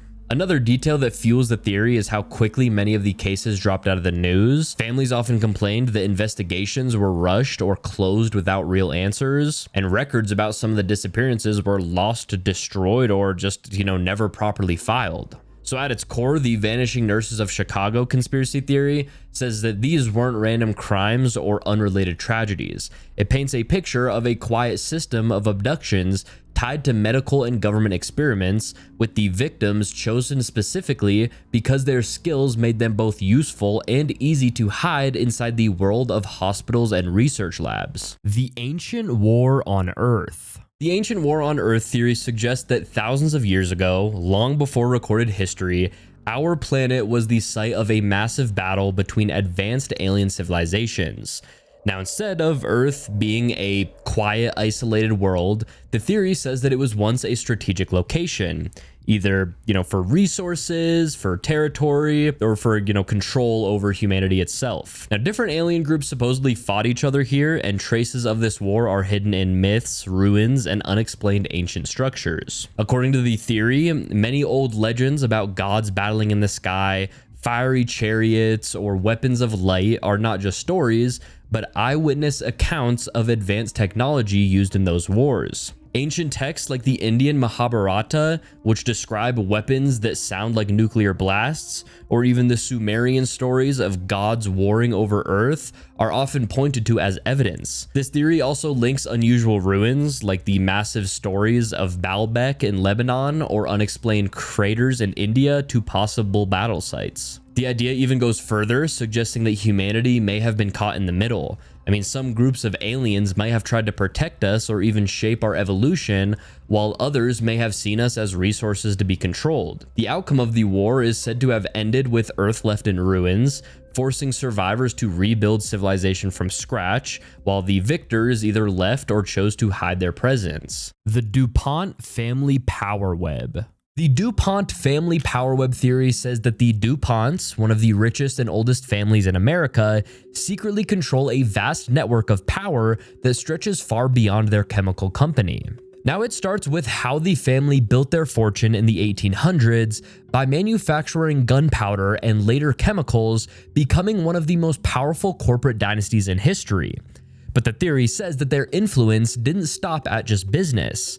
It suggests that the DuPonts quietly embedded themselves into politics, into finance, and even secret societies to maintain control over the country's economy and scientific research. And because their company has ties to the military, to pharmaceuticals, and even early genetic engineering projects, some believe that the family uses these connections to shape public policy and technology behind the scenes. Now, there are even stories that connect them to darker subjects like eugenics programs or classified experiments involving population control.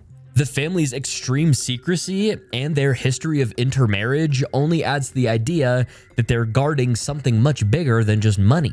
The theory is basically that the DuPonts built an invisible web of influence that links corporations, governments, and science into one powerful network designed to keep them in control of the modern world. The Dardeen family murders. Now, in 1987, the Dardeen family was murdered in a way that shocked even seasoned investigators. Russell Dardeen, his wife Elaine, their 3-year-old son Peter, and their newborn daughter, who Elaine gave birth to during the attack, were all killed inside their small home in Ina, Illinois.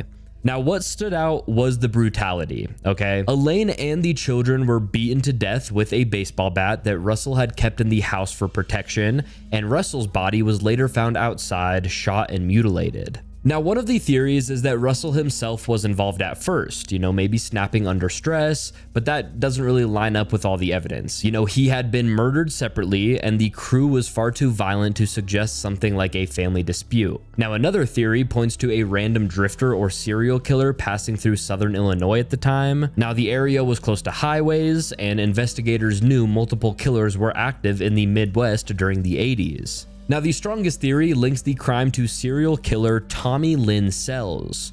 Now, he later confessed to murdering the Dardeens, saying that he had been traveling and targeted them at random, but because his story changed over time and he was, known to exaggerate things, many, doubt his confession. The lack of solid evidence and the strange details of the crime scene have kept the case unsolved, and that's why it continues, to fuel conspiracy theories about who really killed the Dardeen family and, more importantly, why. Was it just a random attack? Was it just, a serial killer that was traveling and just happened to be in that part of Illinois and just picked the family at random? Or was there something else that we just don't know about and probably will never know about? The Phantom Barber.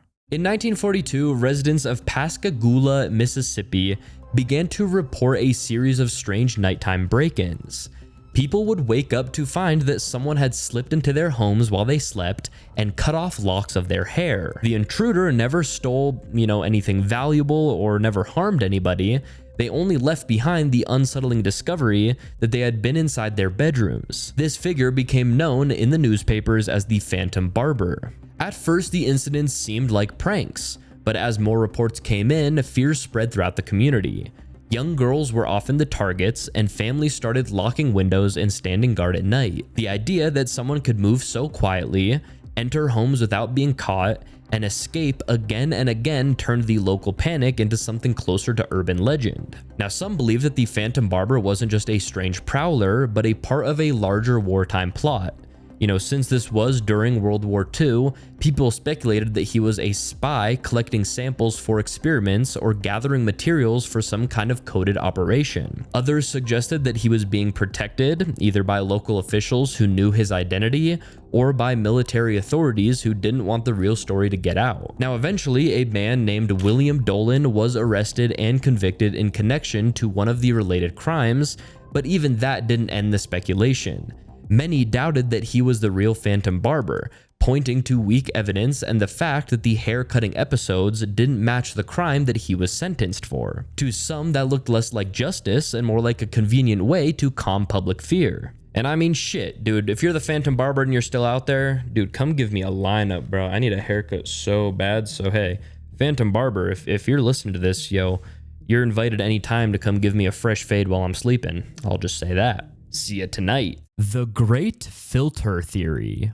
Now, this theory basically just tries to answer the big question, why haven't we found any other intelligent life in the universe yet? Like, with all those stars and, all of the planets out there, just where is everybody? Well, the theory says that there's something called the Great Filter. Now, a filter here means a big, hard obstacle that stops most civilizations from making it to the point where they can explore space or communicate across galaxies. It's like a checkpoint that almost, all life fails to pass. The theory explains that this filter could happen at any stage of life's development. For example, it might be super hard for simple chemicals to turn into life in the first place. Or maybe it's really rare for simple life to evolve into complex, intelligent beings. Or it could be that once a species gets advanced enough to build technology, they often destroy themselves with war, environmental damage, or uncontrolled science. Now, the conspiracy side of this theory says that the Great Filter might be something terrifying and hidden. Maybe it's some kind of cosmic force or a natural disaster that wipes out intelligent life before it can spread. Or maybe there's a secret group of aliens or AI machines that kill off emerging civilizations to keep control of the galaxy. The theory also proposes that maybe the Great Filter is still ahead of us. That means, we might be at a dangerous point where our own technology or actions could cause human extinction. That could be nuclear war, climate collapse, or artificial intelligence running out of control. So the theory says that the reason that we don't see alien civilization isn't because they don't exist, it's because, almost all of them hit the Great Filter and never got past it. In short, the Great Filter is a giant mysterious barrier preventing intelligent life from becoming spacefaring or visible. And that might include us, which is why, this theory has kind of a dark and urgent vibe. It's basically telling us just to watch out because, surviving the Great Filter is the hardest thing any species could do. Mountains aren't real. This theory takes the idea of ancient landscapes and pretty much just flips it. I mean, it claims that mountains are not natural rock formations created by a geological process, but are actually the fossilized stumps of enormous prehistoric trees. Now, the scale of these trees, according to the theory, would be almost impossible for us to imagine today. Instead of being a few hundred feet tall like the tallest redwoods we have now, these trees would have stretched miles into the sky with trunks so wide that a modern city could fit on top of them. This theory points to certain mountains and mesas as evidence. I mean, if you look at them from above or from certain angles, they can resemble the cross-section of a tree stump, with patterns and lines that could be compared to growth rings. Some mountains even have vertical column-like rock patterns that look like the fibrous structure inside a tree. The story goes that these giant trees existed in a time before recorded history, possibly before, even humans existed. At some point, a massive global event wiped them out. This could have been a cataclysm like a meteor strike or sudden atmospheric change, or even an intentional act by some advanced civilization. Now, over millions of years, the organic material of these massive trees fossilized, meaning it turned to stone through the gradual replacement of the original plant matter with minerals. That is what we now call mountains. In this view, what geologists identify as cliffs, ridges, and mountain faces are actually the ancient remains of bark, roots, and internal tree structure. The jagged peaks and rolling ranges would just be the broken and eroded remains of trees that once towered far above anything alive today. The theory also often compares modern petrified wood, which is just normal sized wood turned to stone, to the texture of certain mountain formations. It suggests that the same process happened, but just on a much, much, much larger scale. The Mandela Portals. The Mandela Portals conspiracy theory is an expansion of the well-known Mandela effect, where basically large groups of people remember details of history differently, like Nelson Mandela dying in person in the 1980s instead of 2013, or the spelling of brand names suddenly changing. The Mandela Portals theory takes this further by saying that these memory shifts aren't mistakes at all. They happen because reality itself is being altered by small openings, portals, or between parallel timelines. So according to the theory, these portals allow pieces of one reality to basically bleed into another. Now, when that happens, history doesn't completely reset. Instead, minor details, things like words, logos, maps, or even famous events get basically just swapped out. Now, most people unconsciously adapt to the new version, but some retain memory of the old reality, which is why they notice the differences. Now, the question then becomes, what causes these portals to open? Well, the theory points to high energy experiments like particle collisions, massive solar storms, or advanced military technology. Some say that the portals form naturally when the Earth's magnetic field fluctuates, and others argue that they are deliberately opened by secret programs testing ways to manipulate time and reality. Evidence people point out includes clusters of Mandela effects appearing around, the same time worldwide, strange anchor artifacts that don't match the new reality, like old VHS tapes or books with the wrong spelling, and digital glitches where online archives seem rewritten overnight.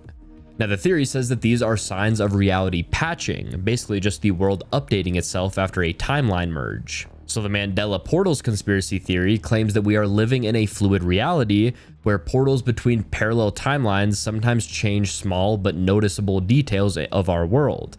I mean, these shifts are not accidents of memory, but proof that our universe is being altered, whether that's by nature, advanced science, or hidden forces operating behind the scenes. The Baltic Sea Anomaly.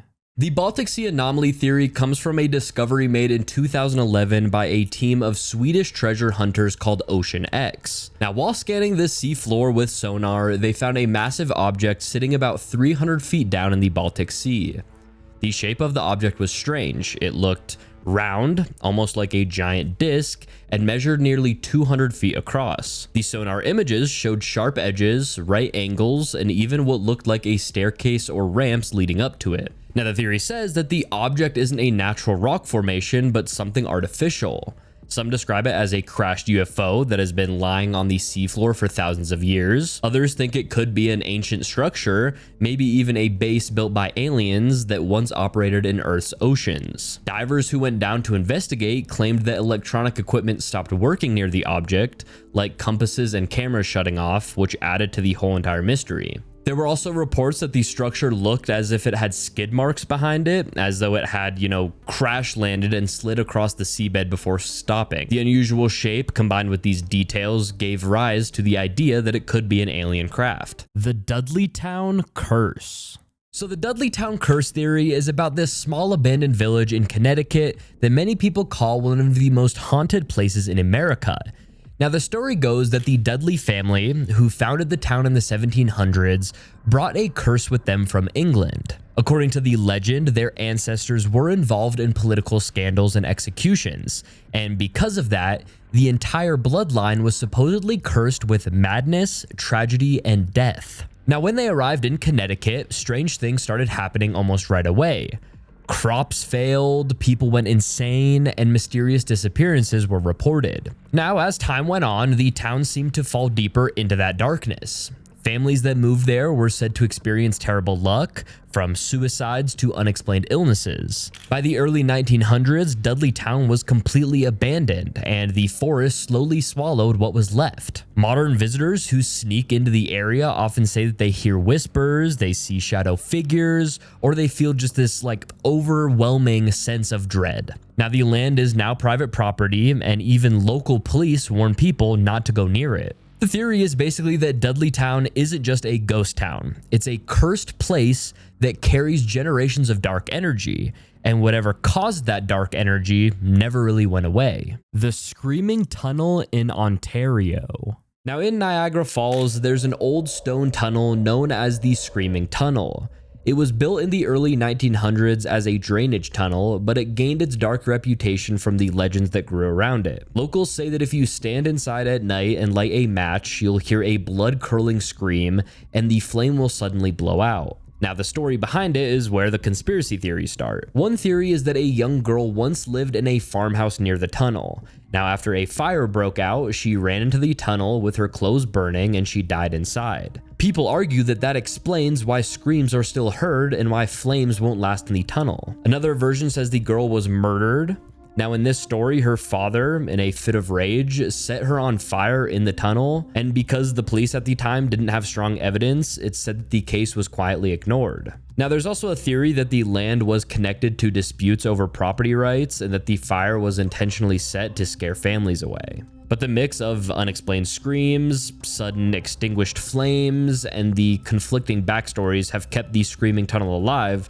as one of Canada's creepiest unsolved mysteries. And quick little story time real quick. Where I grew up as a child, there were a bunch of ballparks by my house. And if you went past the ballparks a little bit, there was a tunnel that ran for, I mean, probably 5 or 6 miles. And we used to go walk up and down those tunnels. Like, we wouldn't go super far, but we would, you know, go in them and shine a flashlight and stuff like that. And I'll never forget, there was one kid that I knew who swore that he went inside that tunnel, and it was him and like 2 other people, and he has his flashlight out and he's going through the tunnel, and then all of a sudden he sees in the way back of the tunnel, like, of course it's pitch black, he sees another flashlight go on and then go off. So I mean, hey, that could have been someone else in the tunnel messing with him, or that could have been a haunted tunnel as well. Pretty creepy. The Black Volga.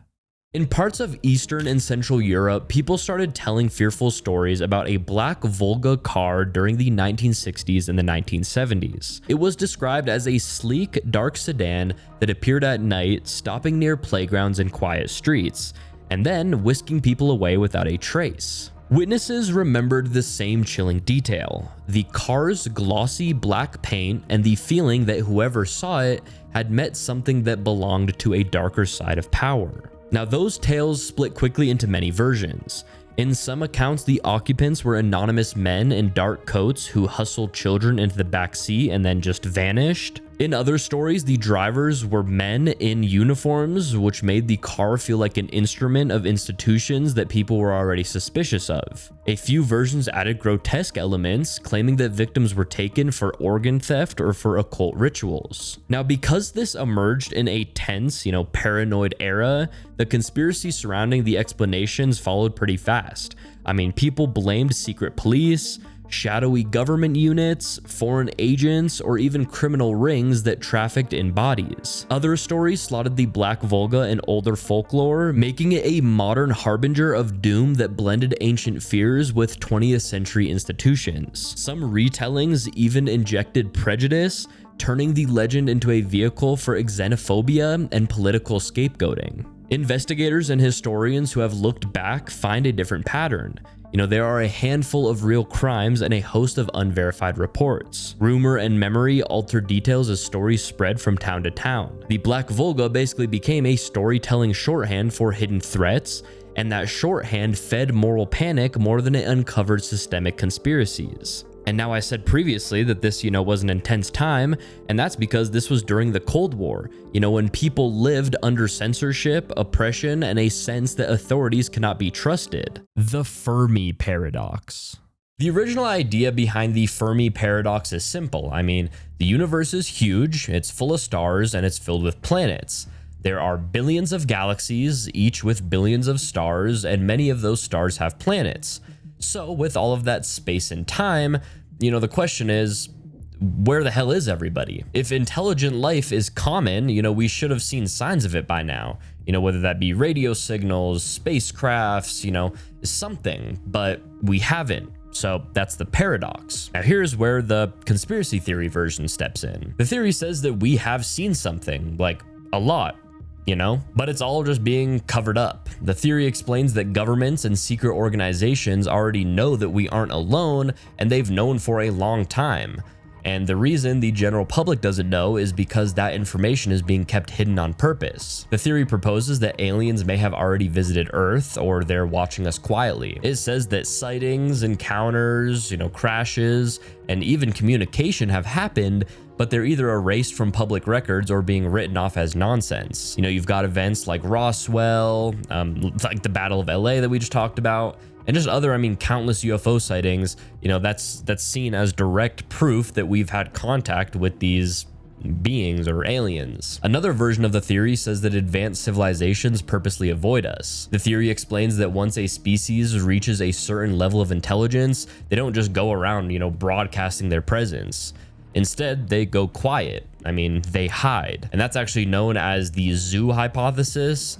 which basically just says that we're like animals being observed in a galactic nature reserve. You know, they're watching us grow and evolve, but they're, you know, not allowed to intervene. Kind of like, you know, scientists watching wild animals without, you know, disturbing their habitat. There's also the idea that aliens are walking among us already, but they're, you know, in disguise, or they're basically monitoring us from bases hidden underground or, you know, under the ocean. This theory says that that's why the Fermi paradox exists. You know, we're not seeing aliens because someone doesn't want us to see them. So, I mean, in simple terms, the Fermi paradox theory isn't a mystery of, you know, why haven't we found aliens? It's a cover up. You know, we found the aliens a long time ago.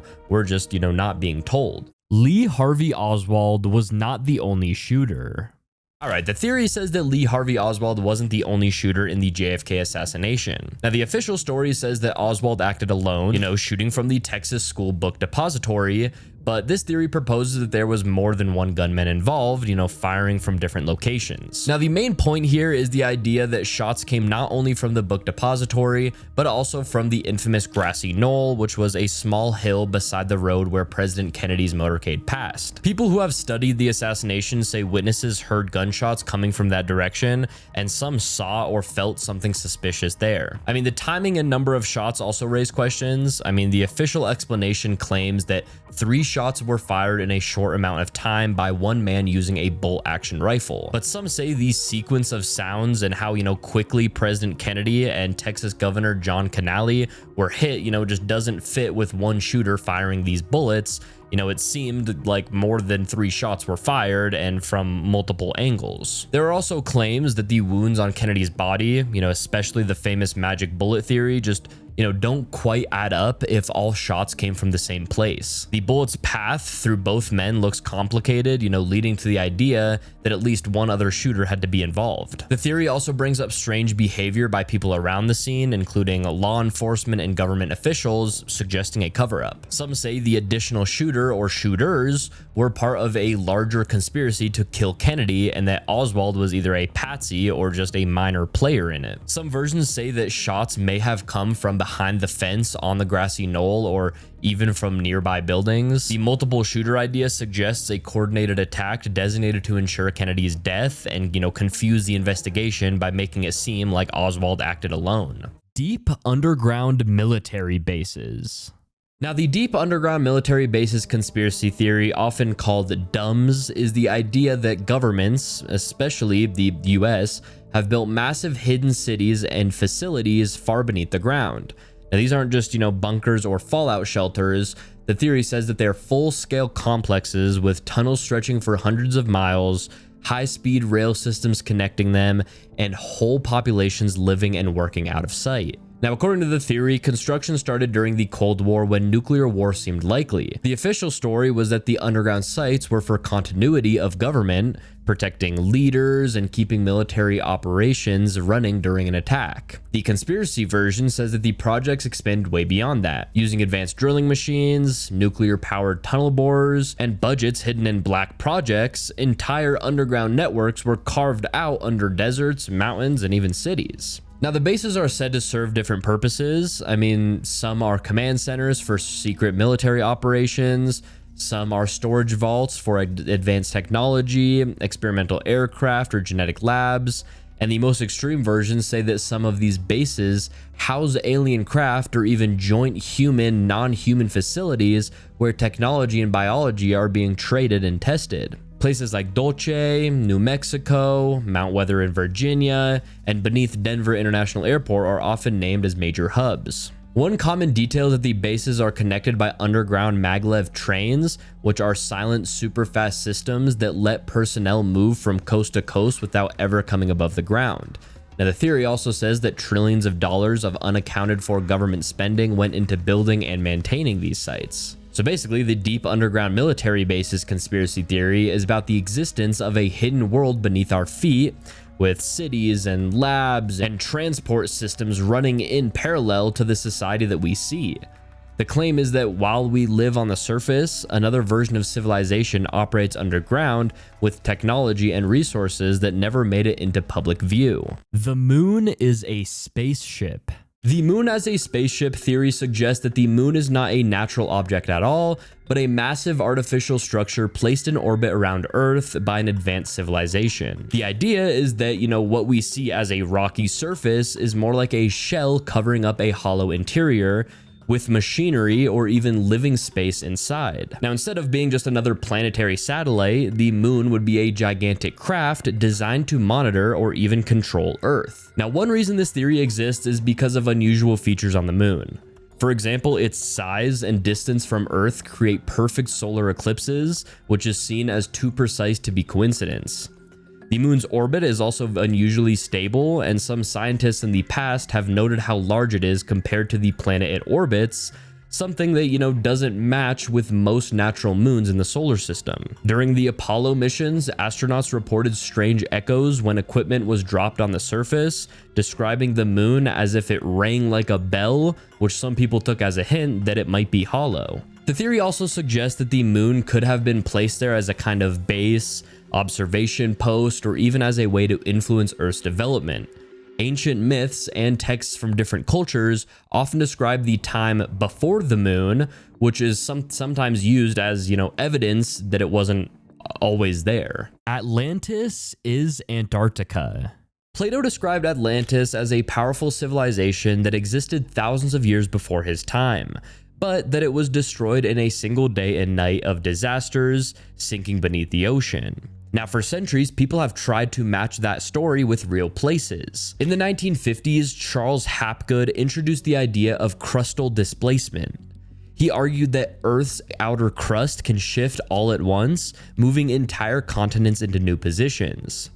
According to him, this could explain sudden climate changes and even the disappearance of ancient civilizations. Now, the connection to Antarctica is where it gets strange. Now, the theory says that Antarctica was not always at the South Pole. Instead, thousands of years ago, it was located farther north, in a warmer region, and it supported a thriving civilization. Now, when a catastrophic shift of the Earth's crust happened, Antarctica slid down to its current location, and that civilization was buried under the ice. People who tie this to Atlantis say that the timeline matches Plato's description of a powerful empire that vanished after catastrophic floods. Now, one of the main reasons that this theory gained attention is that the Piri-Reis map and other ancient maps that appear to show the outline of Antarctica without ice.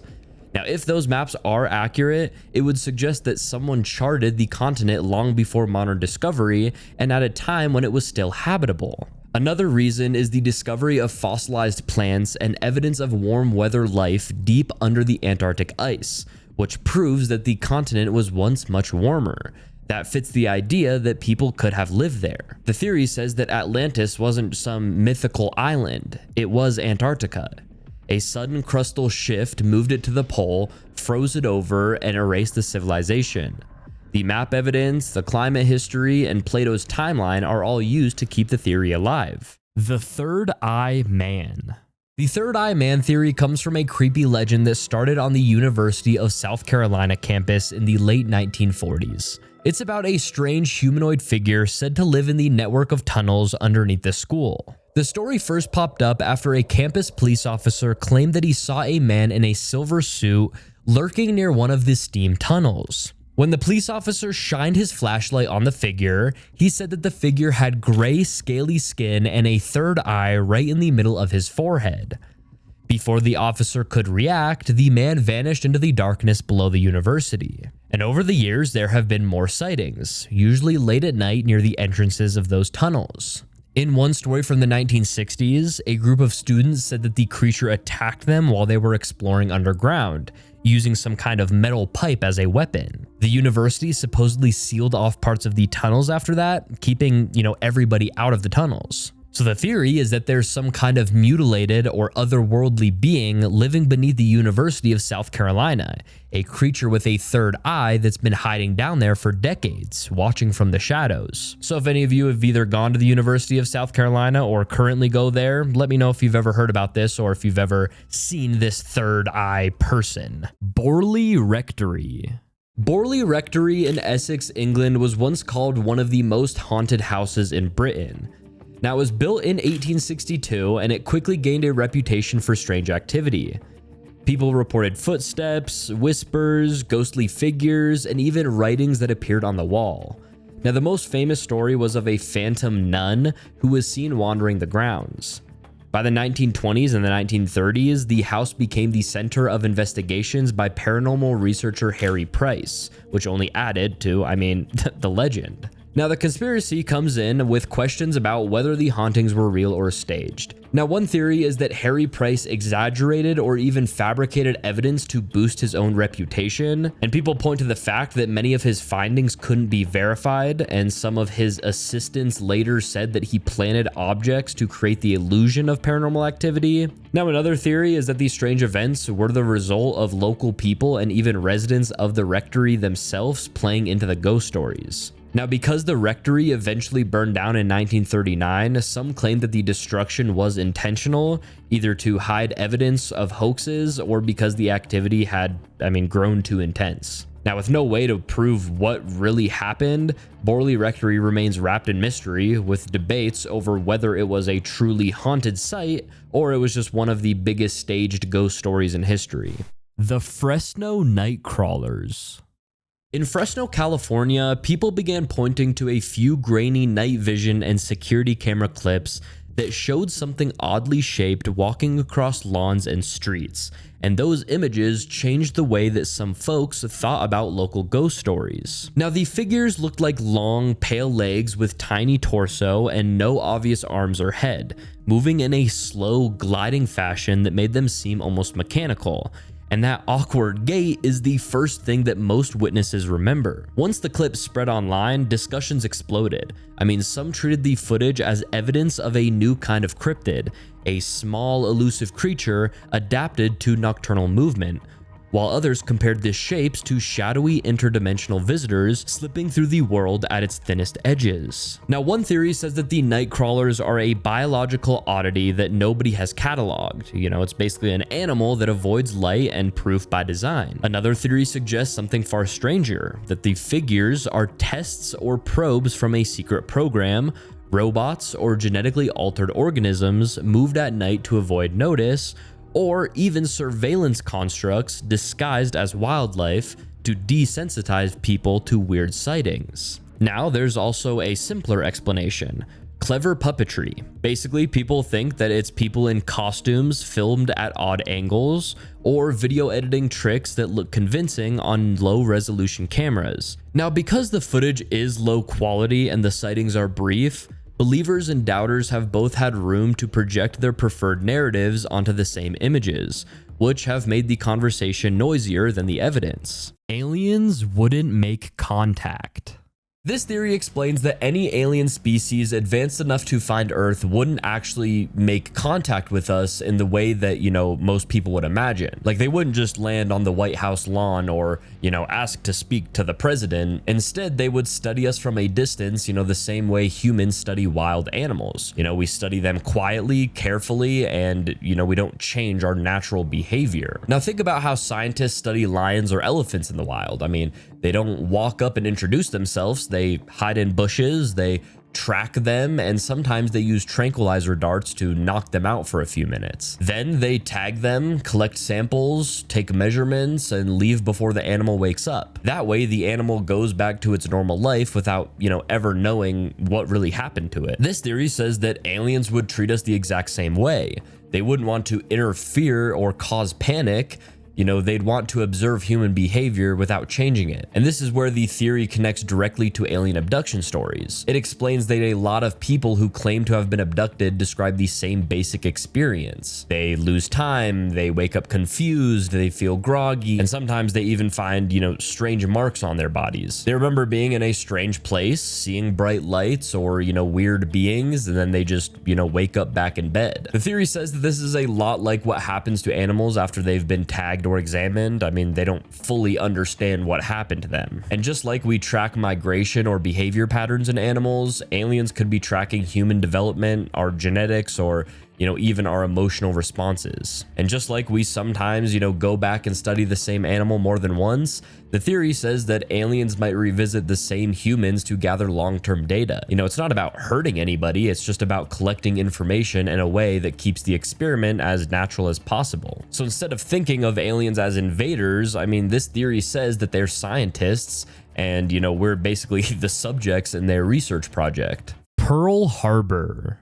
All right, so the Pearl Harbor conspiracy theory centers on the idea that the United States government knew Japan was going to attack, but allowed it to happen to create a reason to enter World War II. Now, Pearl Harbor was attacked by Japanese forces on December 7th, 1941, leading to the US declaring war on Japan the very next day. The theory claims that US intelligence had picked up on Japan's military plans well before the attack. This introduces the idea that intercepted communications revealed Japan's intention to strike a US target in the Pacific. Now, supporters of this idea point to the fact that the US had broken some of Japan's military codes months earlier, meaning they might have had access to vital information. Another part of the theory focuses on the military positioning before the attack. It's argued that most modern US aircraft carriers were not in Pearl Harbor that day, while older battleships were left in the harbor and ended up taking the damage.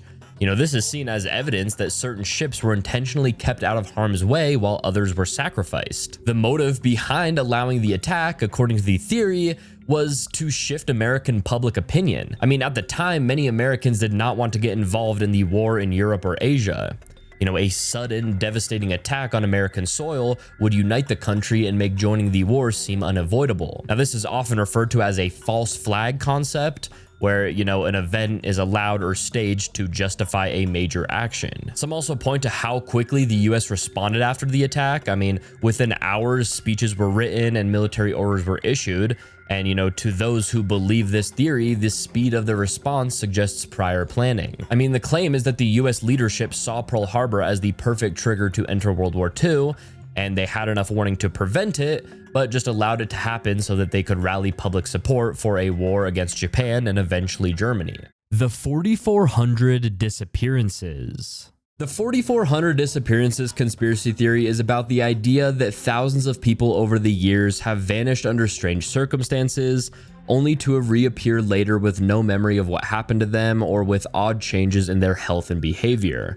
Now, the number 4,400 comes from the claim that this is roughly how many cases are connected worldwide, though some versions focus mainly on the United States. Now, the theory says that these disappearances aren't random kidnappings or accidents. Instead, people are taken as part of a hidden program that involves time manipulation, abduction, or experiments by forces outside of normal government structures. Some versions say that advanced human groups from the future are pulling people out of their timeline. They're running tests and then just dropping them back. Others frame it as a military or intelligence program using advanced technology to take people into secret facilities, alter their bodies or minds, and then just return them without, any explanation. A key detail is that some of these people reappear and they haven't aged at all. If someone vanished 10 or 15 years earlier, they might come back looking exactly the same they did the day they left. In other cases, people come back with new abilities, heightened senses, sudden bursts of knowledge,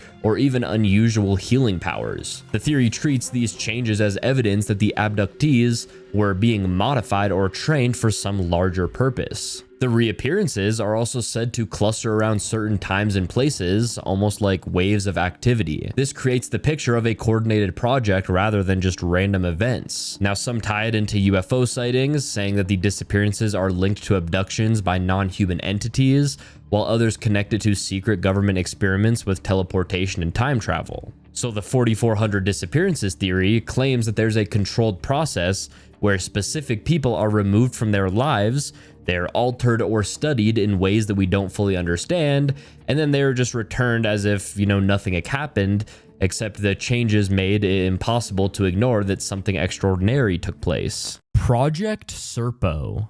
Project Serpo is the name given to a secret exchange program said to have taken place between the United States government and an alien civilization from the Zeta Reticuli star system. Now, according to the story, after the Roswell crash in 1947, communication was supposedly established with the beings from the crashed craft. Now, over time, an agreement was made. In return for technology and knowledge, a group of humans would be allowed to travel to the aliens' home planet. In 1965, 12 carefully selected Americans, 10 men and 2 women, were said to have boarded an alien spacecraft and left Earth for Serpo. The trip supposedly took around 9 months, and once they arrived, the team supposedly lived there for about 13 years, studying the alien culture, environment, and their technology. Serpo was described as smaller than Earth with 2 suns, which meant constant daylight and no real night. The aliens, often called Ebens, were described as highly intelligent but also peaceful and cooperative,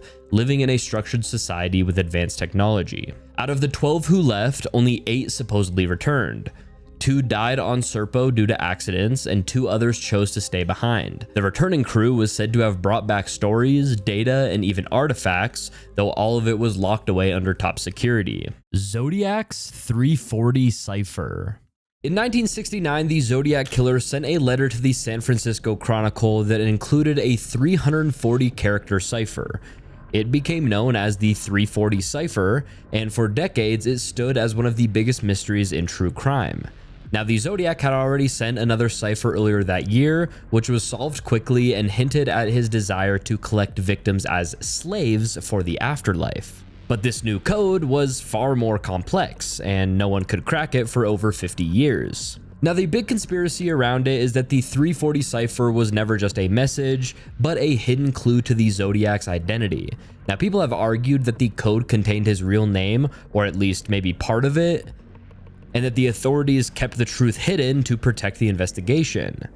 Now, others point to the possibility that the cipher linked the Zodiac to military or intelligence backgrounds, since the pattern in code looked like it was designed by someone trained in cryptography. Now, in 2020, a team of codebreakers finally cracked the cipher using advanced computer software. Now, the solution didn't reveal a name, but it did match the Zodiac's style, mocking the police and bragging about evading capture. Because it avoided giving away his identity, the theories that he planted a bigger secret inside the code still live on. Unfavorable semicircle. Unfavorable Semicircle appeared on YouTube in 2015 as one of the strangest channels that people had ever seen. It began uploading thousands of short videos with cryptic titles, often just numbers or symbols, and the content itself looked broken. Some clips showed static, others were dark shapes, and many were just distorted sounds or voices. The sheer volume of uploads and the bizarre, low-quality style made the channel feel less like art and more like some coded transmission. Some suggested that the channel was a number station in digital form, sending secret messages hidden in the noise. Others argued it was a test run for artificial intelligence and that the machine producing endless meaningless clips to train or to confuse algorithms. Now, the sheer relentlessness of the uploads gave weight to the idea that it wasn't just one person behind it. So the idea grew that Unfavorable Semicircle was part of something much bigger. Maybe it was a covert communication method for intelligence agencies. Maybe it was a psychological experiment to see how many people online would react to digital nonsense flooding their feeds, or maybe it was just a way to disguise transmissions in plain sight, basically using YouTube's reach to send signals worldwide without drawing any suspicion. Now, the mystery deepened when YouTube suddenly terminated the channel. There was no reason given, and no one came forward to claim it. That silence left the internet to fill the gap with more theories, ranging from hidden cult activity to alien communication disguised as human-made noise. None of these ideas have ever been confirmed, and to most people it remains one of YouTube's weirdest unsolved puzzles. But the fact that so many people still remember a channel with no clear purpose shows how unsettling randomness can be. It leaves people asking, whether Unfavorable Semicircle was it art? Was it a code? Or was it a glimpse of something that the public, wasn't meant to understand? Aliens are just like us. This theory says that even though aliens might not, look like humans, their lives probably revolve around the same basic things we deal with every day. You got work, you got family, you got friendships, you got I don't know, finding your closest, vape shop and just, trying to get through life. The theory explains that across the vast universe, there could be billions of alien beings who have jobs they hate, that, feel lonely sometimes, fiend for nicotine, and deal with stress and challenges, just like people here on Earth. Now, the theory proposes that these aliens, have social lives and families, meaning they build relationships and care about loved ones. They might have traditions, they might have cultures, and, they probably have hobbies that are probably, different, from ours. But, at the core, they are just living life, trying to make sense of their existence. Like us, they might have days filled with boredom, excitement, worries, or, hope. And just like humans look up at the stars wondering if there's life out there, the theory says that aliens are probably doing the exact same thing.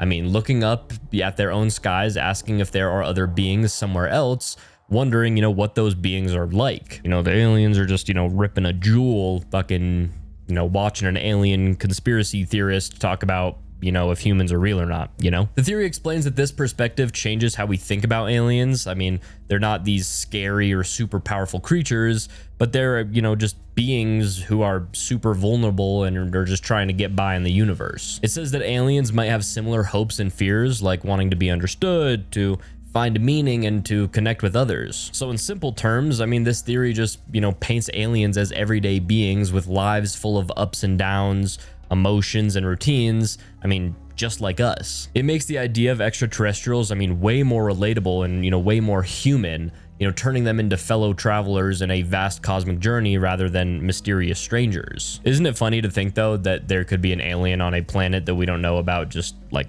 freaking hitting a vape, dude? Like, that's hilarious. Osama bin Laden isn't dead. Now, officially, Osama bin Laden was killed by the US Navy SEALs in a raid in Abbottabad, Pakistan back in 2011. But this theory proposes that the whole operation was staged and bin Laden either escaped or was never actually there. Now, the theory points to the fact that the US government never released clear photos or videos of bin Laden's body. The lack of visual proof has made people suspicious that the killing was faked. They say if bin Laden was really killed, there would have been undeniable public evidence. The theory also suggests that bin Laden had help from powerful allies who wanted to keep him alive for strategic reasons. For example, certain intelligence agencies might have used him as a tool to justify ongoing wars or military actions. Keeping him alive or faking his death could help maintain political agendas. There are also claims that bin Laden continued to send messages or appeared in secret videos even after the supposed raid, or that, the videos were released were old or staged. These hints kept the idea alive that he's still out there somewhere. The secrecy around the raid's details, like the Navy SEAL team's identities and mission specifics, fuels suspicion that the story was manipulated. Some also believe that the entire Abbottabad compound was a decoy, or that bin Laden had been living elsewhere all along. My Labs.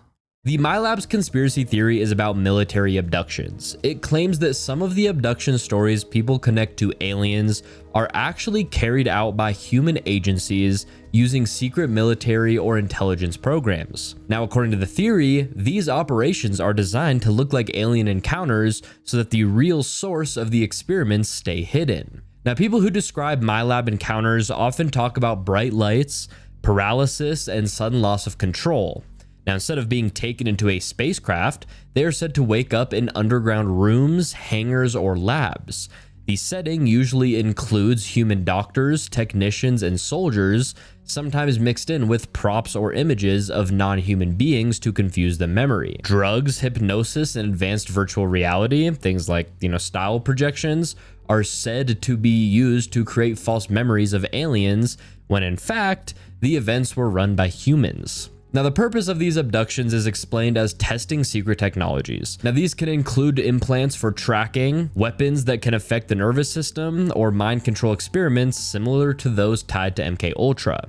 Now, some reports also describe training exercises where abductees are placed in simulated scenarios to test how they react. In many versions, the military targets people who already report alien encounters, since their stories will be dismissed as fantasies if they ever talk. Now, a number of cases mention helicopters in the area before or after the event, standard military uniforms, and equipment that looks like advanced but still human-made technology. After effects often include missing time, strange scars, and memory gaps. Some claim the goal is not only research, but also the creation of assets, which, we've talked about a lot in this video, but they are just people who can be programmed and triggered later without their knowledge. So simply, the MyLab's conspiracy theory says that human operators stage fake alien abductions as cover for classified programs. The abduction setting creates confusion, the alien story hides the truth, and the real purpose is to test advanced technology and psychological control on ordinary people without leaving evidence that points back to the military. The Corey abduction. The Corey abduction theory comes from a strange and disturbing case in Australia in the late 1980s. A man named Peter Corey claimed to have been abducted by aliens not just once, but multiple times. Now, what makes his story stand out from other abduction reports is that he said he was left with physical evidence. And that's something that, most alien abduction cases don't have. In one of his most famous experiences, Corey described waking up in his home to find two strange, humanoid women in his bedroom. They looked partly human but had unusual features.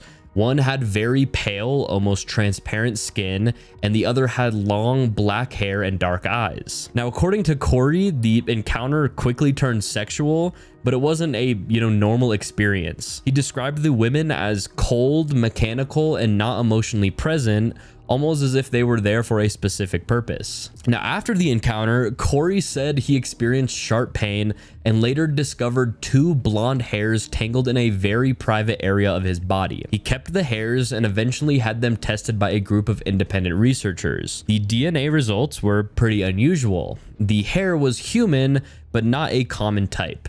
It showed rare genetic markers usually found in populations from regions like China and the Middle East, but combined in a way that didn't fit normal patterns. Some researchers described it as being off the charts in terms of rarity. Now, the theory built around Corey's story is that the aliens are actively conducting hybrid experiments using human DNA, and that his encounter was part of a breeding or genetic program. The unusual DNA evidence is often cited as a key detail, suggesting that the entities involved were not ordinary humans, but something engineered or altered. So yes, basically my guy had what you'd call intercourse with two aliens. He had a threesome with aliens, which is fucking sick, dude. The Bennington Triangle. The Bennington Triangle theory comes from a mysterious region in southwestern Vermont where a bunch of people vanished without a trace between 1945 and 1950. Now, the area covers the towns around Glastonbury Mountain, and it's known for dense forests, strange weather, and a creepy history that goes way back. Now, the first major disappearance was a man named Mitty Rivers, a hunting guide who knew the woods better than anyone. He walked ahead of his group and then was just gone. There was no body, there was no signs of a struggle, there was nothing. And then after that, it just kept happening. A college student named Paula Weldon went missing while hiking the long trail. A war veteran disappeared while out for a walk, and a young boy vanished right in front of his mother. Search teams combed the area but found absolutely nothing. On top of that, locals have reported weird lights, voices in the woods, and even time distortions around Glastonbury Mountain. Some think that the land itself might be cursed or sitting on a magnetic anomaly that messes with compasses. The theory is basically that the Bennington Triangle is a real-life vortex, a place where people step into the forest and somehow cross into another dimension, never to be seen again. The Oscar Zeta Acosta disappearance. Now, Oscar Acosta was a lawyer, an activist, and a writer who became widely known in the 1960s and the 1970s for his work with the Chicano movement. Now, he was also the real-life inspiration for Dr. Gonzo in Hunter S. Thompson's Fear and Loathing in Las Vegas. In 1974, Acosta traveled to Mexico and then disappeared without a trace. There was no body found, and the case remains open, which has fueled years of speculation about what really happened to him. Now, one theory is that Acosta was murdered because of his political activism. Now, he had been deeply involved in fighting police corruption and defending members of the Chicano community, and some argue that powerful people wanted him silenced. Now, another theory is tied to drugs. Now, Acosta was known to use them heavily, and some say he may have gotten caught up in a deal that went wrong in Mexico. Now, there's also the idea that he faked his own disappearance. I mean, he was facing personal struggles, including addiction and strained relationships, and some believe that he wanted to escape everything and start over under a new identity. Because no evidence ever surfaced to prove any of these possibilities, his disappearance has stayed one of the most mysterious and debated cases in counterculture history. Humpty Doo poltergeist.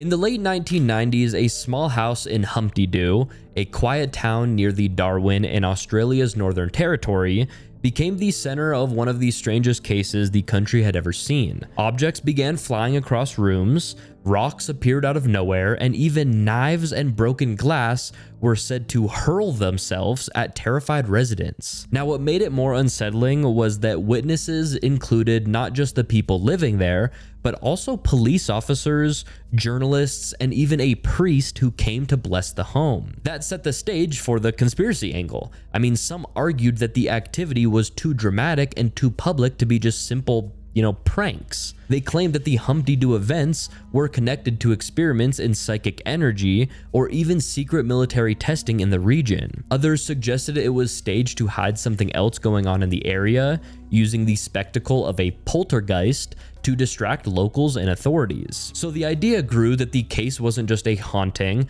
but a cover. Rocks dropping from the air could have been staged with hidden devices, furniture moving on its own could have been manipulated with trick setups, and because investigators admitted that they couldn't explain every incident, believers saw that gap as proof of something intentionally hidden. Now, some theories go, further, tying the events to indigenous spiritual beliefs in the Northern Territory. Now, in that theory, the disturbances were not just random, but they were a reaction to land disputes and cultural tensions, with the haunting being used as either a warning or as a way to intimidate. Others lean toward the paranormal, treating the house as a genuine hotspot where energy broke through in violent ways. Now, per usual, none of the explanations have ever been proven.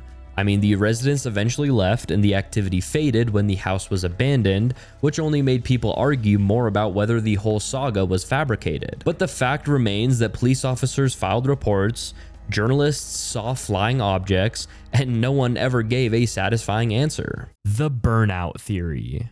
This theory says that the existence of intelligent life is actually pretty normal in the universe. It's not rare or special, but what is unusual is for intelligent life to survive for very long. The theory proposes that the typical or, normal path for intelligent civilizations is extinction, meaning they tend to destroy themselves before they get a chance to reach other planets or meet other alien civilizations. Now, the theory explains that many intelligent species might rise up or develop technology and, maybe get to a certain point, maybe like us, and then they just, burn out. This could mean anything from running out of resources, causing environmental collapse, engaging in war, or making mistakes with powerful technologies like nuclear weapons. It's like they reach a peak and then hit a wall that they just can't get past. And the kicker is, the theory says that we probably aren't the first civilization to go through this cycle, and we likely, won't be the last. There could be many others before us who have reached a similar stage but ended up wiping out before making contact or, leaving their own planets. That's why we don't see signs of advanced alien civilizations everywhere. The theory also explains that this is why the universe seems so quiet,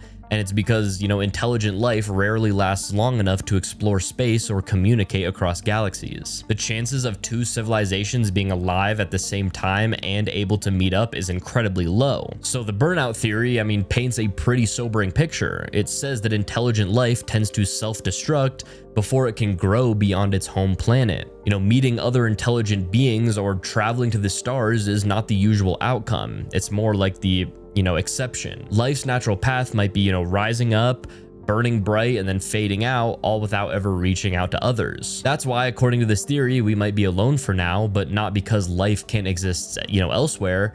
It's because survival past a certain point is basically the real challenge. Fidel Castro was Justin Trudeau's real dad. Now, this theory centers around the idea that behind the scenes, there was a secret connection between Canada's Prime Minister, Justin Trudeau, and the late Cuban leader, Fidel Castro. Now, the theory points to a few things to build the claim. First, it highlights the striking physical resemblance some say exists between Castro and Trudeau.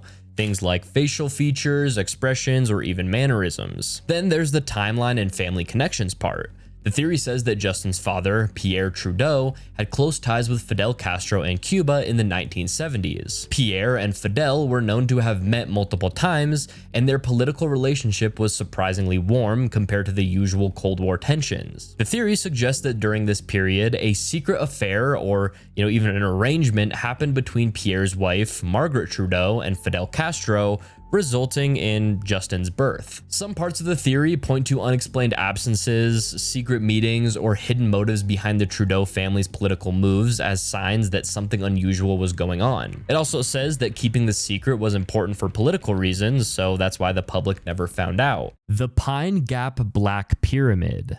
The Pine Gap Black Pyramid conspiracy theory focuses on Pine Gap, which is a real and highly secretive joint US-Australian intelligence base located near Alice Springs in the middle of Australia.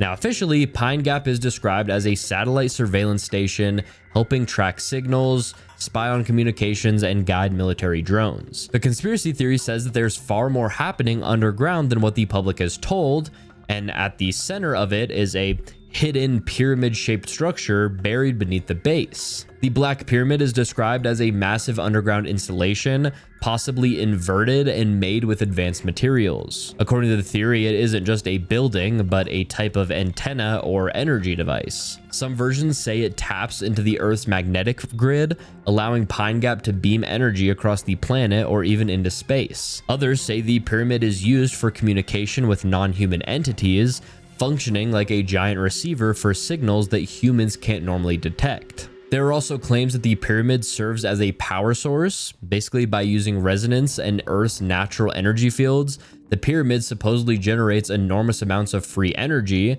which can be used for advanced weapons, for mind control experiments, or for powering hidden craft. The theory ties Pine Gap to the global network of underground bases, suggesting that the pyramid is one of several nodes in a worldwide grid of secret energy hubs. Local reports of strange lights, rumbling underground noises, and restricted airspace feed into the story. I mean, some even say that Pine Gap is a joint human-alien facility, and the pyramid is part of shared technology that was never meant to be revealed. So the Pine Gap Black Pyramid conspiracy theory claims that the base is more than just a spy station. I mean, it describes Pine Gap as the site of a buried energy device, a hidden pyramid that powers experiments, secret programs, and possibly even interdimensional communication. The Cash Landrum Incident. Now, the Cash Landrum incident theory comes from a frightening event in December 1980 in Texas. Two women, Betty Cash and Vicky Landrum, along with Vicky's young grandson Colby, were driving at night when they saw a huge diamond-shaped object in the sky. Now, it was glowing, it was fiery at the bottom, and it was making loud roaring noises as it hovered above the road.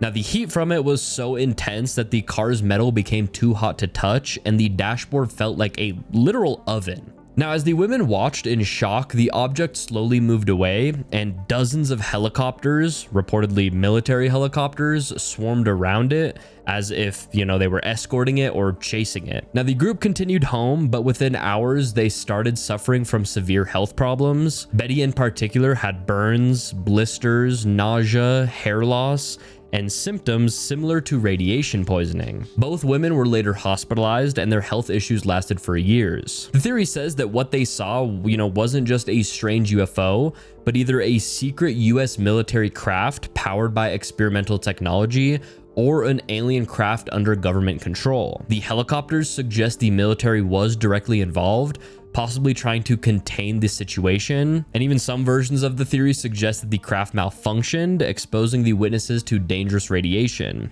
And others say it was just basically an alien ship being escorted after an emergency. Hopkinsville Goblins. The Hopkinsville Goblins theory comes from one of the strangest encounters in American UFO history. Now, it happened in 1955 near Hopkinsville, Kentucky, when a family claimed that they were attacked by small glowing creatures that looked like goblins. They said that the beings had large ears, clawed hands, and huge glowing yellow eyes. The family described them as floating just above the ground instead of walking, and whenever someone shot at them, the bullets didn't seem to do anything. The creatures would disappear into the woods, and then they would reappear at windows or on the roof like they were just completely toying with the family. Now, the craziest part is that police officers and military investigators did come to the house afterward.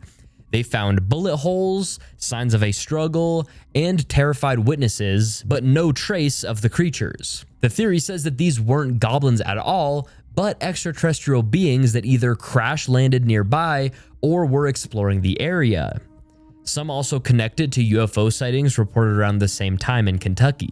The theory is that what the family saw that night wasn't just something from folklore, that it was something real, something intelligent, and whatever it was, it came from somewhere far beyond Earth. Marie Laveau's legacy. Now, Marie Laveau's legacy theory is all about the idea that the famous voodoo queen of New Orleans didn't just die and then fade into history, but that her influence still secretly runs through the city today. Now, Marie Laveau was known in the 1800s for her spiritual power, her healing abilities, and the control that she seemed to have over both the wealthy and the poor. Now, she was said to know everyone's secrets, from local politicians to judges, because people constantly came to her for help. And the theory says that she used that knowledge to build a kind of hidden power system in New Orleans that never went away. Even after her death, strange things kept happening. People claimed to see her walking through the French Quarter. Her tomb became a site of rituals, and her name was still whispered in spiritual circles. Now, some think that she passed her knowledge down through her family and that her descendants or loyal followers kept the old network alive. So anyways, the theory is basically that Marie Laveau didn't just rule through magic while she was alive. She created an underground legacy that still quietly shapes New Orleans from the shadows, long after her supposed death. That's right, go Saints, baby. We need some of her magic on the Saints. That's what we need. We need some magic. The Devil's Tramping Ground in North Carolina. In the woods of North Carolina, there's a mysterious circle of barren ground known as the Devil's Tamping Ground. Now, it's about 40 feet wide, and for over a century, people have said nothing will grow inside of it. Even when the land around it is full of grass and plants, the circle stays empty. Local stories claim that if you leave objects in the circle overnight, that they'll be thrown outside of it by the morning. And that strange detail is what gave the site its name. Now, the main conspiracy is about, what actually causes the circle. Now, one theory is that it's paranormal, with the legend saying that the devil himself uses the ground to pace in circles while he plans evil. Now, this is why nothing can grow there, because the soil has been cursed by his presence. Another theory is tied to Native American history. Some people say that the area was once used for battles or sacred rituals, and the energy from those events left the ground permanently marked. There are also theories that the land could have been contaminated by chemicals, or that it sits on a unique magnet field, which, might explain why people claim to feel uneasy when they stand there. But the fact that the circle has never fully been explained keeps the Devil's Tamping Ground one of North Carolina's most unsettling mysteries. The Overtoun Bridge. Now, the Overtoun Bridge in Dumbarton, Scotland looks like an ordinary 19th century stone bridge, but for decades it has carried a disturbing reputation. Dozens of dogs, for reasons that no one can fully explain, have leapt from the same side of the bridge to their deaths on the rocks below. Locals began to treat the spot as cursed, and visiting pet owners approached it with fear. That pattern sparked more than just folklore. Some argued that the bridge sat on a thin place, a point where the boundary between the physical world and the spiritual one is weaker, making animals react to something that humans can't sense. Others tied it to the darker history of the Overtoun house nearby, claiming that the land carried a lingering energy from past tragedies and that dogs were sensitive enough to pick it up. Some people suggested that the bridge was more than just unlucky, and that it might be connected to secret experiments with sound or electromagnetic energy. Now, in this version, the dogs were reacting to invisible signals deliberately tested in a remote location. Others pushed the idea further, tying the events to occult practices, claiming that rituals had been performed there and that the animals were responding to something deliberately summoned. Scientific investigations have tried to close the case with more ordinary explanations. Studies pointed to the strong scent of mink in the undergrowth below the bridge, which could draw dogs to jump, and to the design of the bridge walls, which blocked the animals' view and made the leap seem safe. But those explanations never really satisfied everyone, especially since not all dogs reacted the same way, and some leapt, with literally no reason at all, which is just so sad. Aliens influenced our evolution. This theory says that human beings didn't evolve the way science, normally explains it. Instead of just going from apes to early humans over millions of years, something or someone intervened. The theory says that around 200,000 years ago, Earth was, already full of life, but something strange happened during that time. Homo sapiens, which of course is us, suddenly became, much more advanced. We developed language, tools, culture, and, complex thinking way faster than expected. The theory says that that's because aliens stepped in and modified our DNA. Almost like, a genetic upgrade. Like they all had, the VC, stored up, and they made us all 99 overalls. Or I guess, some of us 99 overalls. There's a few folks who I've seen out there that are probably, capped at like a 75, which, is pretty fucked up, but whatever.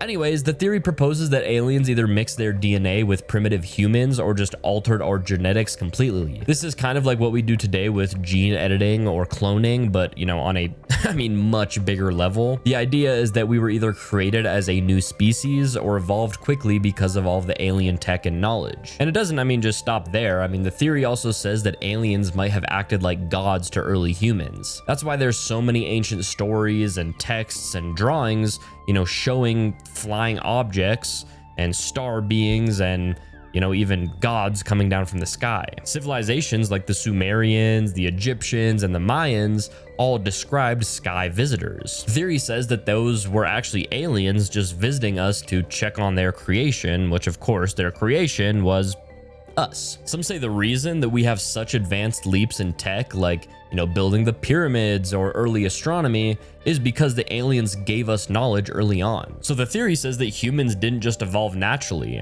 We were watched, changed, and, helped by aliens who either created us on purpose or used it as kind of a project. And even today, they might be keeping an eye on us, just waiting to see how far we'll go. The Dream Machine. Now, this theory starts from the idea that the technology shown in the movie Inception, a little more specifically, the device that lets people enter and control other people's dreams, is not just, science fiction, but actually exists in secret. The Dream Machine is described as a device or a system that allows a person to connect directly into someone else's subconscious mind while they are sleeping. Now, it works by syncing brainwaves between the dreamer and the operator, letting the operator plant ideas, manipulate thoughts, or even extract hidden memories. The connection is so deep that the line between dream and reality blurs, and the dream world feels fully real to the people who are inside of it. The technology is said to be highly classified, developed by government agencies, military groups, or secret research projects. It's often linked to mind control experiments or psychological warfare. Now, people connected to this technology could have their memories altered, their beliefs changed, or even be controlled without realizing it. The Dream Machine could also be used to train people, influence decisions, or extract secrets without waking the subject. Some say that top secret experiments with the Dream Machine have been going on for decades and have just been hidden from the public. The way it syncs dreams involves complex neural interfaces or devices that read and write signals to the brain's neurons. These interfaces supposedly bypass the usual sensory inputs and go straight into the subconscious, where memories and emotions live. The dream world created by the machine is shared between multiple people, allowing them to interact in the dream space. This is more than just an individual dreaming. It's not just you, laying in your bed having I'm actually not going to say that, but normal dream. We'll just say normal dream instead of what I was going to say. It's basically a shared virtual reality inside of the mind. Time can be manipulated inside the dream, making a few minutes in the real world stretch out to hours or, even days in the dream, giving the operator more influence. Some versions of the theory say that people who go too deep into these shared dreams risk getting trapped, losing track of what's real or suffering psychological damage. The machine can also be used for extraction or, basically just stealing secrets or ideas from someone's mind while they are vulnerable in their sleep. The theory connects this technology to actual strange phenomena like, deja vu or unexplained dreams, suggesting that those could be side effects or signs of dream machine use. Kind of like MK Ultra. If you guys know what MK Ultra is, you know what I'm talking about. It's very similar. The Saturn Warship. The Saturn worship theory is the idea that many of the world's religions, secret societies, and power structures are tied to the ancient worship of the planet Saturn. It claims that thousands of years ago, early civilizations didn't see Saturn as a distant planet. They treated it as the most important god in the sky. Now, over time, the symbols, the rituals, and the names tied to Saturn got absorbed into later religions and cultures, and even today, those symbols are hidden in plain sight. Now, the theory says that Saturn was once seen as a black sun, or the original sun, before people fully understood the cosmos. Now, ancient cultures called it Kronos, El, or Shani, and linked it to time, cycles, judgment, and death. That's why Saturn is often connected with the images of the Grim Reaper who carries the scythe. Kronos, the time god, devours his children just as time devours everything.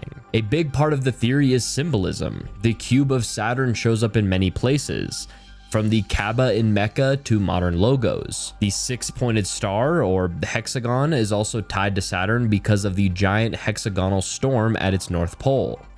Even the color black, used in robes, uniforms, and religious clothing, is tied to Saturn as the dark planet. The theory says that by repeating these symbols in culture, in media, and in ritual, the ancient worship continues under new disguises. It also connects Saturn worship to hidden control. Secret societies, according to the theory, still honor Saturn as a god of authority and restriction. The planet's rings are seen as symbols of control, binding humanity in cycles of time, debt, and limitation. The Saturn worship theory claims that what looks like modern religion, politics, and corporate branding is actually the continuation of ancient Saturn-based worship, rebranded but still shaping society from the shadows. Mimicry aliens. The mimicry aliens theory suggests that some extraterrestrials don't arrive in obvious flying saucers or appear as strange-looking beings, but instead they walk among us disguised as humans. Now, according to the theory, these aliens have perfected the ability to copy our appearance, our behavior, and even speech so well that they can blend in without anyone noticing. They could be your coworker, they could be a stranger on the subway, or even, someone in government or science positions quietly living alongside us while hiding their true identity. The theory often describes these beings as shapeshifters, able to physically alter their form, or as using advanced technology that projects a human-like appearance. Another idea is that they've studied us so closely that they can literally reproduce human movements, mannerisms, and emotional reactions almost perfectly. Still, there are stories of small slip-ups like odd expressions, unusual eye movements, or moments where their mask doesn't hold. Now, the purpose behind the mimicry is usually explained in two ways. And the first one is observation. They're here to study human life firsthand without interfering too much, almost like scientists watching a species in its natural environment. And then the other one is control. By taking on human identities, they can influence politics, society, or technology from the inside, and they can basically shape our future without us even realizing it. The weather control experiments. The conspiracy about secret weather control experiments at polar stations comes from the same fears that surround HAARP in Alaska, but it goes further. The official story is that these stations in Antarctica and the Arctic study the atmosphere, collect climate data, and monitor the ionosphere. The conspiracy version says that these facilities are also being used for large-scale weather manipulation. The starting point is the technology itself. By blasting radio waves into the ionosphere or using high-energy transmitters, it's possible to alter atmospheric conditions in small ways. Now that right there is real science. The conspiracy takes it further and argues that governments or global organizations are scaling this up at hidden polar bases, creating storms, shifting jet streams, and even triggering earthquakes.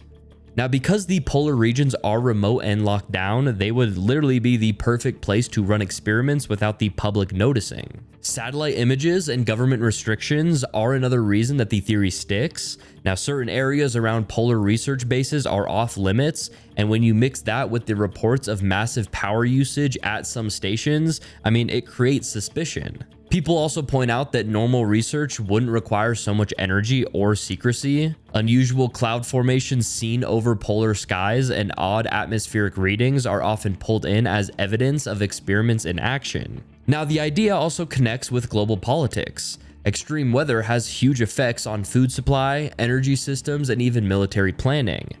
Now, if a government or elite group could control rainfall, cause droughts, or steer hurricanes, it would be one of the most powerful weapons possible. The theory claims that polar weather control stations are already being used to test this kind of manipulation, with the public kept in the dark under the cover of climate research. So I mean, the official version says that the polar stations exist for research and monitoring. The conspiracy says that they're actually running secret weather control experiments far beyond HAARP. The remote locations, the secrecy, the massive power needs, and strange atmospheric events all feed the belief that the poles are being used to manipulate weather on a global scale. The Icebox Murders.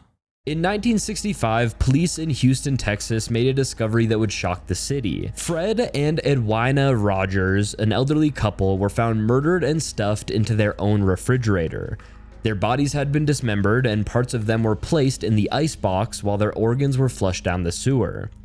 The house showed no signs of forced entry, which made investigators look at someone inside the home. And that's when the suspicion immediately turned on their son, Charles Rogers. Now, Charles was a reclusive man in his 40s who still lived with his parents. Now, neighbors rarely saw him, and he was described as highly intelligent with a background in the Navy and geology. Now, because there was no signs of robbery and no evidence pointing to an outsider, the main theory is that Charles killed his parents after years of tension at home. Some reports say that Fred and Edwina were controlling and may have been abusive, giving Charles a possible motive. And after the murders, Charles vanished without a trace, which only fueled to the idea that he was guilty. Now, another theory is that Charles never acted alone or that he was killed himself shortly after fleeing. But, you know, with no body, no confession, and no solid leads, the case remains one of Houston's most disturbing unsolved mysteries. E10's The Lady. On the E10 motorway in Essex, drivers began reporting a strange figure in the early 1970s, and she quickly became known as the Lady. Witnesses described her as a tall woman in pale clothing, sometimes in white and sometimes in gray, who appeared suddenly on the roadside or even standing in the middle of the lanes. Cars would swerve to avoid her, but when they stopped to check, there was never anyone there. That unsettling pattern spread into a larger theory. Some people believe that the lady was a ghost tied to an accident that happened on the motorway years before. Others claimed she was connected to older local legends, a spirit bound to the land long before the highway was built. Now, as reports piled up, the idea grew that this wasn't just coincidence, but a haunting tied to the road itself. Then came the conspiracies. Some suggested that the lady wasn't a ghost at all, but part of a broader cover-up. They argued that multiple crashes on the E10 were blamed on driver error, when in fact witnesses had been spooked by the same figure. A few even claimed that local officials kept quiet about the reports to avoid panic or to prevent the motorway from being labeled cursed. Other theories push it further into stranger territory. A small group suggested that the lady wasn't supernatural, but a projection or hallucination linked to experiments with electromagnetic fields near the road. That made her less of a ghost and more of a test subject, an image designed to see how people would react under stress. Now, many people chalk up the lady sightings to tricks of the light, fatigue, or even the human mind searching for patterns in the dark. But the fact that so many separate drivers described the same woman has kept the mystery, alive. The lady of the E10 still lingers in roadside folklore, leaving people to wonder if she's a restless spirit, a hidden experiment, or just the motorway's most enduring illusion. Project Bluebeam. This theory says that there's a secret government or group planning to stage a massive global event using advanced technology, and this event is designed to completely change the world's beliefs and control people like never before. The theory explains that Project Bluebeam involves using powerful holograms and mind control to create the illusion of a fake second coming or a huge religious event where gods or aliens appear in the sky. Now, the idea is that this holographic projection would be so realistic that everyone on Earth would see it happening live no matter where they were at. The theory says that this fake event, would be used to trick people into believing a new global religion or new world order is starting. And the purpose is to unite everyone under one government, one belief system, and one set of rules, completely controlled by whoever is behind Project Bluebeam. Now, the technology part is basically the key thing here. The theory explains that governments already have super advanced hologram tech and satellite systems capable of projecting images in the sky that look like three-dimensional and lifelike. This could be combined with low-frequency radio waves or, other ways to influence the brain, making people feel emotions or even hear voices, which, is just flat out mind control. Now, the theory says that there will be several stages. First, they'll create earthquakes and fake archaeological discoveries to shake up current beliefs.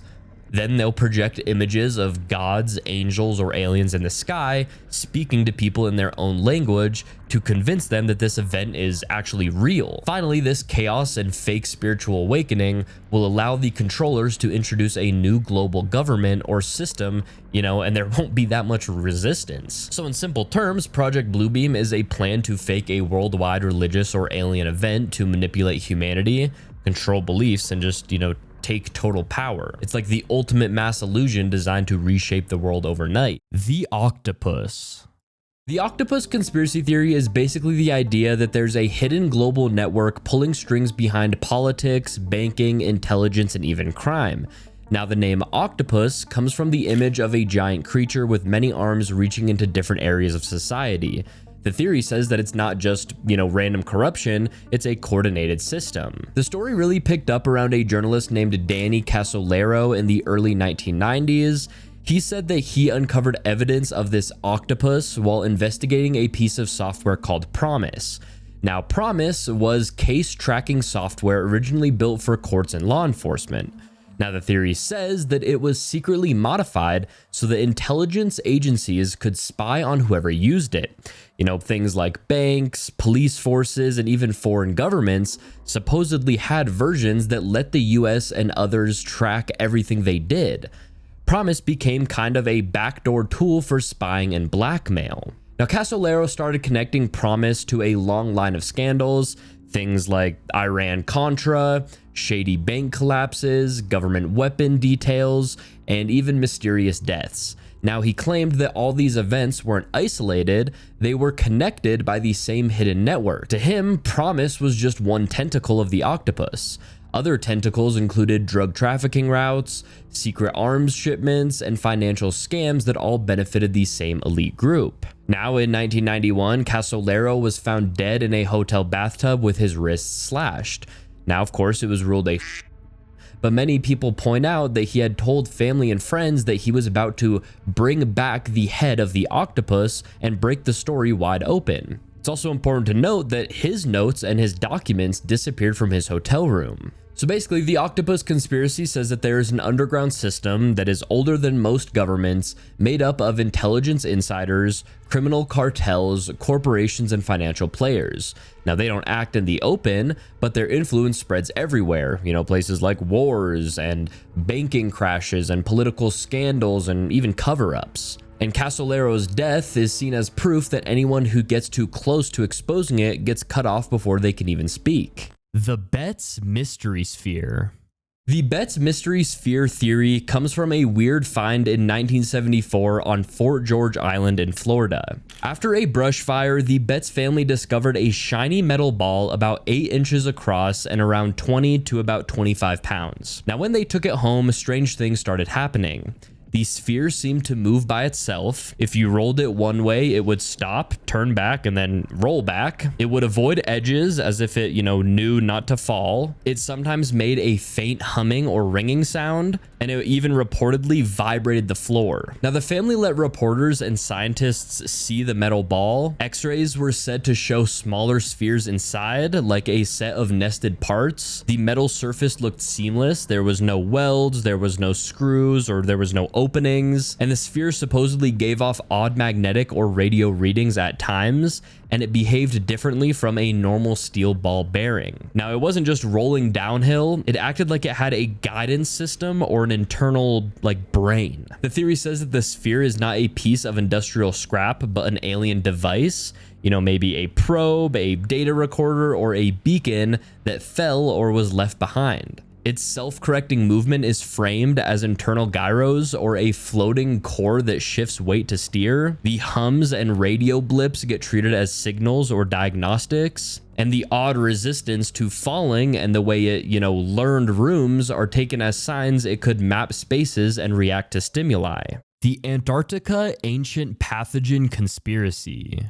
The Antarctica Ancient Pathogen Conspiracy is tied to the way that scientists drill deep into the ice to study Earth's climate. By pulling up ice cores, they can look at air bubbles, dust, and even microscopic life that's been trapped for hundreds of thousands of years. Now, the science itself is real, but the conspiracy says that this research isn't just about climate history. Instead, it claims that ancient bacteria and viruses frozen in the ice are being pulled out, revived, and secretly weaponized. Now, Antarctica has been sealed off for millions of years. Any microbes that survived in that environment could be completely unknown to modern medicine. Now, if those pathogens were reintroduced, there would be no natural immunity and no vaccines. And that makes them sound like the perfect blueprint for bioweapons. Now, because countries are highly secretive about some of their Antarctic research, the idea grows that not everything being studied is harmless. Now, another reason that this theory exists is because of real concerns raised by scientists. Now, studies have confirmed that viable microbes have been found in ancient ice and permafrost. In places like Siberia, melting permafrost has even released anthrax spores that infected animals and people. So it's not a leap for some to say that Antarctica, with its much older ice, could hide things far more dangerous. When research groups suddenly go quiet about their findings, or when reports come out of unusual precautions being taken during drilling, it adds fuel to the suspicion that there's more going on. The conspiracy also ties into the fear of global elites or government preparing for scenarios the public isn't told about. The idea is that powerful groups want access to these ancient pathogens to develop biological weapons that no one else could defend against. The secrecy of Antarctica, the harsh restrictions on access, and the lack of transparency around some research projects all keep the theory alive. So even though scientists drill deep into the Antarctic ice for research, the theory says that they're harvesting long-dead pathogens and turning them into bioweapons. The reasons people believe it are the real discoveries of ancient microbes, the lack of immunity we'd have against them, and the unusual secrecy surrounding Antarctic research. Poe's death plot. The Poe's death plot theory is about what really happened to Edgar Allan Poe in the final days of his life. Now, in 1849, Edgar Allan Poe was found wandering the streets of Baltimore, delirious, wearing someone else's clothes, and he was mumbling just complete nonsense. He was taken to a hospital, but he never recovered and died a few days later without ever explaining what happened. The official cause of death was listed as congestion of the brain, but no one actually knew what that meant. What does that even mean? Now, what's weird is that Edgar Allan Poe disappeared for nearly a week before he was found, and some think that he was caught up in a political plot. The theory says that he was targeted by a group involved in something called cooping, which was when gangs kidnapped people, forced them to vote multiple times in elections, and made them drink heavily to keep them compliant. Poe may have refused or tried to escape, which could explain his condition when he was discovered. Others think that he was silenced because of something he knew or something that he wrote about. The theory is that Edgar Allan Poe's death wasn't just some random tragedy. It was a part of a bigger scheme, and the real story behind his final days were buried with him. Now, a little side note, I know in some of these states I've been kind of, sharing some stories and stuff like that or talking about them, but I actually just got back from Maryland a few weeks ago, 2 weeks ago. I was in Baltimore, and then I went to Washington, D.C. It was awesome. If you guys have never been to Washington, D.C., I cannot recommend it enough. It was one of the coolest places I've ever been. But that's also just because I'm a huge history guy, and I like history, and I like conspiracies, and I like to talk and conspiracize about the government. So it was super cool just to be there and just to see all the monuments and stuff like that. But yeah, definitely if you haven't been, try to go. It's a pretty cool place. The Ashtar Galactic Command 1977 broadcast. In 1977, a live television broadcast in southern England was suddenly interrupted. Viewers watching the news on southern television heard the picture distort and then a deep voice break through, claiming to be Vrillon from the Ashtar Galactic Command. The voice delivered a 6-minute message warning humanity to put down its weapons and live peacefully or face disaster. This is the voice of Allah, representative of the Ashtar Galactic Command, speaking to you. For many years you have seen us as lights in the stars. We speak to you now to say the same as we have done to your brothers and sisters all over this, your planet Earth. We come to warn you of the destiny of your race. The strange part is that the audio takeover happened without disrupting the video feed, which made it seem even more unsettling. Authorities later called it a broadcast hijacked, but the true source was never found. Now, one theory is that it was a simple prank pulled off by local hackers. Because of how weak broadcast technology was at the time, hijacking a signal was, pretty possible and pretty easy with the right equipment. Another theory is that it wasn't a prank at all, but an actual alien transmission. People argue that no one has ever stepped forward to claim responsibility, and the message lined up with common alien contact themes from UFO reports during that era. There's also speculation that government agencies covered up the real origin, since proving extraterrestrial contact would have been world-changing. So, Ashtar Galactic Command message is seen as either a clever hoax, an alien warning, or a broadcast that the government doesn't want explained. Helltown, Ohio.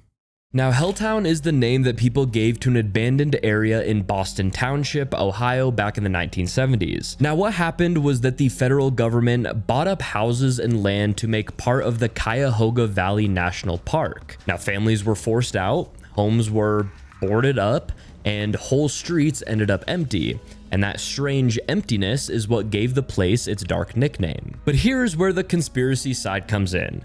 Now, people started saying that the government takeover wasn't just about parks and preservation.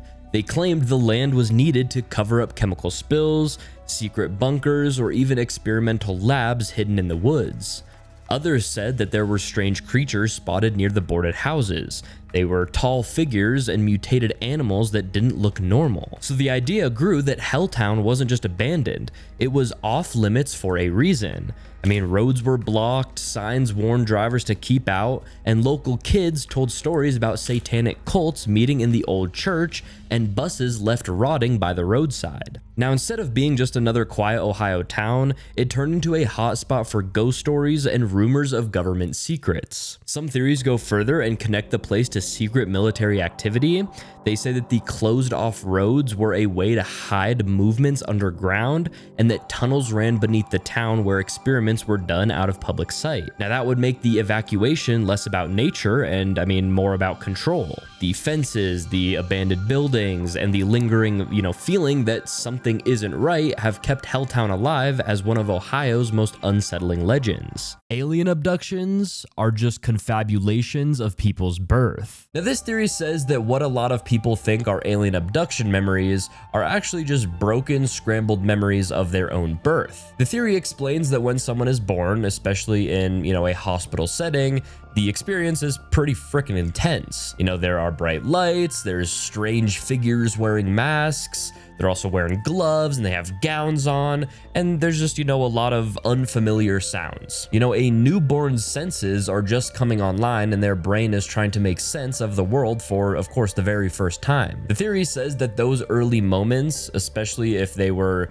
stressful for the baby or even traumatic, it might get stored deep in the subconscious. The theory says that later in life, especially during hypnosis, dreams, or certain triggers, those deep memories can resurface. But since the adult mind can't make sense of the, raw, confusing memory of being born, it fills in the blanks with something, more understandable. And that's where the confabulation comes in. And all that means is that the brain mixes real memories with imagination to create a story that feels real, even if it didn't exactly happen like that. So when someone says they were on a cold table surrounded by strange beings with, large eyes under these blinding lights, the theory is just saying that they might actually be remembering the doctors and nurses from the day that they were born. When they say they were being poked with instruments or couldn't move or speak, the theory just explains that these could be memories of being handled right after delivery. Even the feeling of like floating could be connected to being carried or, lifted in those early moments. And I also saw someone like commented under this theory and was talking about like the probing, like, how some people have claimed the aliens stuck a rod up their butts. Like some people are like, hey, that's the thermometer, the alien didn't probe you, it was just the creepy doctor sticking a thermometer up your ass. Now, this theory also points out that these abductions often have a medical theme, like, they're either getting examined or there's a procedure being done on them. The theory says that lines up, perfectly with what actually happens during birth. And because newborns don't understand language, emotion, or, identity yet, that the whole experience can feel alien and strange when, it's remembered, later on in life. So in short, this theory basically just says that alien abduction memories aren't about aliens at all. They're just confused memories out of the first moments we ever experienced. And, we just don't really realize it. The formerly flat Earth. Now, this conspiracy theory is a twist on both, flat Earth ideas and dinosaur extinction.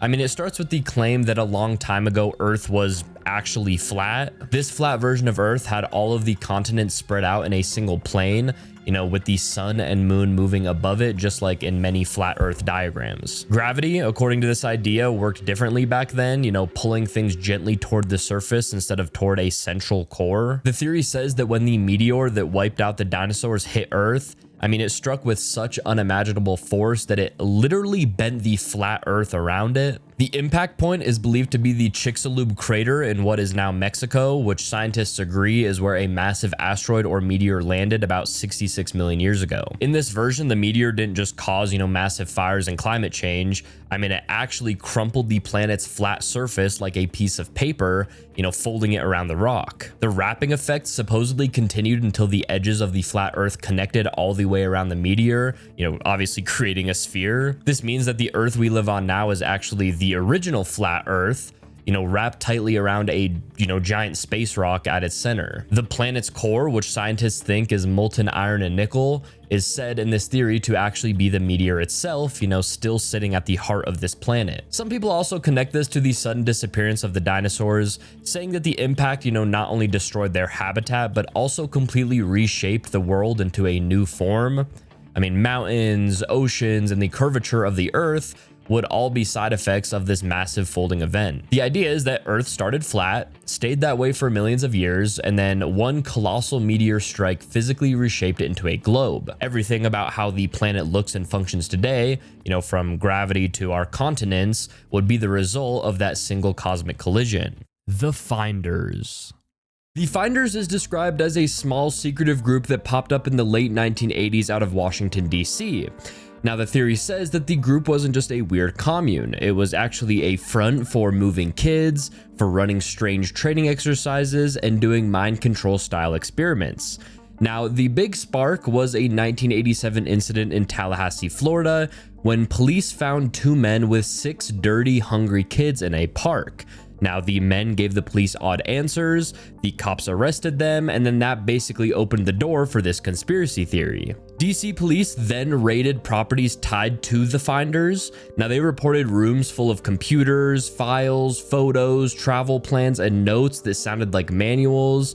Things like how to teach kids to resist questioning, how to live off the grid, and basically how to recruit others. Now, some reports described maps of foreign trips and references to intel or operations, and a US Customs memo later claimed that federal agents were told to back off because the case had national security angles. Now, the group's founder, Marion Petty, is painted as a handler with ties to intelligence circles, using the group to run errands others couldn't touch in public. So according to the theory, the children were being conditioned, moved through safe houses, taught commands, and used as leverage. The computers and the files were the logistics backbone, and the strange schooling and the travel plans were all just cover. Now, officially, the case didn't really go anywhere. Now, charges related to abuse didn't stick, and authorities said that they found an eccentric lifestyle, not a trafficking ring. The CIA publicly said that there was no operational relationship, only a brief contact through a company that provided training in the 1970s. Now, years later, document releases showed conflicting details, which kept the story alive. So the Finders conspiracy theory is a cult-like network in Washington, D.C., doubled as an intelligence cutout, using kids, coded communications, and travel cells to do things that couldn't be traced back. A local police stop pulled the thread, the raids revealed the filing cabinet, then higher hands closed the drawer. The Council of Five Races.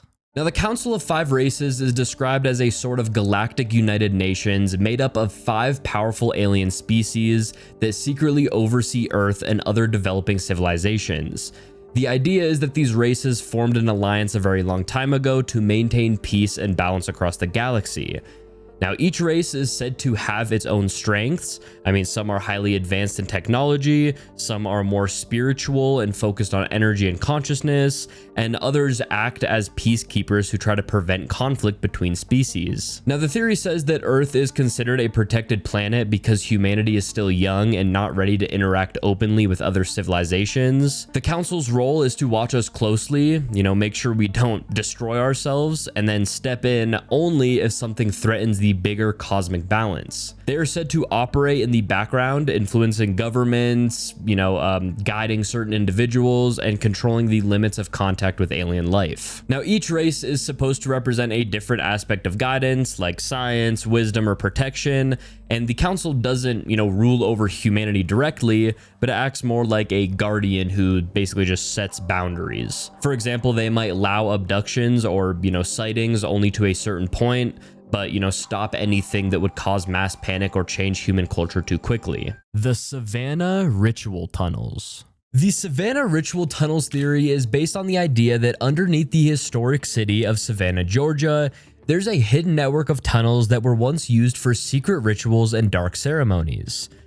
Now, the story goes that during the 1700s and the 1800s, these tunnels were built beneath old churches, graveyards, and mansions, connecting parts of the city that most people never knew existed. Now, some of them were supposedly used to move bodies during yellow fever outbreaks, but others were said to have been used for occult practices, sacrifices, and even trafficking victims in more recent decades. Because Savannah is known for its haunted history and heavy spiritual energy, the theory claims that those rituals open some kind of dark doorway that still affects the city today. There are reports of sealed off passageways beneath cemeteries, bricked tunnels under homes, and strange chanting noises that can be heard at night near the old squares.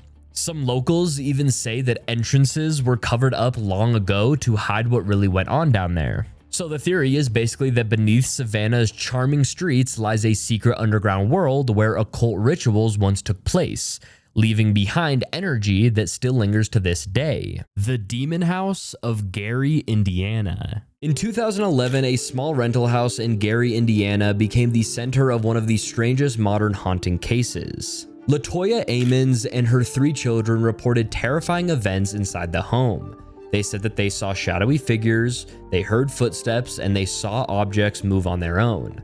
Now, the children were said to have been possessed, showing unusual strength, speaking in strange voices, and even levitating. Now, what made this case so different is that not only neighbors, but also police officers, social workers, and medical staff claimed that they witnessed things that they just couldn't explain. Now, the conspiracy theories around the Demon House focus on why these events happened and why the house was eventually demolished. Now, one theory is that the property sat on cursed or haunted ground. Some point to the area's history of violence and poverty as a reason that the location carried negative energy. Another theory is that the Catholic Church and local officials downplayed or covered up the true extent of what happened to avoid public panic. Now, there's also suspicion that the house was torn down intentionally to hide evidence, since paranormal investigators who visited claimed to capture disturbing recordings and photographs inside of the house. Now, because so many credible witnesses supported the story, the demon house has remained one of the most controversial and debated hauntings in recent history. The Gurning Man of Glasgow.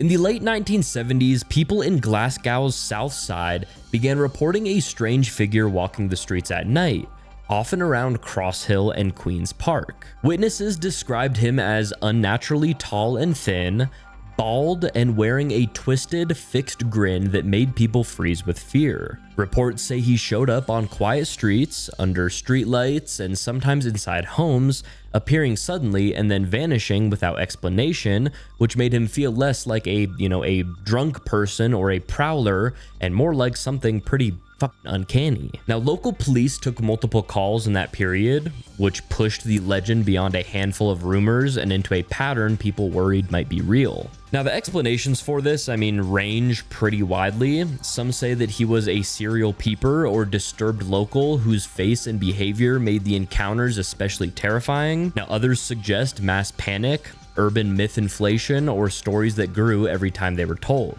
In modern retellings, the Gurning Man has resurfaced in podcasts, in short films, and even ghost sites, which have kept the legend alive and, mixed eyewitness memory with creative retelling. So, the mystery stays simple and stubborn. A string of late night sightings, a terrifying face that people remember, and no conclusive answer that satisfies everyone. The Gurning Man can be read as folklore born from real fear, as a handful of misidentified people, or as something the city still likes to whisper about when the streets go quiet. The Missing 411. The Missing 411 revolves around mysterious disappearances of people in national parks and wilderness areas, mostly in the United States, where people vanish without any solid explanation. The disappearances are crazy because they often happen in places that are well traveled or, frequently searched. Now, the theory proposes that these missing person cases share strange, unusual patterns. For example, many disappearances happen near water sources like, lakes or rivers, or in areas with dense trees and boulders. Victims are often found in weird or hard to reach spots, sometimes miles away from where they were last seen, and in some cases they're not even found at all, which is why they are called the Missing 411. Some of the missing are experienced hikers or outdoors people, making it stranger that they would get lost or disappear so easily. Others go missing quickly and without signs of struggle or natural causes. Sometimes their clothing or belongings are found scattered, around in odd ways, like deliberately arranged or moved. The theory suggests that something unnatural is behind these vanishings. It could be unknown creatures, it could be supernatural forces, or even just secret government experiments happening in these remote places. The government might be hiding information or covering up what's really going on in the parks. There are also cases where dogs refuse to, enter certain areas or behave strangely around the spots linked to disappearances. Weather and, search teams sometimes report weird conditions or technical issues when trying to find the missing. And I'm going to add a little something else to this conspiracy theory. I once heard a theory that basically the Missing 411 is connected to, I think it was Roosevelt. Actually, let me look this up real quick so I'm not giving you guys some misinformation here. Yeah, Franklin D. Roosevelt. So people think that during World War II, basically Franklin Roosevelt made a pact with the aliens and he said, hey, you guys can come into our national parks, but only our national parks, and you can take these people, you can abduct them, and you can do all of your scientific tests on them. But in return, you guys have to basically help us win World War II or help us, make these advanced airplanes and stuff like that. But that's just another little theory tied into the Missing 411. Anyways, Operation Argus. Operation Argus was a real U.S. series of high-altitude nuclear tests in 1958 over the South Atlantic. Now, officially, the goal was to study how nuclear blasts behaved in the upper atmosphere and how they affected radio waves and the Earth's magnetic field. Now, the conspiracy theory says that Argus wasn't just a science experiment, that it was an early move to weaponize the sky. One claims that the blasts were used to create artificial radiation belts or man-made rings of charged particles wrapped around the planet. So in plain terms, set off nukes way up high and then trap the debris in Earth's magnetic field, and then you get a glowing fence of radiation. And that fence could, I mean, in theory, mess with missiles, it could blind radar, it could scramble radio, and it could act like a switch for global communications. Argus, in this theory, was a test to see if you could flip parts of the planet's space weather on and off. And the theory adds more. I mean, the explosions didn't just make belts, I mean, they poked holes and ripples in the ionosphere. Those ripples could be used to steer storms, to jam entire regions, or open brief windows in the magnetic field, which is what, some people call portals. Argus then becomes, the starting point for later projects, bigger high altitude shots, and covert EMP playbooks. Strange auroras, radio blackouts, satellite glitches, and sick sailors are described as side effects that were waved away or classified. Now, Argus was planned and executed fast and far away from crowds and kept quiet until, after the fact. The classified paperwork is patchy, which the theory frames as deliberate, just enough facts to look mundane, but not enough to show intent. So the Operation Argus conspiracy theory says that the tests were a proof of concept for geophysical warfare, using nukes in near space to build temporary radiation fences, flip the ionosphere, and learn how to shut down enemy tech without a traditional battlefield. The 1897 Aurora crash. The 1897 Aurora crash theory is about an event that supposedly happened in the small town of Aurora, Texas, decades before the famous Roswell incident. Now, according to newspaper reports from April 1897, a strange airship was seen flying over the area before it suddenly crashed into a windmill on a local farm. The explosion destroyed part of the property, scattered debris across the ground, and left the townspeople shocked at what they found. Among the wreckage, witnesses claimed that there was a small body that did not appear human. The townspeople described it as a Martian and said it was badly burned from the crash. Now, instead of hiding it, the community reportedly gave the being a proper burial in the local cemetery. Now, for years, stories spread that the grave was marked and that unusual metal fragments from the crash were kept by some residents. Now, what makes this story so interesting is the timing. I mean, in the late 1800s, there were already widespread reports of mystery airships being seen across the United States, long before airplanes had even been invented. The Aurora crash was seen as one of the clearest examples because it supposedly left both a craft and a body behind. Now, the theory says that this wasn't just a, tall tale or local legend, but an early UFO crash where the evidence was quickly lost to history. The grave of the alien is said to still exist, although official attempts to dig it up have been blocked. O'Hare's 2006 UFO incident. The O'Hare 2006 UFO incident is one of the most famous modern-day UFO sightings. Now, it happened on November 7th, 2006, right at Chicago's O'Hare International Airport, which is one of the busiest airports in the whole entire world. Now, around 4 p.m., a group of airline employees, including pilots and mechanics, claimed that they saw a metallic disc-shaped object hovering silently over gate C-17. Now, it stayed there for several minutes before shooting straight up into the clouds, leaving a perfectly round hole in the sky that didn't close for nearly 15 minutes. Now, what made it even stranger is that the object didn't show up on radar, even though multiple witnesses said that they saw it with their own eyes. The FAA later dismissed it as a weather phenomenon, which only made the story blow up even more. Some think that it was an alien craft observing the airport, while others say that it could have been advanced military technology being tested without public knowledge. Either way, the event sparked huge debates because so many credible witnesses went on record about it. So the theory is basically that what appeared over O'Hare that day wasn't a cloud or a reflection or a weather phenomenon. It was something intelligent, possibly not from Earth, and the government, knew about it and completely covered it up. The Mongolian death worm. The Mongolian death worm is one of the most feared cryptids in Central Asia. Legends from the Gobi Desert describe it as a large worm-like creature anywhere from 2 to 5 feet long, with a blood-red body and no visible head or eyes. Locals say it hides underneath the sand and only emerges during the hottest months.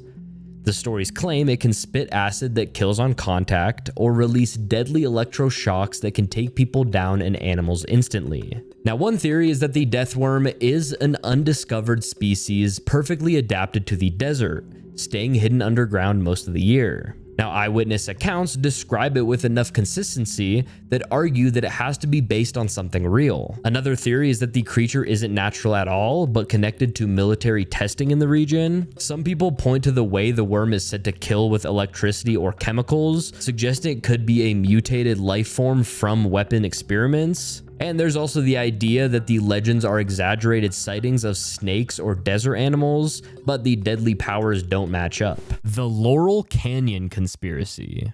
Laurel Canyon is a neighborhood in Los Angeles that, back in the 1960s and the 1970s, became famous for being home to a bunch of highly influential musicians.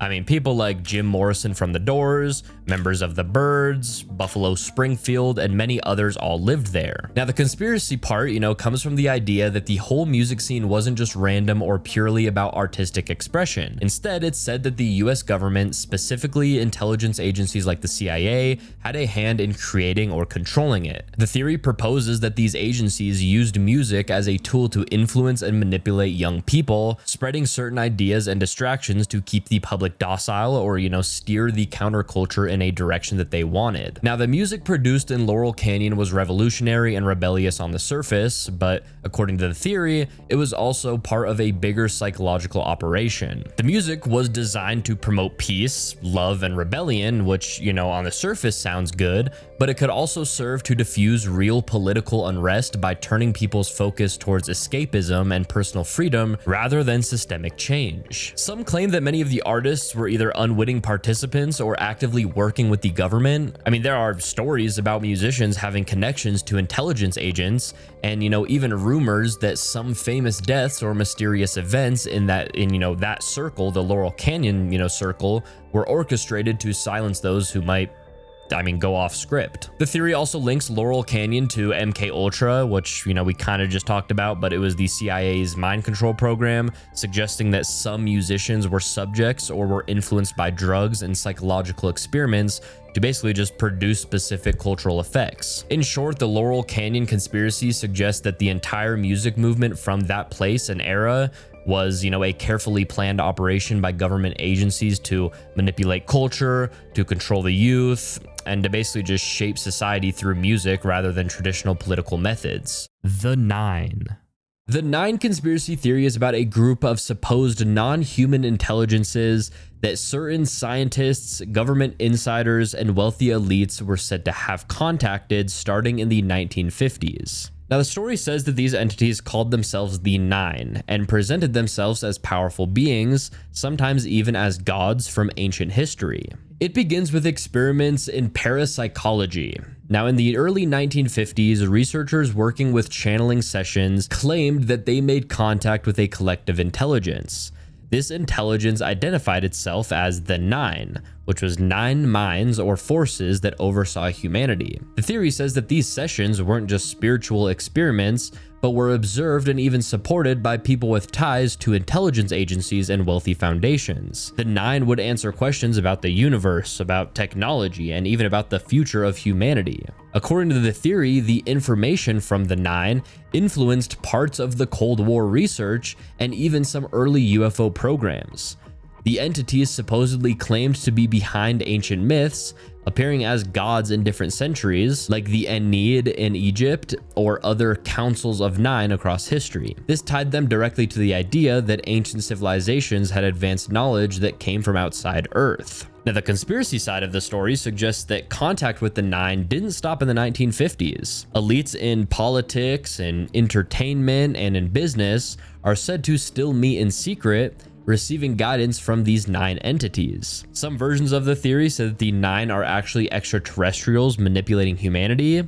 Others suggest they're interdimensional beings using humans as experiments or followers. So the 9 conspiracy theory is about the idea that a hidden group of powerful non-human intelligences have been influencing human leaders for decades, using channeling sessions and secret meetings to shape culture, politics, and even our understanding of history. The Shag Harbor crash. The Shag Harbor crash is one of the most famous UFO incidents in Canada, and the theory around it claims that a spacecraft actually went down off the coast of Nova Scotia in 1967. Now, late one night, dozens of people reported seeing a glowing object streak across the sky before crashing into the water near the small fishing village of Shag Harbor. Witnesses described it as a large, bright object that made no sound and then seemed to float on the surface before sinking. The Canadian authorities treated it like a real crash. The Royal Canadian Mounted Police were called in, rescue teams rushed to the site, and the Coast Guard sent divers to search the water.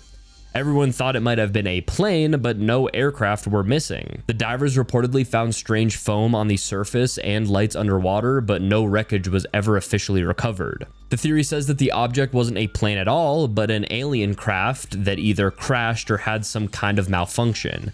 Some reports claim that divers later discovered not one, but two UFOs under the water. The story goes that the second craft came to help the first one, and then both stayed submerged while naval ships monitored the area. After a few days, the object supposedly moved underwater down the coast before disappearing into the ocean depths. Charlie of Payette Lake. The Charlie of Payette Lake theory is about a creature said to live deep within the cold waters of Payette Lake in McCall, Idaho. The story really started in the 1920s when locals began reporting sightings of a massive serpent-like creature moving through the water, sometimes described as being over 30 feet long. It was said to have dark, rough skin and a head shaped like a horse or a dinosaur. Now, over the years, fishermen, tourists, and even local officials have claimed to see it, and by the 1950s, the creature had been given a name: Charlie. Not Charlie, Charlie. Now, the mystery only grew from there. Some say that Charlie could be a leftover prehistoric creature, maybe a type of plesiosaur that somehow survived extinction by hiding in the deep, icy parts of the lake.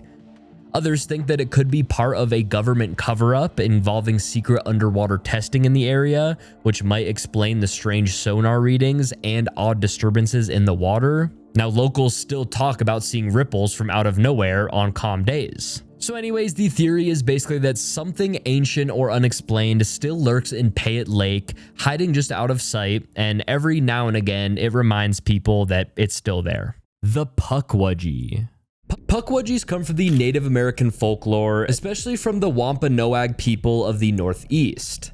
Now, they are described as small, human-like creatures, usually 2 to 3 feet tall, with gray skin, large noses, and sharp features.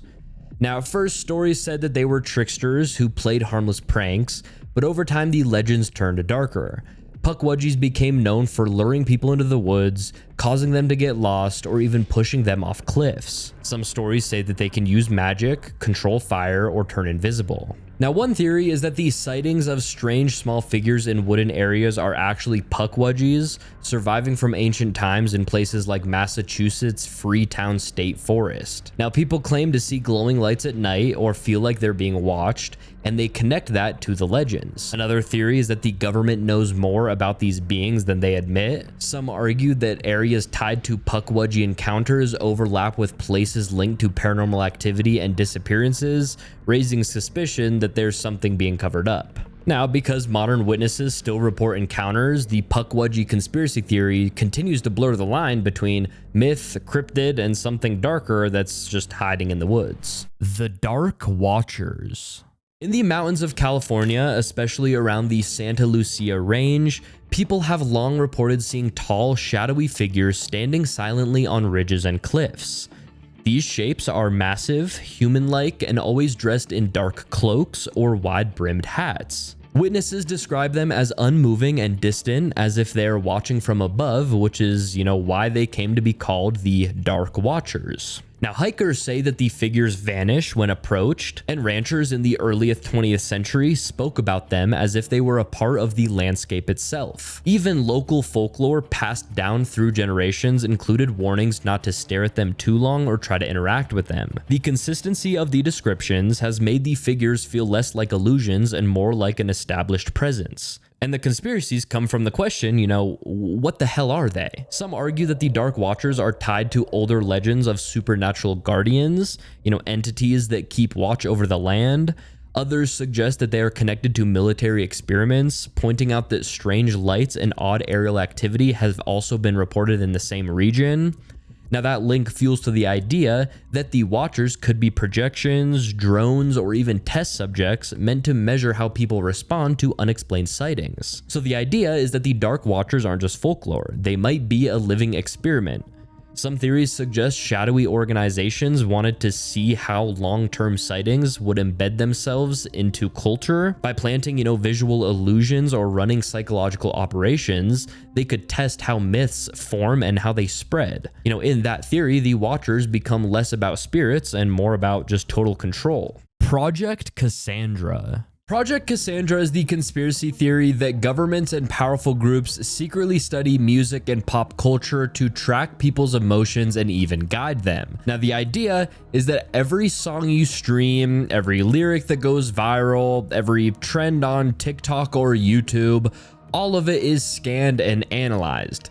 Computers look for patterns in the models. Are people angry? Are people sad? Are people rebellious? Are people calm? Where are these feelings happening? Cities or colleges or certain age groups. And once they, whoever they is, know the mood, the theory says that they can predict what might happen next. For example, if too many angry songs are blowing up in one area, it could mean protests or unrest might break out there. If people are feeling hopeless and numb, it might mean they'll ignore bad news or accept policies without pushing back. The control part comes next. According to the theory, certain songs and artists get boosted by streaming services and media companies to push people toward a specific mood. If leaders want the public calmer, happy or distracting music is promoted. If they want support for war or nationalism, patriotic songs suddenly trend. If they want people unfocused, music about partying, drugs, or drama dominates the charts. It's also said that record labels and platforms sometimes push specific messages on purpose,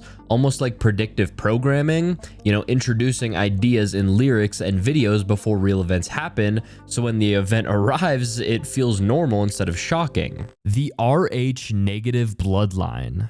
The Rh negative bloodline theory focuses on a rare blood type found in humans. Many people on Earth have Rh positive blood, which means they carry a protein on their red blood cells that is linked to the rhesus factor, a trait that humans share with primates. But about 10 to 15% of the population has Rh negative blood, meaning that they lack that protein. The theory says that this absence is not natural and points to something unusual in human history, possibly alien involvement. Now, one reason this stands out is because of pregnancy complications. If a woman with Rh negative blood is carrying a baby with Rh positive blood, her body can treat the baby as a foreign threat, leading to medical issues. Now, the theory uses this as a sign that Rh negative blood is not fully compatible with the rest of humanity, as if it came from a different source. The theory suggests that Rh negative bloodlines could be the result of ancient genetic manipulation, where basically extraterrestrials either created or altered humans to produce a group more connected to them. Some versions link this bloodline to rulers, elites, or influential families,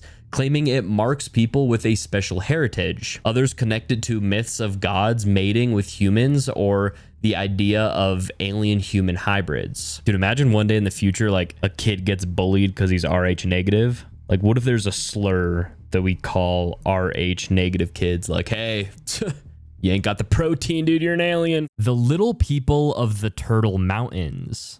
The Little People of the Turtle Mountains theory comes from old stories in North Dakota about mysterious small human-like beings said to live deep in the forests and caves of the Turtle Mountains. Now, local tribes have talked about these beings for generations, describing them as small but powerful, with dark eyes and long hair. They were said to be protectors of the land, but also unpredictable, sometimes helping travelers and other times scaring off anyone who got too close to their territory. And over the years, strange things have kept these stories alive. Hunters and hikers have reported hearing laughter in the woods when no one else was around. People reported seeing footprints much too small to belong to children, and finding campsites disturbed without any explanation. There are even old burial mounds in the area that some people say belong to these little people, and digging around them is said to bring bad luck. Some think that they're spiritual beings, while others say they could be remnants of an undiscovered ancient race that went underground a long time ago. The theory is that the Turtle Mountains are home to a hidden race of small humanoid beings who still live there today, watching anyone who enters their land. The Lizard Man of Scape or Swamp.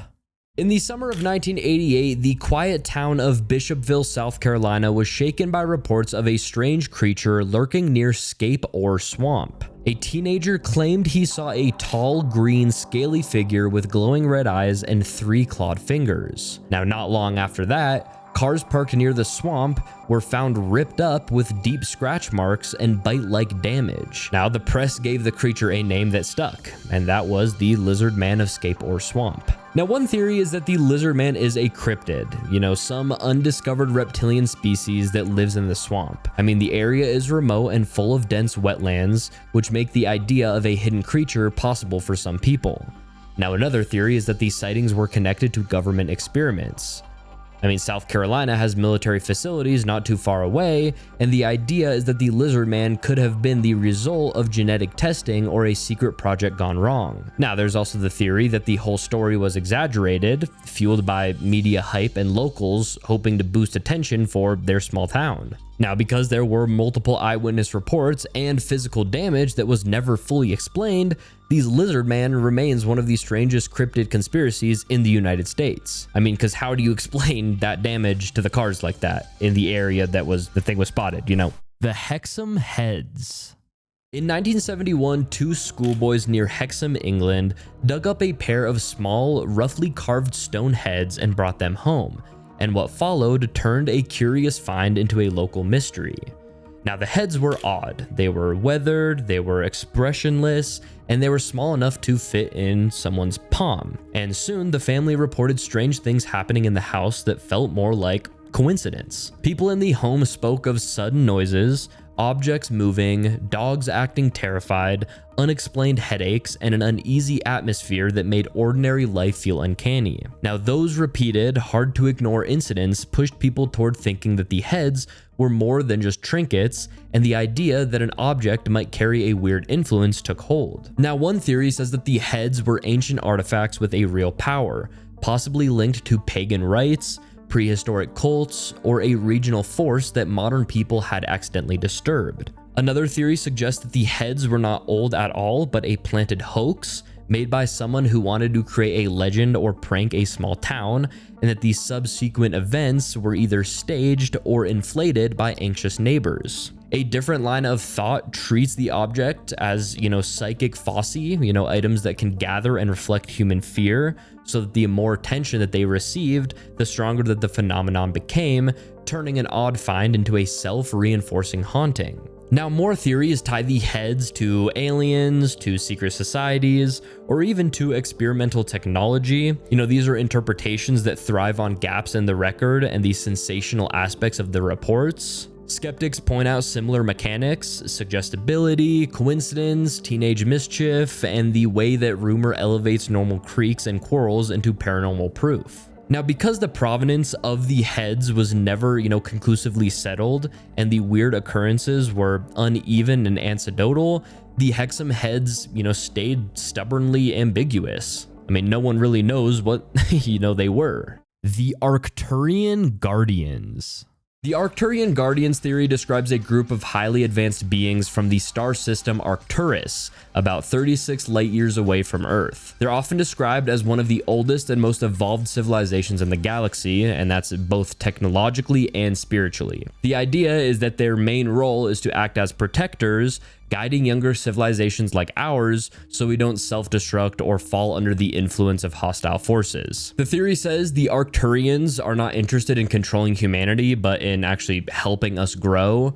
They're often described as beings of light or energy, meaning they might not even have physical bodies like ours anymore. Instead, they use their advanced understanding of energy, consciousness, and technology to move across dimensions and interact with humans in subtle ways. Some stories say they send telepathic messages, they appear in dreams, or they work through certain individuals who are more tuned in to higher states of awareness. They're also said to maintain powerful ships that orbit Earth, acting as a kind of protective barrier against darker alien races that might want to exploit us. In this way, the Arcturians are seen as guardians who keep the balance in check. Their focus is not just on survival, but on pushing humanity toward higher levels of understanding.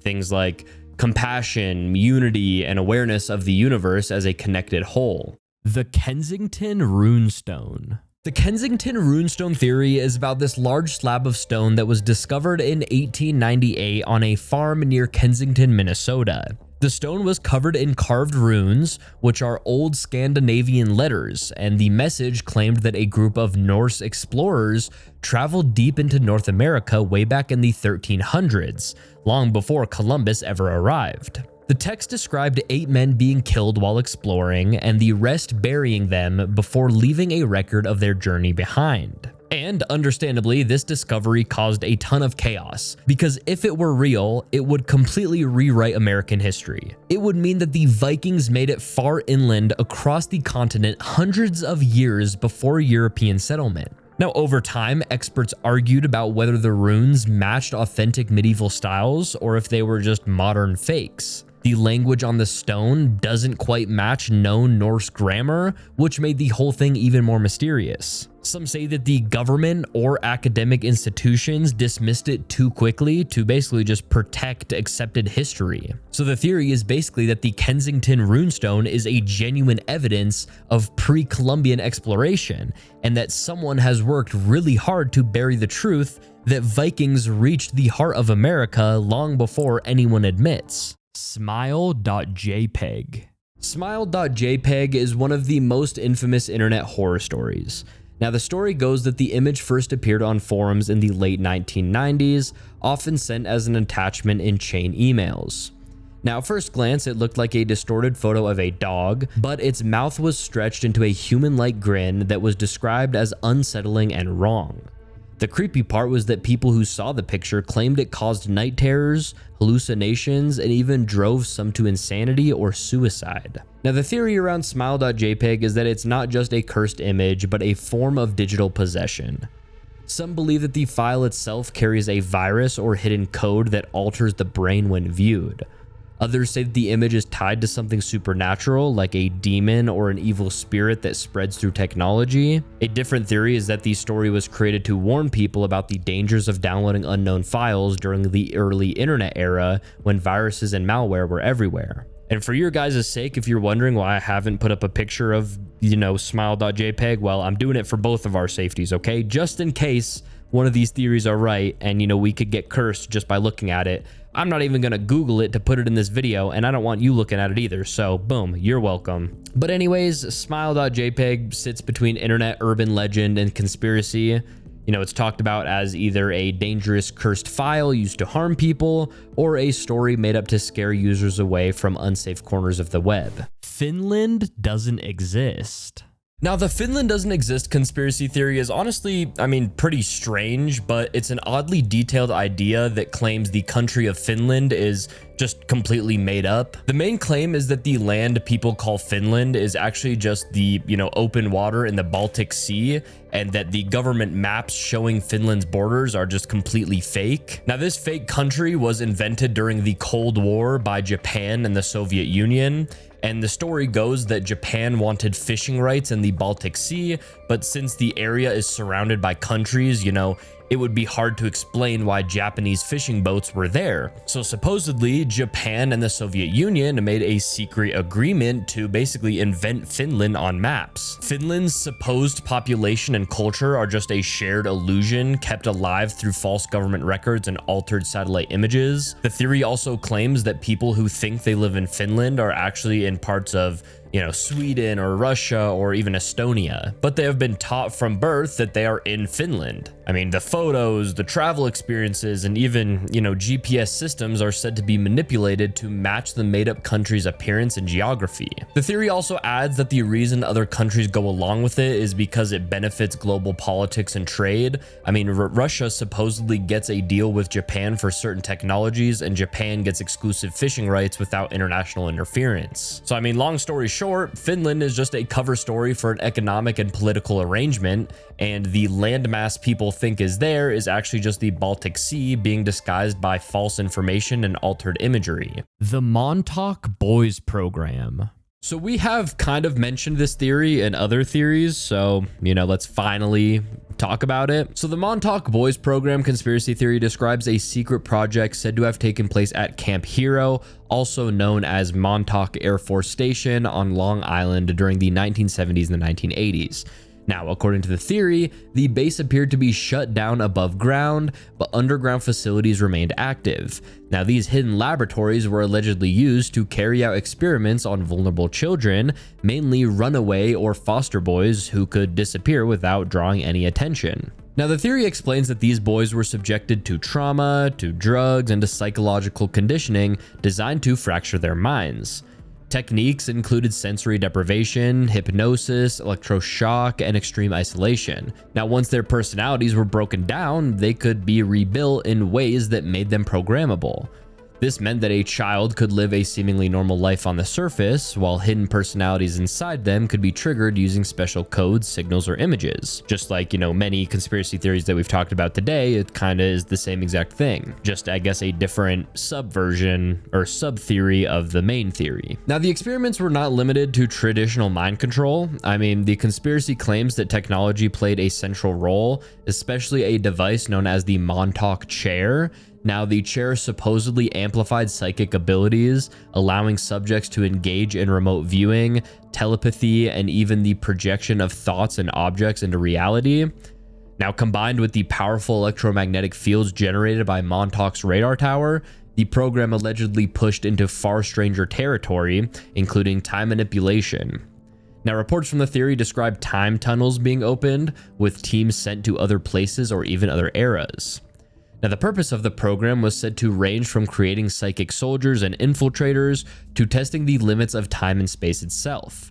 Many boys, were claimed to have died during the experiments, while others suffered breakdowns later in life without really understanding why. Testimonies mention missing children, bricked up corridors beneath the base, and strange machinery heard underground long after the station was declared inactive. The moon mining operation. The moon mining operation theory suggests that the moon isn't just a dead, lifeless rock orbiting Earth. It's actually being used as a base for large-scale mining by extraterrestrials. According to the theory, the dark side of the moon, the part that we never see from Earth, hides massive facilities where resources are being extracted. Now, these resources could include rare metals like helium-3, which is a powerful fuel for nuclear fusion, or even unknown materials valuable to an advanced civilization. The theory often points to reports from astronauts and astronomers who claim to have seen unusual lights, structures, or movement on the moon's surface. Some Apollo astronauts, for example, supposedly reported seeing strange flashes of light or even objects watching their missions. There are also claims of photos taken by space agencies that show odd towers,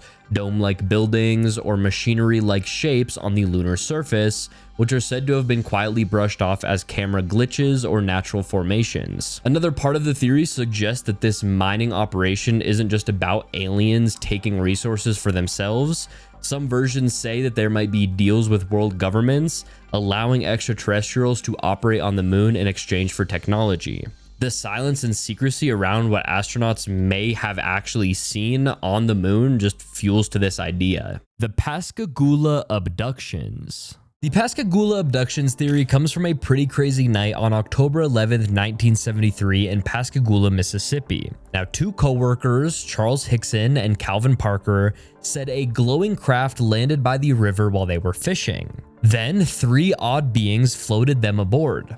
The creatures had gray, wrinkled skin, slit mouths, and clawed-like pincers instead of hands. An exam happened under an eye-shaped device, and the men were set back on the bank just like nothing had ever happened. Now, right after that, they ran straight to the sheriff, and they were still shaking when they got to the sheriff's office. A hidden recorder caught them talking privately, and the story did not change. Doctors did note small puncture marks on Hickson's arm, and a polygraph came later. Now, because the site had multiple later sightings and the men kept these same details for decades, the story, keeps its teeth till this day. And Calvin avoided attention for years, which reads as honest to many. So the theory is basically that a real encounter happened on that riverbank, and the craft was not ours, and the truth was smoothed over to keep panic down. The Beast of Bray Road. In the late 1980s and the early 1990s, residents of Elkhorn, Wisconsin began reporting sightings of a terrifying creature along a rural stretch known as Bray Road. Now, witnesses described it as a large, wolf-like beast that walked on two legs, stood over 6 feet tall, and had glowing eyes. Some even said it chased their cars or stalked them from the fields. Now, because the stories kept piling up, the creature became known as the Beast of Bray Road, and it's often compared to a modern-day werewolf. Now, one theory is that it's an undiscovered animal, something like a massive wolf or a hybrid species that learned to move on two legs. The area around Bray Road is wooded and rural, which could explain how something strange might go unnoticed. Another theory is that it is supernatural, with people suggesting it's a shapeshifter or demonic figure tied to Native American legends about skinwalkers, which we will actually talk about in a few minutes here. There's also the idea that the beast is connected to government experiments, since the creature's size and behavior don't match any known animal in Wisconsin. You know, the only animals they got up there are beer bottles. The Frozen Conspiracy. This theory connects one of Disney's biggest animated hits to a decades-old rumor about the company's founder.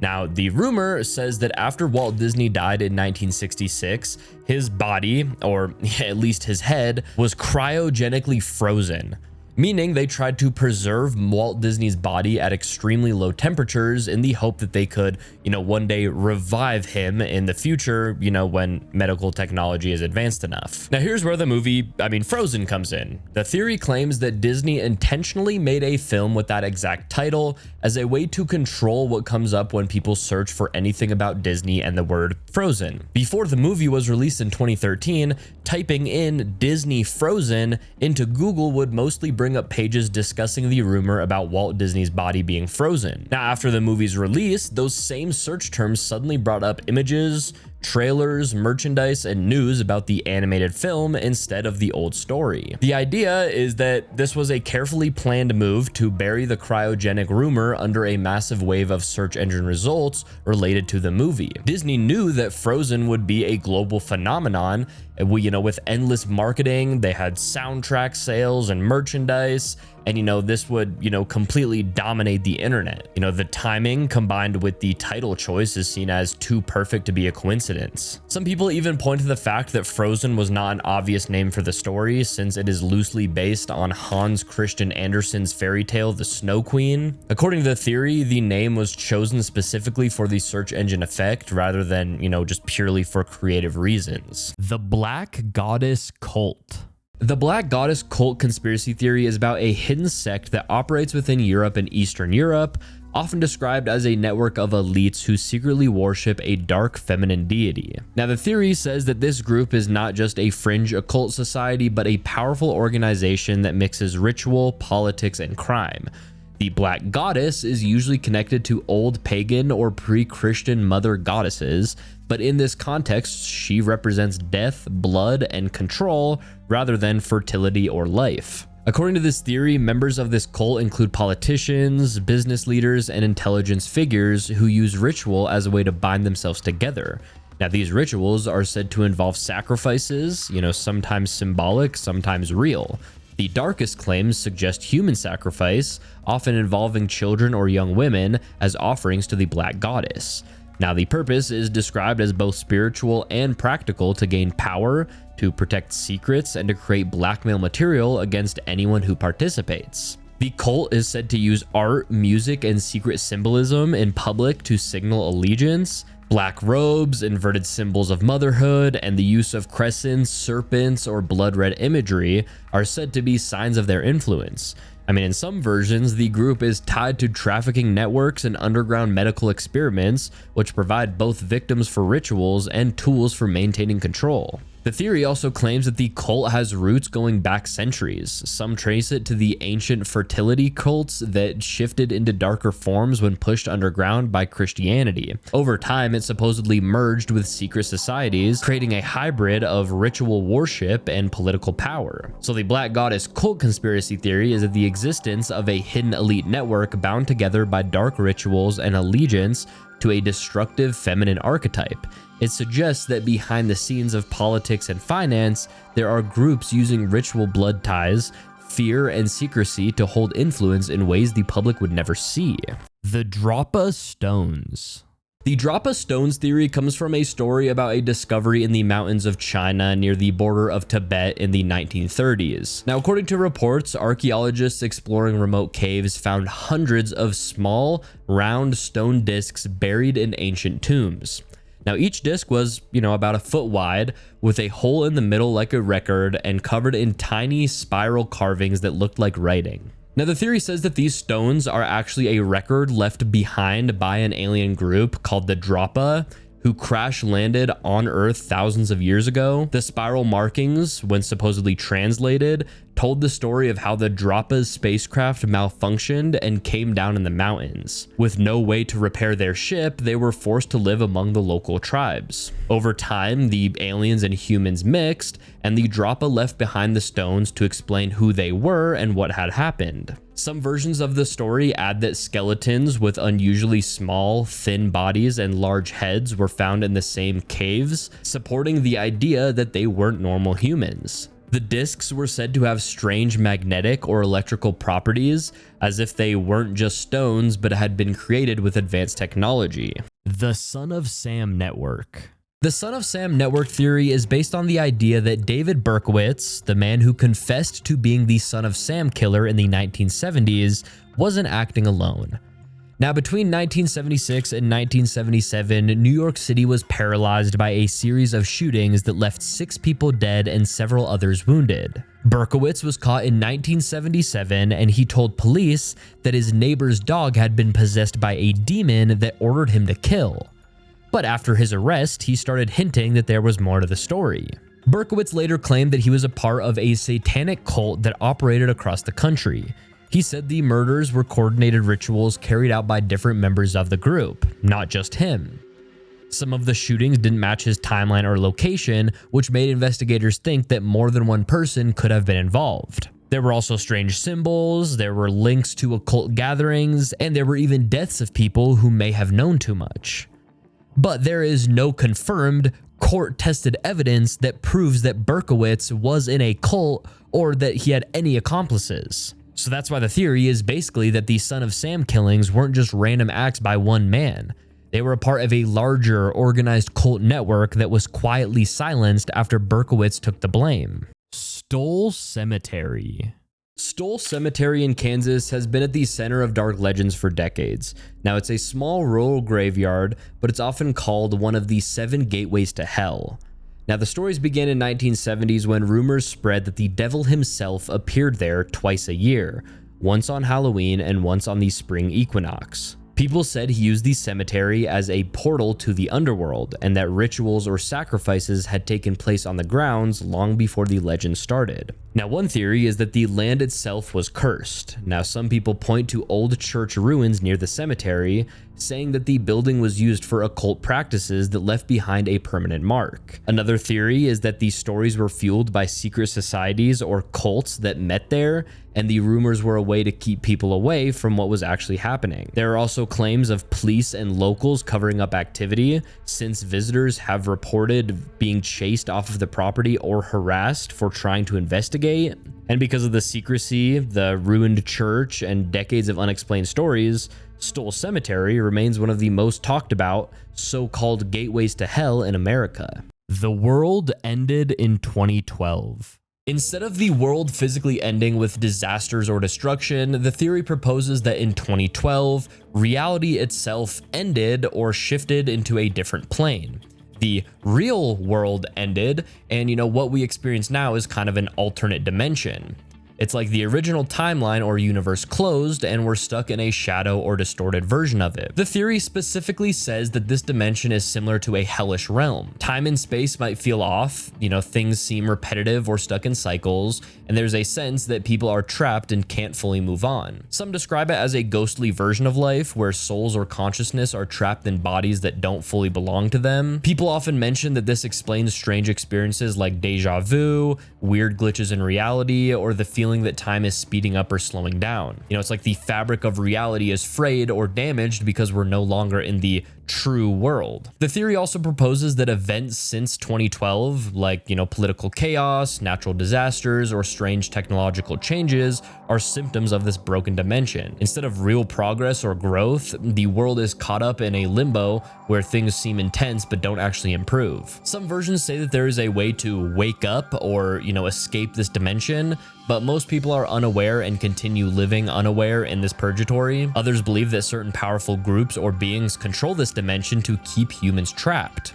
The Vril Society Legacy. Now, the Vril Society legacy is about a secret thread that runs from a late 1800s idea called Vril to Nazi-era occult science and then into modern black projects. Now, Vril started as a concept from the 1871 novel describing a hidden race powered by a universal energy that could heal, move objects, and fuel advanced tech. Now, in the story, Vril is a controllable life force like electricity for biology and the mind. Now, decades later, esoteric groups in Germany picked up the idea and treated Vril as real. Now, there was a private circle, which I'm not even going to try to pronounce, but here it is on screen, is said to have formed before World War II, overlapping with the Thule Society and later SS research bureaus. Mediums supposedly produced channeled blueprints for exotic craft. Engineers then tried to turn those drawings into hardware, things like disc-shaped craft, anti-gravity drives, and a bell-like device that spun heavy metals at high speeds to warp gravity and time. Now, the big claim is that Nazi Germany poured resources into this off-books track alongside rockets and jets. Now, after 1945, the legacy part kicks in. Key scientists and documents allegedly vanished into Allied programs and went to the US and the USSR under paperclip-style transfers. From there, the story says that Vril ideas reappeared as electrogravitics, zero-point research, and classified aerospace projects. Unexplained discs and triangles seen after the war are framed not as aliens, but as descendants of Vril-era experiments. Antarctica rumors and, hidden bases in New Schwabenland get folded in as potential refuges where the work continued out of sight. Now, Vril also shows up as spiritual technology. It's described as a real harvestable field, part bioenergy, part electromagnetism that can be focused by consciousness, geometry, and rotating machinery. The Lubbock Lights. The Lubbock Lights theory comes from a famous UFO event that took place in August 1951 over the city of Lubbock, Texas. Now, on several nights, dozens of residents reported seeing strange formations of glowing lights moving silently across the sky. The lights were usually described as bright bluish-white objects that flew in a large V-shaped pattern, sometimes numbering in the dozens. They appeared to move quickly, in perfect formation, and without any sound. Now, what made this event stand out was the number of credible witnesses. A group of professors from Texas Technical College saw the lights and studied them carefully. On another night, a local man named Carl Hart Jr. managed to take several photographs of the lights, which later appeared in newspapers across the country. The pictures showed a distinct V-shaped arrangement, adding weight to the story. The theory says that the Lubbock lights weren't just natural phenomena like, birds reflecting city lights or meteor showers, but a structured craft or multiple crafts flying over Texas. The precision of the formations and the repeated appearances over several nights made it seem like a controlled, intelligent event rather than random slights in the sky. Some connect the event to secret military aircraft, while others tie it to aliens making their presence known in a subtle but undeniable way. Central State Hospital. The Central State Hospital theory is based on the idea that this old psychiatric hospital wasn't just a place for the mentally ill, but a front for secret experiments and hidden government activity. Now, the hospital opened in the mid-1800s in Indianapolis and quickly gained a dark reputation. Patients were often locked away for life, and records show that many died under mysterious circumstances. The theory claims that behind the hospital's walls, doctors were testing early forms of brain surgery, shock therapy, and even chemical treatments that were never approved. Some stories say that government agents used the hospital to experiment on soldiers or prisoners during wartime research. Now, what really fuels the theory is how much of the hospital was destroyed or sealed after it closed. Now, there are rumors of underground tunnels beneath the grounds, strange lights seen at night, and old medical equipment found hidden in the basements. Locals also talk about hearing voices and footsteps in the abandoned buildings long after they were empty. The theory is basically that Central State wasn't just a hospital, it was a secret testing site where unethical experiments took place, and whatever really happened there was covered up and then the facility just shut down. The Fox Sisters Confession. In the mid-1800s, the Fox sisters from New York became famous for starting the spiritualist movement. Now, as teenagers, they claimed that they would communicate with the dead through strange rapping sounds that answered their questions.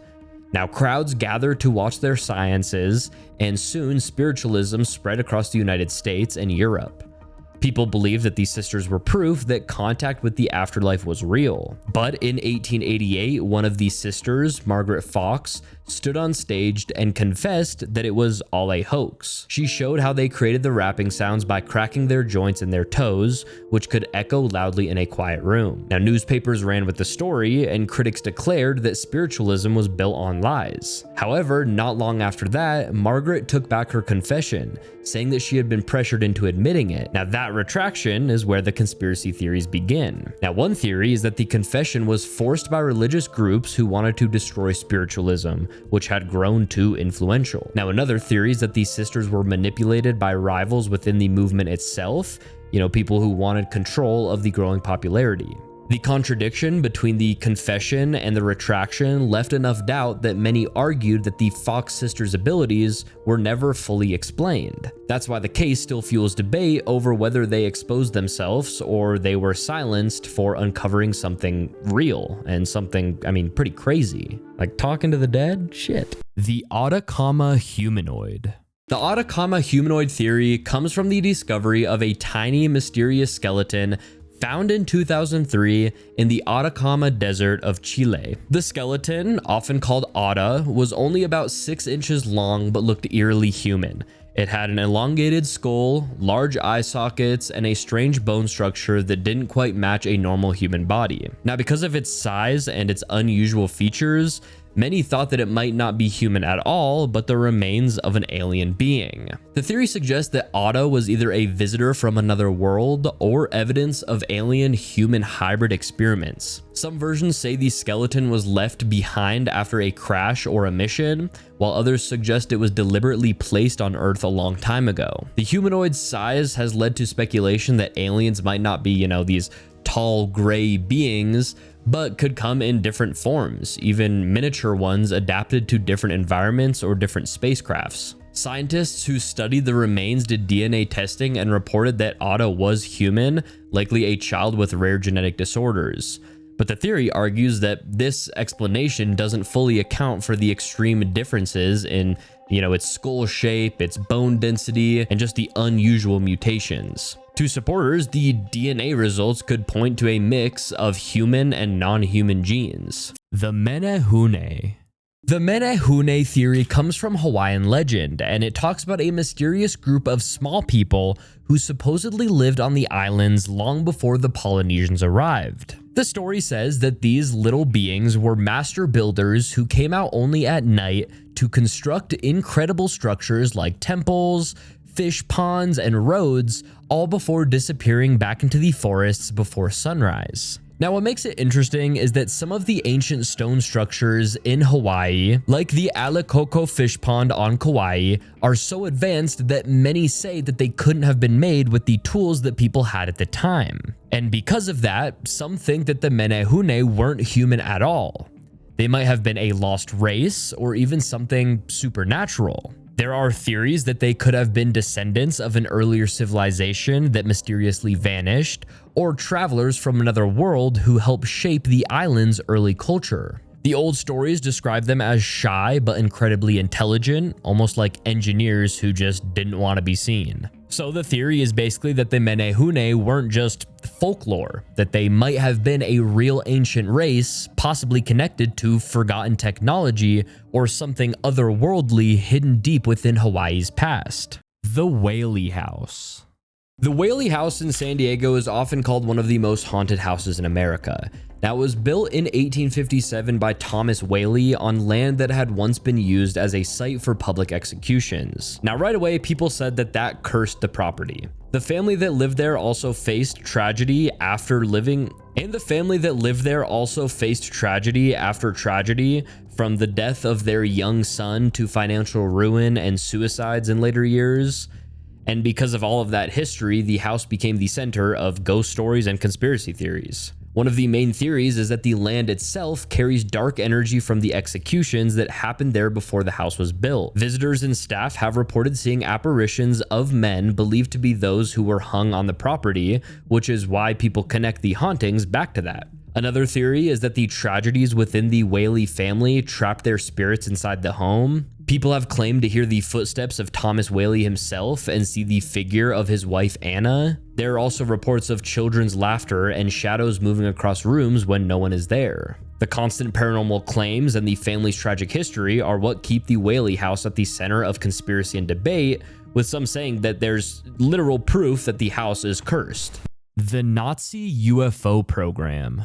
Now, the Nazi UFO program theory suggests that during World War II, Nazi Germany was secretly developing advanced flying saucers and other alien-inspired technology. According to the theory, German scientists either discovered hidden knowledge, reverse-engineered alien craft, or even worked directly with aliens to build machines far beyond what the world had at the time. Now, these supposed craft were often called the Bell flying discs, described as circular vehicles capable of vertical takeoff, silent movement, and speeds unmatched by any plane of that era. The theory says the Nazis set up hidden research bases, some in Germany and others in remote locations like Antarctica, where they could test these projects away from Allied eyes. Now, Antarctica is often mentioned as the place where the most advanced UFOs were stored, leading to the idea that after the war, some of these scientists and machines remained hidden in Antarctica. Another part of the theory is that these sudden leaps in post-war technology, things like jet engines, rockets, and even early space travel, came from captured Nazi research. Operation Paperclip, where the US secretly brought over German scientists, is often tied to this, suggesting that their knowledge wasn't just about rockets, but also about advanced craft that looked like UFOs. The Van Meter Visitor. The Van Meter Visitor theory is about a strange creature that supposedly terrorized the small town of Van Meter, Iowa back in 1903. Now, the story goes that several respected townspeople started reporting sightings of a large winged creature that stood over 7 feet tall and gave off a blinding light from its forehead, kind of like a little spotlight coming out of it. Now, it was said to leap incredible distances, leave behind a horrible stench, and make a sound that resembled a mix between a hiss and a roar. Now, the creature seemed to appear only at night, flying between rooftops and scaring the entire town. Now, one night, a group of armed men actually tracked it to an old abandoned mine on the edge of town.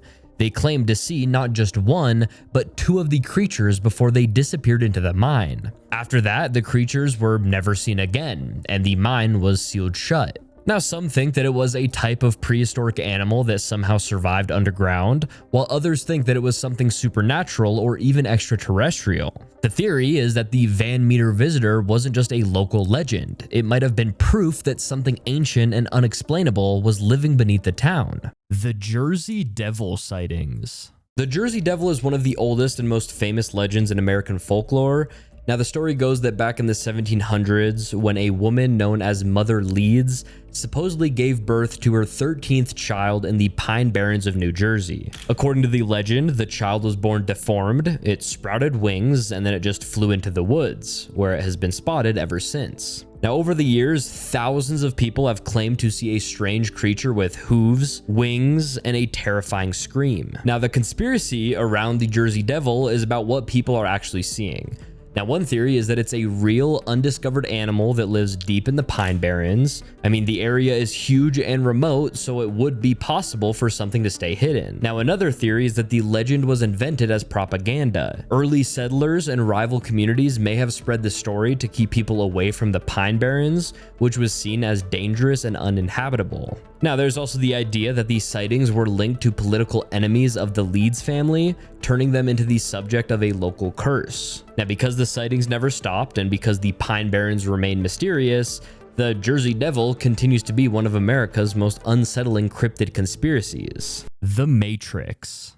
The Matrix is the idea that reality we experience, the world around us, everything we see, everything, that we feel, and everything that we live is actually just a huge artificial simulation, kind of like a super advanced computer program. Now, according to this theory, some powerful force or entity has created this simulation to keep us trapped and is controlling what we think is real. The world we live in is basically a virtual reality, and we're all plugged into it without realizing it. Our physical bodies might be somewhere else, or maybe even just energy sources, while our minds run inside this simulated environment. Kind of like the last theory, this theory also points out strange experiences that feel like glitches. Again, that's things like deja vu, unexplained coincidences, or moments where reality seems to skip or just to not make sense. It's seen as clues that the Matrix is real. These glitches could be bugs or errors in that simulation. Now, there's also the idea that some people might be more aware of this simulated nature of reality, almost like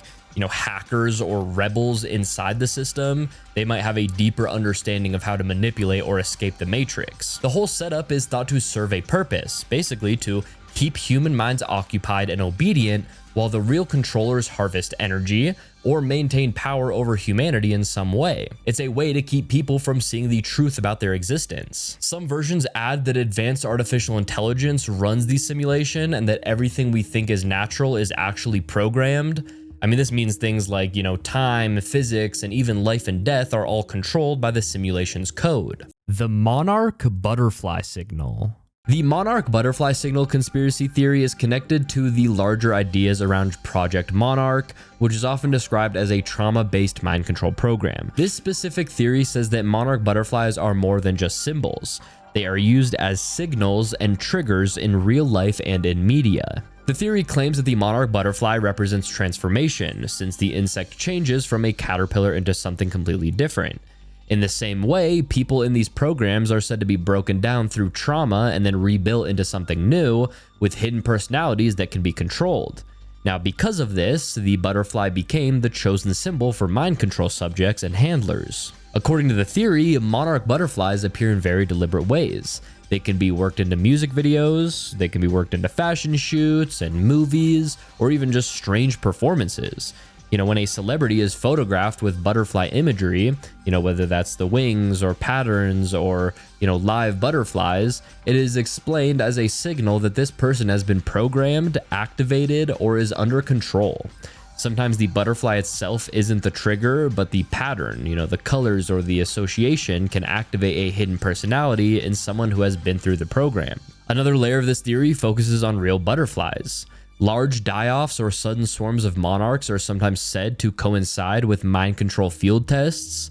The idea is that the frequency weapons, environmental manipulation, or the electromagnetic fields disrupt butterflies and humans in similar ways, so the insects become a warning sign that something is being tested. So the monarch butterfly signal conspiracy theory says that this specific symbol is used as both a marker and a tool. It identifies who has been programmed, communicates hidden messages in plain sight, and in some cases even acts as a trigger for mind control itself. It turns a harmless looking insect into a quiet sign of something much darker operating behind the scenes. The Varginha Incident. The Varginha Incident theory comes from a strange series of events that happened in January 1996 in the town of Varginha, Brazil. The story began when local residents reported seeing a strange, cigar-shaped craft moving unsteadily through the sky before crashing near the town. Soon after, multiple witnesses, including 3 young women, claimed that they saw small, strange-looking creatures wandering around the area.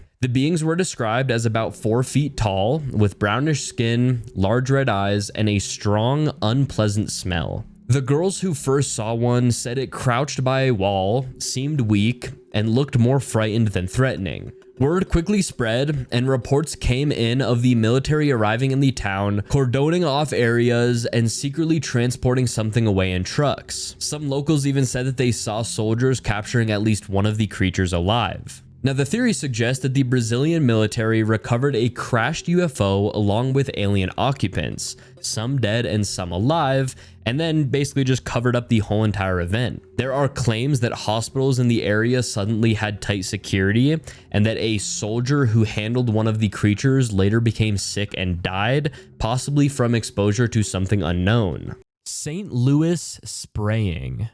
The St. Louis spraying theory is about secret chemical tests done in St. Louis during the Cold War era. Now, in the 1950s and the 1960s, the US Army sprayed a fine powder called zinc cadmium sulfide across some neighborhoods in St. Louis, especially in low-income and mostly black areas. The official story said that the tests were to study how particles spread through the air, maybe for defense or to simulate a chemical attack scenario. Now, what really stirs suspicion is that many residents later developed cancer or other diseases. Some say that the government mixed in radioactive material with that powder, but there's no confirmed proof of that. The Army has admitted to using blowers, planes, and spraying from station wagons, but instead insisted the amounts were harmless. Some families even said that there were no consent forms or no warnings. The theory is that these harmless tests were actually secret exposures to dangerous substances, and that many people in St. Louis were experimented on without knowing it, with their health and lives being used as test cases. Lake City quiet pills. The Lake City quiet pills conspiracy began in 2009 after the death of a Reddit user who went by the name Religion of Peace. He was an older man who often bragged online about being a military veteran and hinted at having worked as a mercenary. After his death, people started digging into his account and noticed strange messages hidden in the HTML of a website he was connected to. The site originally looked like a basic hosting page for adult images, but the hidden text appeared to be coded job postings for armed security and contract killings. Now, the theories about Lake City quiet pills focus on whether this was a front for a real network of mercenaries. Now, one theory is that the website was being used to coordinate assassinations or private military operations. The hidden posts read like assignments, mentioning things like load out, clear up, and specific pay rates, which sounded like instructions for trained operatives. Now, another theory is that it was a part of an intelligence operation, with the website acting as a cutout to quietly recruit or pay people without being traced. There's also the idea that the whole thing was an elaborate hoax designed to lure curious internet users into thinking they undiscovered something big. So the Lake City quiet pills conspiracy comes down to whether it exposed a real online assassination network, a covert government tool, or just one of the most convincing internet hoaxes ever created. Offutt Air Force Base secrets. The Offutt Air Force Base secrets theory focuses on the idea that this base in Nebraska is one of the most secure and mysterious military sites in the country. Now, officially, Offutt Air Force Base is home to the U.S. Strategic Command, which manages America's nuclear arsenal and global defense systems. But according to the theory, there's a lot more going on underground than anyone admits. It's said that beneath the bases are miles of tunnels and massive bunkers where secret government projects are run, including advanced aircraft development, alien technology research, and deep data centers connected to global surveillance systems. Now it gets, a little bit more stranger when you look at its history. So Offutt is where the Strategic Airport Command was born during the Cold War, and it's also the same base that President George W. Bush was taken to on September 11, 2001, right after the attacks. Now that made people wonder why he was taken there specifically. Some think that the base doubles as a continuity of government site, meaning that it's where top officials would go if the country ever collapsed. So the theory is basically that Offutt Air Force Base isn't just a normal military base. It's a hidden command center that houses some of the most secret technology and intelligence operations on Earth. Nuclear test fallout. The nuke test fallout theory goes back to the 1950s and 60s when the US government carried out hundreds of nuclear tests in the desert near Las Vegas. Now, the official story said that these tests were done safely, far away enough from the public to avoid danger, but the theory says that that wasn't true at all. When the bombs went off, huge clouds of radioactive dust spread across the country, drifting over small towns in Nevada, Utah, and even some parts of Colorado. Now, people who lived in those areas later started developing strange cancers, birth defects, and other illnesses that didn't seem random. What makes it worse is that the government kept testing even after knowing that the fallout was reaching populated areas. Declassified documents later showed that scientists tracked radiation levels in rainwater, in crops, and even in people's milk just to study the long-term effects without telling anyone. Some think that the region was treated like a massive human experiment to see how much radiation humans could handle. The theory is basically that the Nevada nuclear tests weren't just weapon experiments. They were uncontrolled radiation tests on American citizens, and the government covered it up to protect its image during the Cold War. The Dover Demon of Massachusetts. In 1977, the town of Dover, Massachusetts became the focus of a strange mystery. Now, over a span of just 2 days, several teenagers reported seeing a bizarre creature that didn't look like anything they had ever seen before. They described it as having a large, bulb-shaped head, glowing orange eyes, long, thin limbs, and pale, rough skin. The creature was said to crawl on all fours, and it was almost human-like, but at the same time, not really. Now, because of how unsettling it looked, it was quickly given the name the Dover Demon. Now, one theory about the Dover Demon is that it was some kind of alien.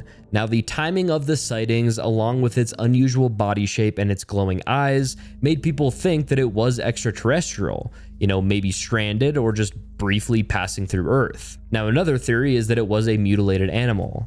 Some argue that it could have been a young moose or another woodland creature that appeared strange in the dark, though this doesn't really fully match the details given by multiple witnesses. Now, there's also the idea that the government covered up the real truth, since Massachusetts has military bases nearby, and some think the creature may have been an escaped experiment. Now, because the sightings never happened again, and because so many people described the same thing, the Dover Demon remains one of New England's creepiest unexplained cases. We live alone. The idea is that each person actually lives completely alone in their own personal deserted world. Everything you see outside of yourself, things like, different people, different places, or even just objects, are all creations of your own mind, like projections or constructs you build around you. You're essentially, the only real conscious being in your own little universe. The people you think are other independent individuals are actually part of your own inner world created by your thoughts,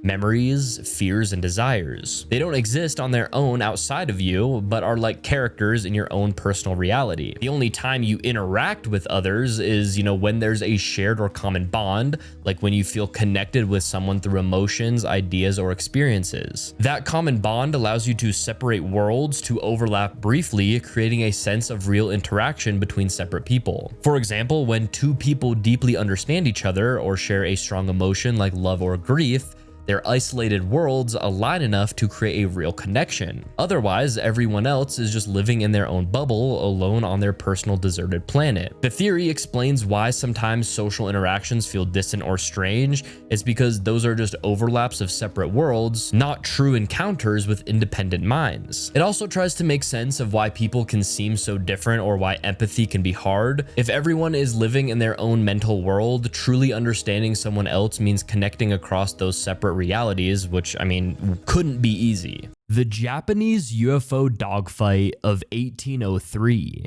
The Japanese UFO dogfight of 1803 theory says that people in coastal Japan watched two strange flying craft fight each other in the sky during the Edo Pyramid. The story places it along the eastern coast of Honshu, the same region tied to the hollow ship legend from that year. Witnesses are described as fishermen, villagers, and temple attendants who looked up at dusk and saw bright, silent objects moving against the wind. One craft was said to glow white and the other was glowing amber. They circled, they closed in fast, and then broke apart with flashes of light as if they were trading shots. Now, some versions describe a smell like burnt sulfur and a fine ash drifting down afterward. After several passes, the amber craft allegedly lost height and headed toward the sea. And a few days later, the hollow ship washed ashore, which was a round bowl-like vessel with windows and metal bands. Inside, villagers reportedly found strange writing, unfamiliar fabrics, and a young woman with red or fair hair who guarded a sealed box. She didn't speak Japanese, and she was taken back to the craft before local officials ordered everything pushed back out to the sea. Now, in this story, that washed-up vessel was not a boat, but it was the damaged craft, or it was an escape pod from that dogfight. So the dogfight was basically lights dueling overhead, a crash or a forced landing, and then a recovered object that didn't match known technology. The Lake Winnipesaukee Mystery Stone. So this theory is about a strange carved stone that was discovered in 1872 near Meredith, New Hampshire. Now, it's shaped like an egg, smooth and dark, with carvings of symbols like arrows, a face, corn, a teepee, and a spiral. Now, what makes it even stranger are the two perfectly drilled holes that intersect inside the stone, something that would have been nearly impossible to do without modern tools. Now, the problem is that no one knows who made it or why they made it. Now, it was found by workers digging a post hole, not by archaeologists, and there's no record of which layer of soil it came from. That leaves no clear clue about its age. Some think it's an ancient Native American artifact meant for ceremonial purposes, while others say that it's proof of a lost civilization or early European explorers. The drilling work looks too precise for that time period, which adds, to the mystery. The theory is basically that the Lake Winnipesaukee Mystery Stone isn't just a random carving. It might be evidence of advanced technology or a forgotten culture that existed in North America long before history says it should have. Clinton Road. The Clinton Road theory is about this eerie stretch of highway in northern New Jersey that's said to be one of the most haunted roads in America. It's a long, winding, isolated road that cuts through thick forest, and for decades, people have reported all kinds of strange things happening there. The most famous story is about the Ghost Boy Bridge, where it's said that if you toss a coin into the water, a ghostly child's hand will throw it right back. Drivers also talk about phantom headlights that appear in the rearview mirror and then just vanish without a trace. Some say that the road was once used by cults for rituals, and others claim that there are hidden meeting spots deep in the woods that police don't go near. There have even been stories about strange creatures, like glowing-eyed animals or a man-like figure living near the abandoned ironworks. The area's isolation and its history of real crime only add to the mystery. So the theory is basically that Clinton Road isn't just a creepy highway. It's a place where reality seems to bend and where ghosts, secret groups, and strange energies all mix together into one haunted stretch of forest. The Mothman of Point Pleasant. In the mid-1960s, Point Pleasant, West Virginia became the center of one of the most famous cryptid stories in America. Residents began reporting sightings of a large winged creature with glowing red eyes. It became known as the Mothman, and over a span of a year, dozens of witnesses claimed to have seen it in the skies, on roads, and near an old munitions plant on the edge of town. The sightings created panic and fueled rumors that something larger was happening. Now, one theory about the Mothman is that it was a supernatural being, almost like a warning of disaster. This comes from the fact that sightings peaked just before the tragic collapse of the Silver Bridge in 1967, which killed 47 people. Many argue that the Mothman was an omen, appearing to foreshadow catastrophe. Another theory is that it wasn't paranormal at all, but connected to secret government projects. The abandoned TNT plant near the sightings was rumored to be a place for experiments, so some think that the Mothman was the result of radiation or genetic testing. Now, there's also the idea that it was an alien, especially since UFO reports in the area spiked at the same time. So the Mothman is either seen as a supernatural warning, a government experiment gone wrong, or even an alien presence. The legend stuck because of the timing of the bridge collapse and the sheer number of witnesses who swore that they saw the Mothman. The frequency farming theory. The frequency farming theory is the idea that aliens are using sound waves, radio signals, or electromagnetic frequencies to subtly influence human thoughts, emotions, and behavior. Now, instead of controlling people directly with visible technology, this approach works in the background, shaping entire populations without them realizing it. The theory treats Earth like a giant field where humans are the crops and the frequencies are the tools used to manage us. According to the theory, UFO sightings and strange humming noises reported in different parts of the world could be signs of these frequency systems in action. People sometimes describe hearing a deep, low hum with no clear source, or experiencing sudden mood changes when these sounds occur. The theory ties this to the idea that human brains naturally operate at certain frequencies, and if an outside force broadcasts on those same wavelengths, it can push emotions like fear, calmness, aggression, or obedience. The farming part comes from the suggestion that aliens aren't doing this for fun, but for harvesting energy. Human emotional states, especially the stronger ones like fear, excitement, or even love,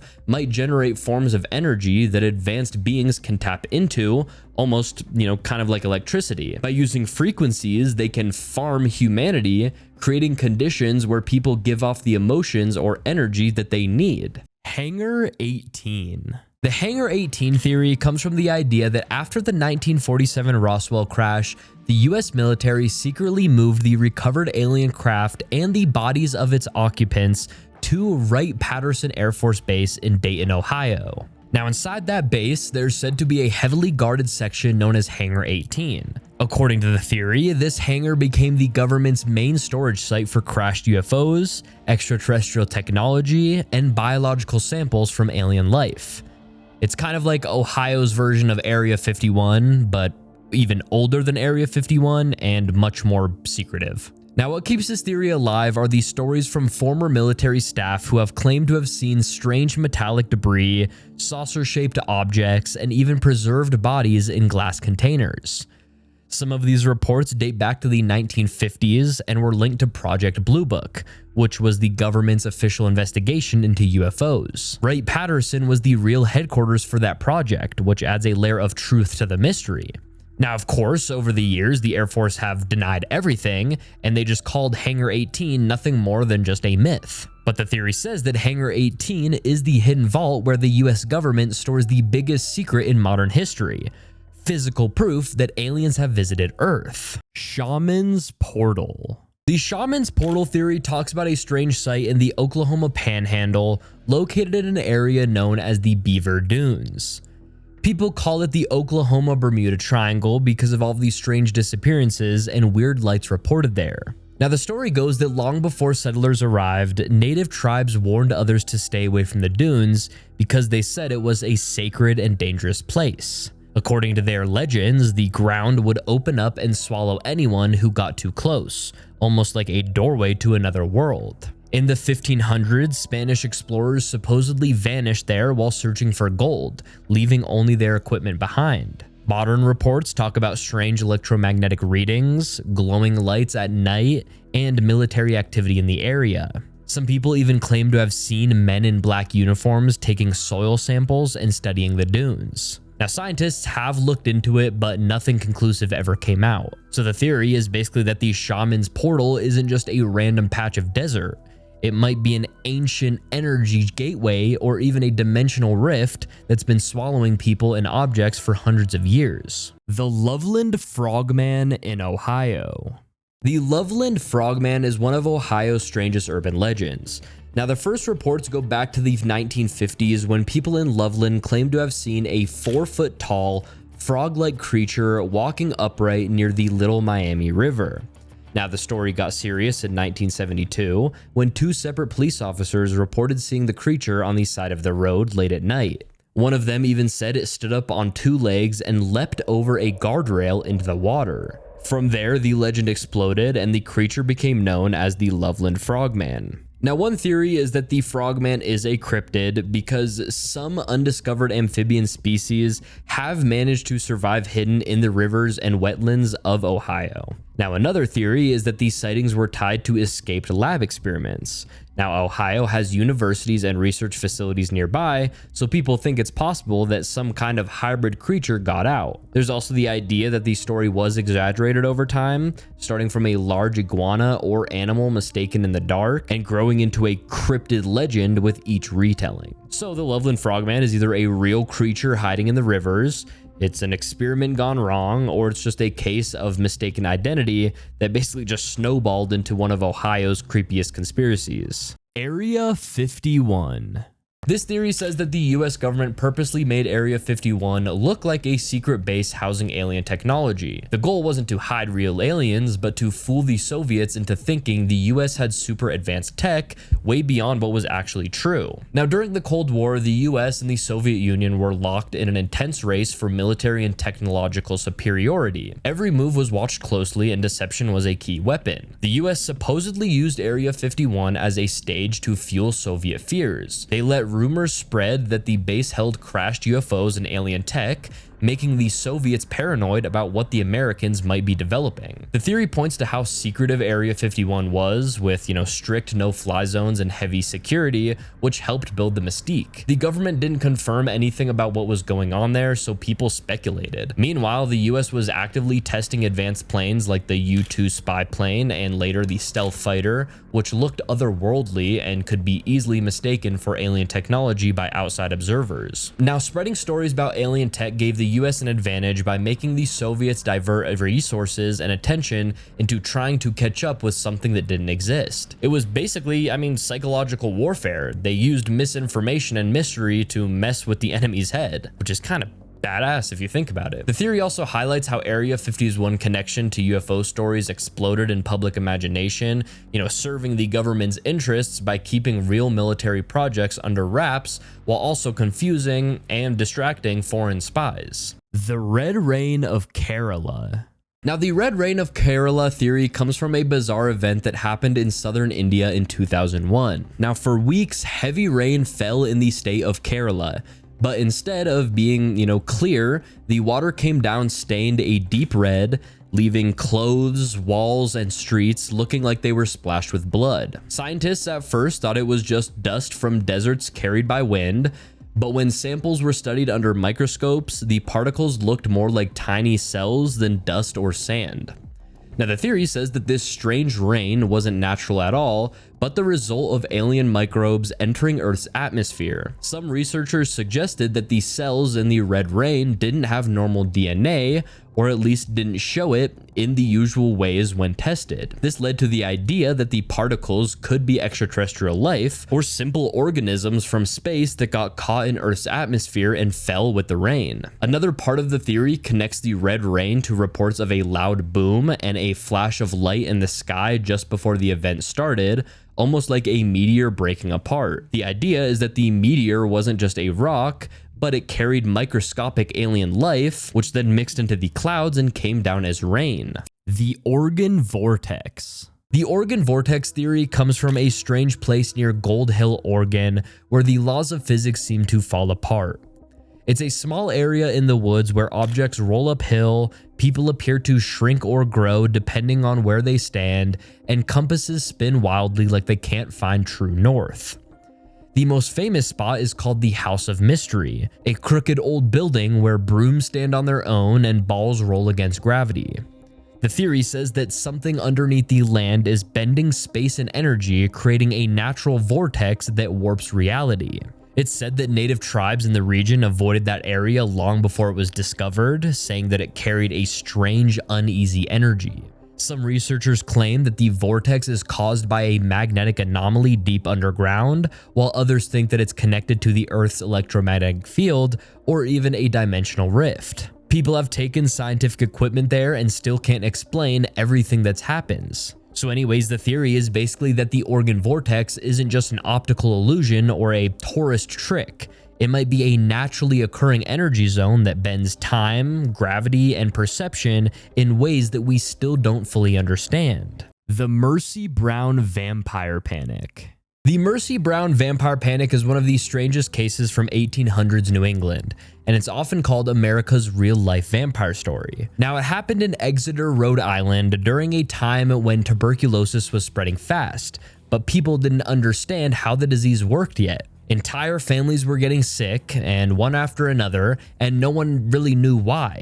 When Mercy Brown's family started dying from it, the townspeople thought that something supernatural was going on. They decided that one of the dead must be feeding off of the living. So they dug up the bodies of Mercy's mother and sister, who were already decomposed. But when they opened Mercy's coffin, her body was strangely well preserved, and there was even fresh blood in her heart. So to them, it was proof that this lady was a vampire. They burned her heart and mixed the ashes into a potion for her sick brother to drink, thinking that it would break the curse. So the theory is that the whole town believed that Mercy Brown wasn't really dead, but undead, rising from her grave at night to drain her family's life, causing one of the most famous vampire scares in American history. Polybius. Polybius is one of the most famous video game conspiracies out there. Now, the story says that in the early 1980s, an arcade game appeared in Portland, Oregon, unlike anything people had ever seen before. The cabinet was black, the graphics were hypnotic, and players reported strange side effects after playing. People said it caused headaches, nightmares, memory loss, and even seizures. The strangest part of the story is that men in black suits were seen collecting data from the machines, leading many to believe that it was some sort of government experiment. Now, one theory is that the game was part of a mind control experiment. Now, as we all know, the Cold War era was full of government testing on psychological manipulation, so some argue that Polybius, or however you say it, was designed to measure how games could affect behavior. Another theory is that it was linked to early MK Ultra programs, testing subliminal messaging on unsuspecting kids in arcades. There's also the idea that the whole story was an urban legend created by gamers, fueled by scattered memories of real arcade games with weird effects. Now, the fact that no original cabinet has ever been found only deepens the mystery. So Polybius is remembered as either a secret mind control project, a lost experimental game, or one of the biggest urban legends in video game history. The Mir cosmonaut sightings. The Mir cosmonaut sightings theory comes from reports made by Russian astronauts, or cosmonauts, who lived aboard the Mir space station during the 1980s and the 1990s. Now, while in orbit, some of these cosmonauts described seeing things that didn't make sense. Things like strange lights, unidentified objects, and even what looked like living beings appearing outside the station. Now, one of the most famous stories is from 1985, when the crew claimed to see giant glowing humanoid figures floating in space. They described these beings as radiant, angel-like forms with peaceful expressions. The figures were said to be huge, tens of meters tall, and appeared to hover just beyond the windows of the station before fading away. The cosmonauts insisted that they were awake and alert when this happened, and more than one crew member reported the same exact thing. Other accounts include sightings of unusual crafts pacing alongside Mir, objects that change direction suddenly, or bright flashes of light that seem to respond to the station. These details are difficult to explain as space debris or normal light reflections, which fuels to the mystery. The theory says that these weren't hallucinations or tricks of the eye, but genuine encounters with extraterrestrials or interdimensional beings. The glowing figures are sometimes interpreted as alien life that looks nothing like humans expect, or as higher beings monitoring humanity's first steps into space. Mount Rushmore's Hall of Records. The Mount Rushmore Hall of Records theory is about what's supposedly hidden behind the famous faces carved into the mountain. When the monument was being built in the 1930s, the sculptor actually had plans to create a hidden chamber deep inside the mountains. It was meant to store important American documents like the Constitution, the Declaration of Independence, and even records about US history that would last thousands of years. But construction stopped when the sculptor died, and the chamber was never fully completed. And that's where the mysteries start. So according to that theory, that unfinished chamber didn't just stay empty. Some say that the government secretly finished it years later and used it to hide classified materials, like evidence of alien contact, ancient artifacts, or even lost historical records that could rewrite what we know about the country. The fact that the area is off limits to the public only adds to the mystery, because even today you can't just go to this chamber and walk inside of it. So the theory is basically that Mount Rushmore isn't just a national monument. It's a secret vault carved into the Black Hills, holding some of the most protected and possibly world-changing information ever hidden in America. The Bell Witch. The Bell Witch theory comes from one of the most famous haunting stories in American history, and it all started in the early 1800s in Adams, Tennessee. Now, the Bell family began experiencing strange events around their farmhouse, like knocking on walls, objects moving by themselves, and whispering voices in the night. Over time, the voice grew stronger and began speaking to them directly, calling itself Kate. It seemed to focus most of its anger on the father, John Bell, and his daughter, Betsy. Now, it's said that this entity would slap, would scratch, and would even choke members of the family. Neighbors came to witness it and claimed that they heard the voice too. According to the story, the witch said she wanted John Bell dead, and in 1820, he suddenly became violently ill and died after drinking from a mysterious vial that was later found on his nightstand. The witch's voice supposedly laughed when he passed away. So anyways, the theory is basically that the Bell Witch wasn't just a ghost story, but it was something much bigger. Some say that it was a demonic entity, others think it was tied to curses or ancient energy on that land, but whatever it was, I mean, it left behind a legend that still haunts Tennessee today. The Sad Satan Deep Web Game. Sad Satan is one of the most disturbing gaming conspiracies connected to the Deep Web. The story surfaced in 2015 when a YouTube channel called Obscure Horror Corner claimed to have found a strange game while browsing hidden sites online. Now, the gameplay was unsettling, with dark hallways, distorted music, and creepy images flashing on screen. What made it more disturbing were reports that some versions of the game contained graphic images, coded messages, and even references to real-life child abuse and cult activity. Now, the conspiracy is about what Sad Satan actually was. Now, one theory says that it was designed as a recruitment tool by a cult or a secret group hidden on the deep web to target people.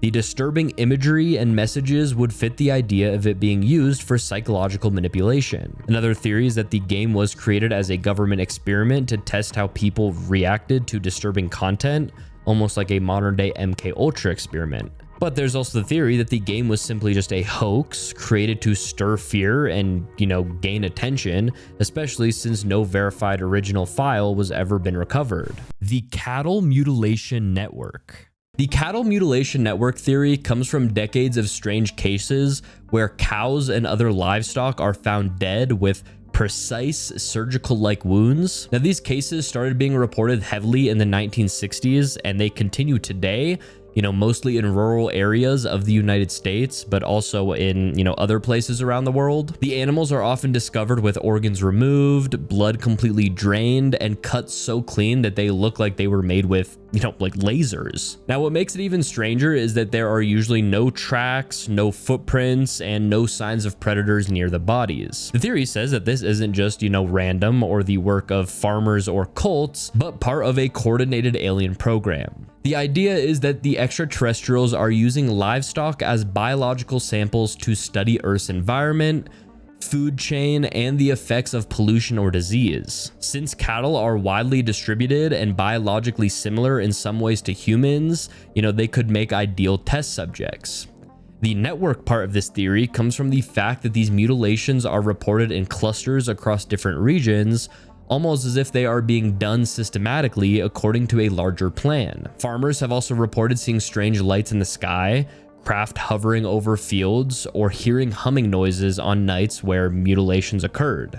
JFK. So the JFK and Dallas theory is one of the most debated mysteries in American history. It centers around the assassination of President John F. Kennedy on November 22, 1963, while he was riding in an open-top car through Dealey Plaza in Dallas, Texas. So as we know, officially, the government said that Lee Harvey Oswald acted alone, firing 3 shots from the 6th floor of the Texas School Book Depository. But almost immediately, things about the case, as of course we all know, didn't add up. Some witnesses claimed that they heard gunfire from different directions, suggesting more than just one shooter. The infamous Zapruder film, which captured the moment of the assassination, shows Kennedy's head moving in a way that some say doesn't match the official story. Then there's the strange connection between Oswald and Jack Ruby, the nightclub owner who killed him 2 days later while he was in police custody, and that only made things look, more suspicious. The theory is that the JFK assassination wasn't just the act of one man, but part of a larger plot involving the CIA, the mafia, or even high-level government officials.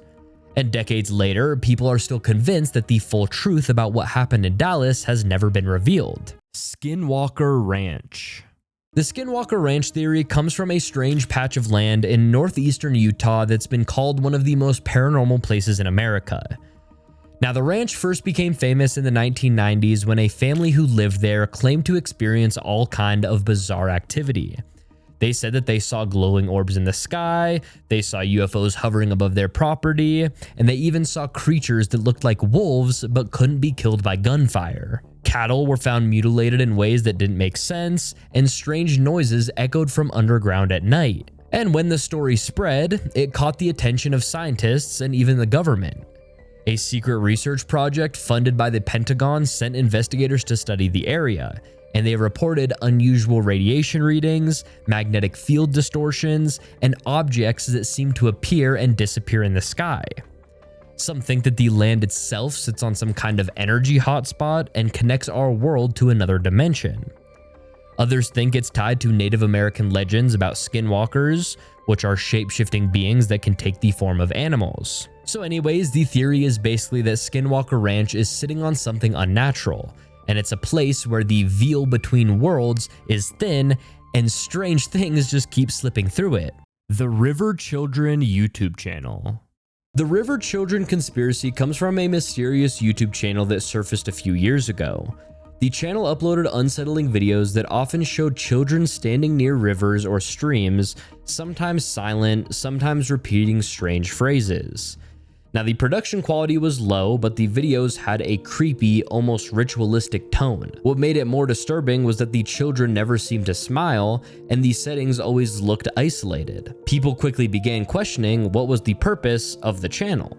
Now, one theory is that the River Children was being used as a front for trafficking or coded communication. The repetitive phrases and unusual video titles were thought to contain hidden messages for specific viewers. Another theory is that the channel was part of an ARG, or an alternate reality game, but the lack of story progression or explanation makes that less convincing. Some also point out that the locations looked real and remote, which raises the possibility that it wasn't staged at all. Others suggest the channel could have been tied to a cult, since the videos felt ritual-like, with the children appearing almost controlled. So the River Children conspiracy centers on whether the channel was a coded trafficking operation, a hidden cult recruitment tool, or just a weird viral dark hoax on YouTube. Super weird. The Alien Time Travelers.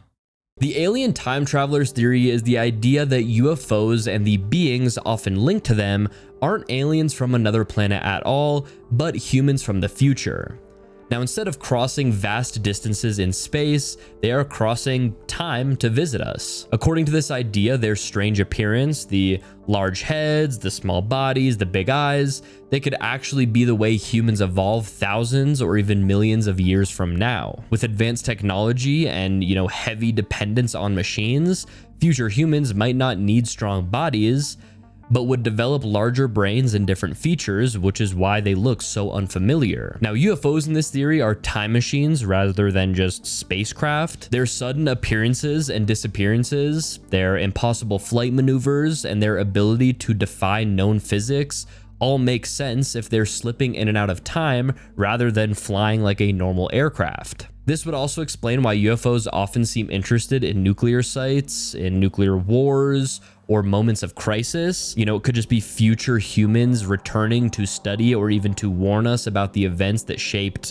their history. Some abduction stories are also tied to this idea. The medical exams and genetic experiments often described could be future humans trying to study or repair their own DNA by looking at earlier versions of themselves. The Bunnyman Bridge. The Bunnyman Bridge theory comes from a legend out of Fairfax County, Virginia, about a man-sized figure in a bunny suit who supposedly haunts a tunnel bridge near Clifton. Now, the story goes back to the 1970s when locals started reporting strange sightings around that bridge. One of these first reports came from a couple who said a man dressed like a rabbit jumped out of the woods and started yelling at them for trespassing. He even apparently threw a hatchet through their car window before running off into the darkness. Now, over time, that story grew into something much darker. Now, according to the legend, the Bunnyman was an escaped mental patient who hid in the woods after a bus crash, killing anyone who came too close. People say that he would hang animal carcasses from trees near the bridge, and some claim that he even targeted teenagers who were there at night. The police never found anyone, but reports of strange figures and mutilated animals around that area kept coming in. So the theory is basically that Bunnyman Bridge isn't just an urban legend. It's a real place tied to a violent past, and some say the spirit of whoever started it all still waits there every Halloween night. Mel's Hole. So the Mel's Hole theory started in the late 1990s when a man named Mel Waters called into a radio show and claimed that he had discovered a bottomless pit on his property near Ellensburg, Washington. He said that the hole was perfectly round, about 9 feet across, and when he dropped things into it, they never made a sound when hitting the bottom. He also claimed strange things happened around it, like radios picking up weird frequencies and animals refusing to go near it. Now, Mel said that he lowered a fishing line into the hole and found that it went down over 15 miles without touching anything. Later, he claimed that the hole could bring dead animals back to life and that the government eventually seized his property and sealed the area off. Now, after that, Mel disappeared from the public eye for a while, which made the mystery even deeper. The theory is basically that Mel's Hole isn't just a deep pit. Or is it? Some say it's a portal to another dimension, an entrance to hell, or even a government experiment gone wrong. Whatever it is, no one's ever found the real hole. But I'm gonna be the first. The Cicada 3301 puzzles. Back in 2012, a strange image was posted on the internet with the name Cicada 3301 attached to it. Now, it looked simple at first, it was just white text on a black background, but it said it was part of a puzzle to find highly intelligent individuals. The puzzles that followed weren't basic riddles. They included cryptography, obscure literature, hidden codes in music, and even physical posters placed around the world in cities like Paris and Warsaw. It was on a level so advanced that only a few people online managed to solve them, and even then, what happened after was never really clear. Now, the conspiracy is about who was behind Cicada 3301 and why it even existed in the first place. Now, one theory is that it was a recruitment tool for intelligence agencies like the CIA or NSA, since the puzzles required the same skills used in cybersecurity and espionage. Another theory is that it was tied to a secret society or an underground group, because the puzzles often reference philosophy and mysticism. Some even argue that it was created by a hacker collective to recruit members for something off the grid. So, Cicada 3301 is either government recruitment, a secret society testing minds, or just one of the most mysterious puzzles the internet has ever seen. The Elsa Gate scandal. Back in the mid-2010s, parents started noticing strange kids' videos on YouTube under the tag of Elsa, Spider-Man, or other popular characters. At first, they looked like harmless cartoons or skits, but once you clicked in, the content often got disturbing. Some videos showed characters in violent or sexual situations. Others included medical themes, injections, or even creepy imagery designed to upset children. Now, these videos were being mass-produced, often with cheap animation or people in costumes, and the algorithm just kept recommending them to kids watching just normal cartoons. Now, the conspiracy formed when people started asking why so many of these disturbing videos existed in the first place. Now, one theory is that it was purely for money. Because children's content gets millions of views, people spammed these low-quality, shocking videos to basically just exploit the YouTube algorithm and their advertising system. Another theory is darker, suggesting that the videos weren't just random spam, but were a part of a coordinated effort to push harmful or subliminal content to children. Some argue that the presence of medical and violent themes was way too intentional to basically be an accident. So ElsaGate is remembered as either mass exploitation of YouTube's system for profit or something more sinister aimed at manipulating and harming children online. The Yellowstone supervolcano. So the Yellowstone supervolcano comes from the fact that beneath Yellowstone National Park sits one of the largest active volcanic systems on Earth. And it's not your typical volcano. Instead of a mountain, it's a massive underground chamber filled with molten rock that stretches for miles. Now, scientists say that it last erupted about 640,000 years ago, and if it ever erupted again, it would cause worldwide devastation. And that's where the conspiracy part comes in. So some believe that the government is secretly tracking signs that it's about to blow up, but keeping it quiet to avoid mass panic. Now, Yellowstone constantly has small earthquakes. The ground rises and falls in strange patterns, and there are geysers and hot springs everywhere releasing gas and steam from deep below. Some claim that these are warning signs that pressure is building beneath the surface. And if it erupted at full force, it could send ash across the entire United States. It could also block out sunlight, and it could trigger a global climate collapse. So anyways, the theory is basically that the Yellowstone supervolcano is a ticking time bomb, and that the government already knows the next eruption isn't a matter of if, but when.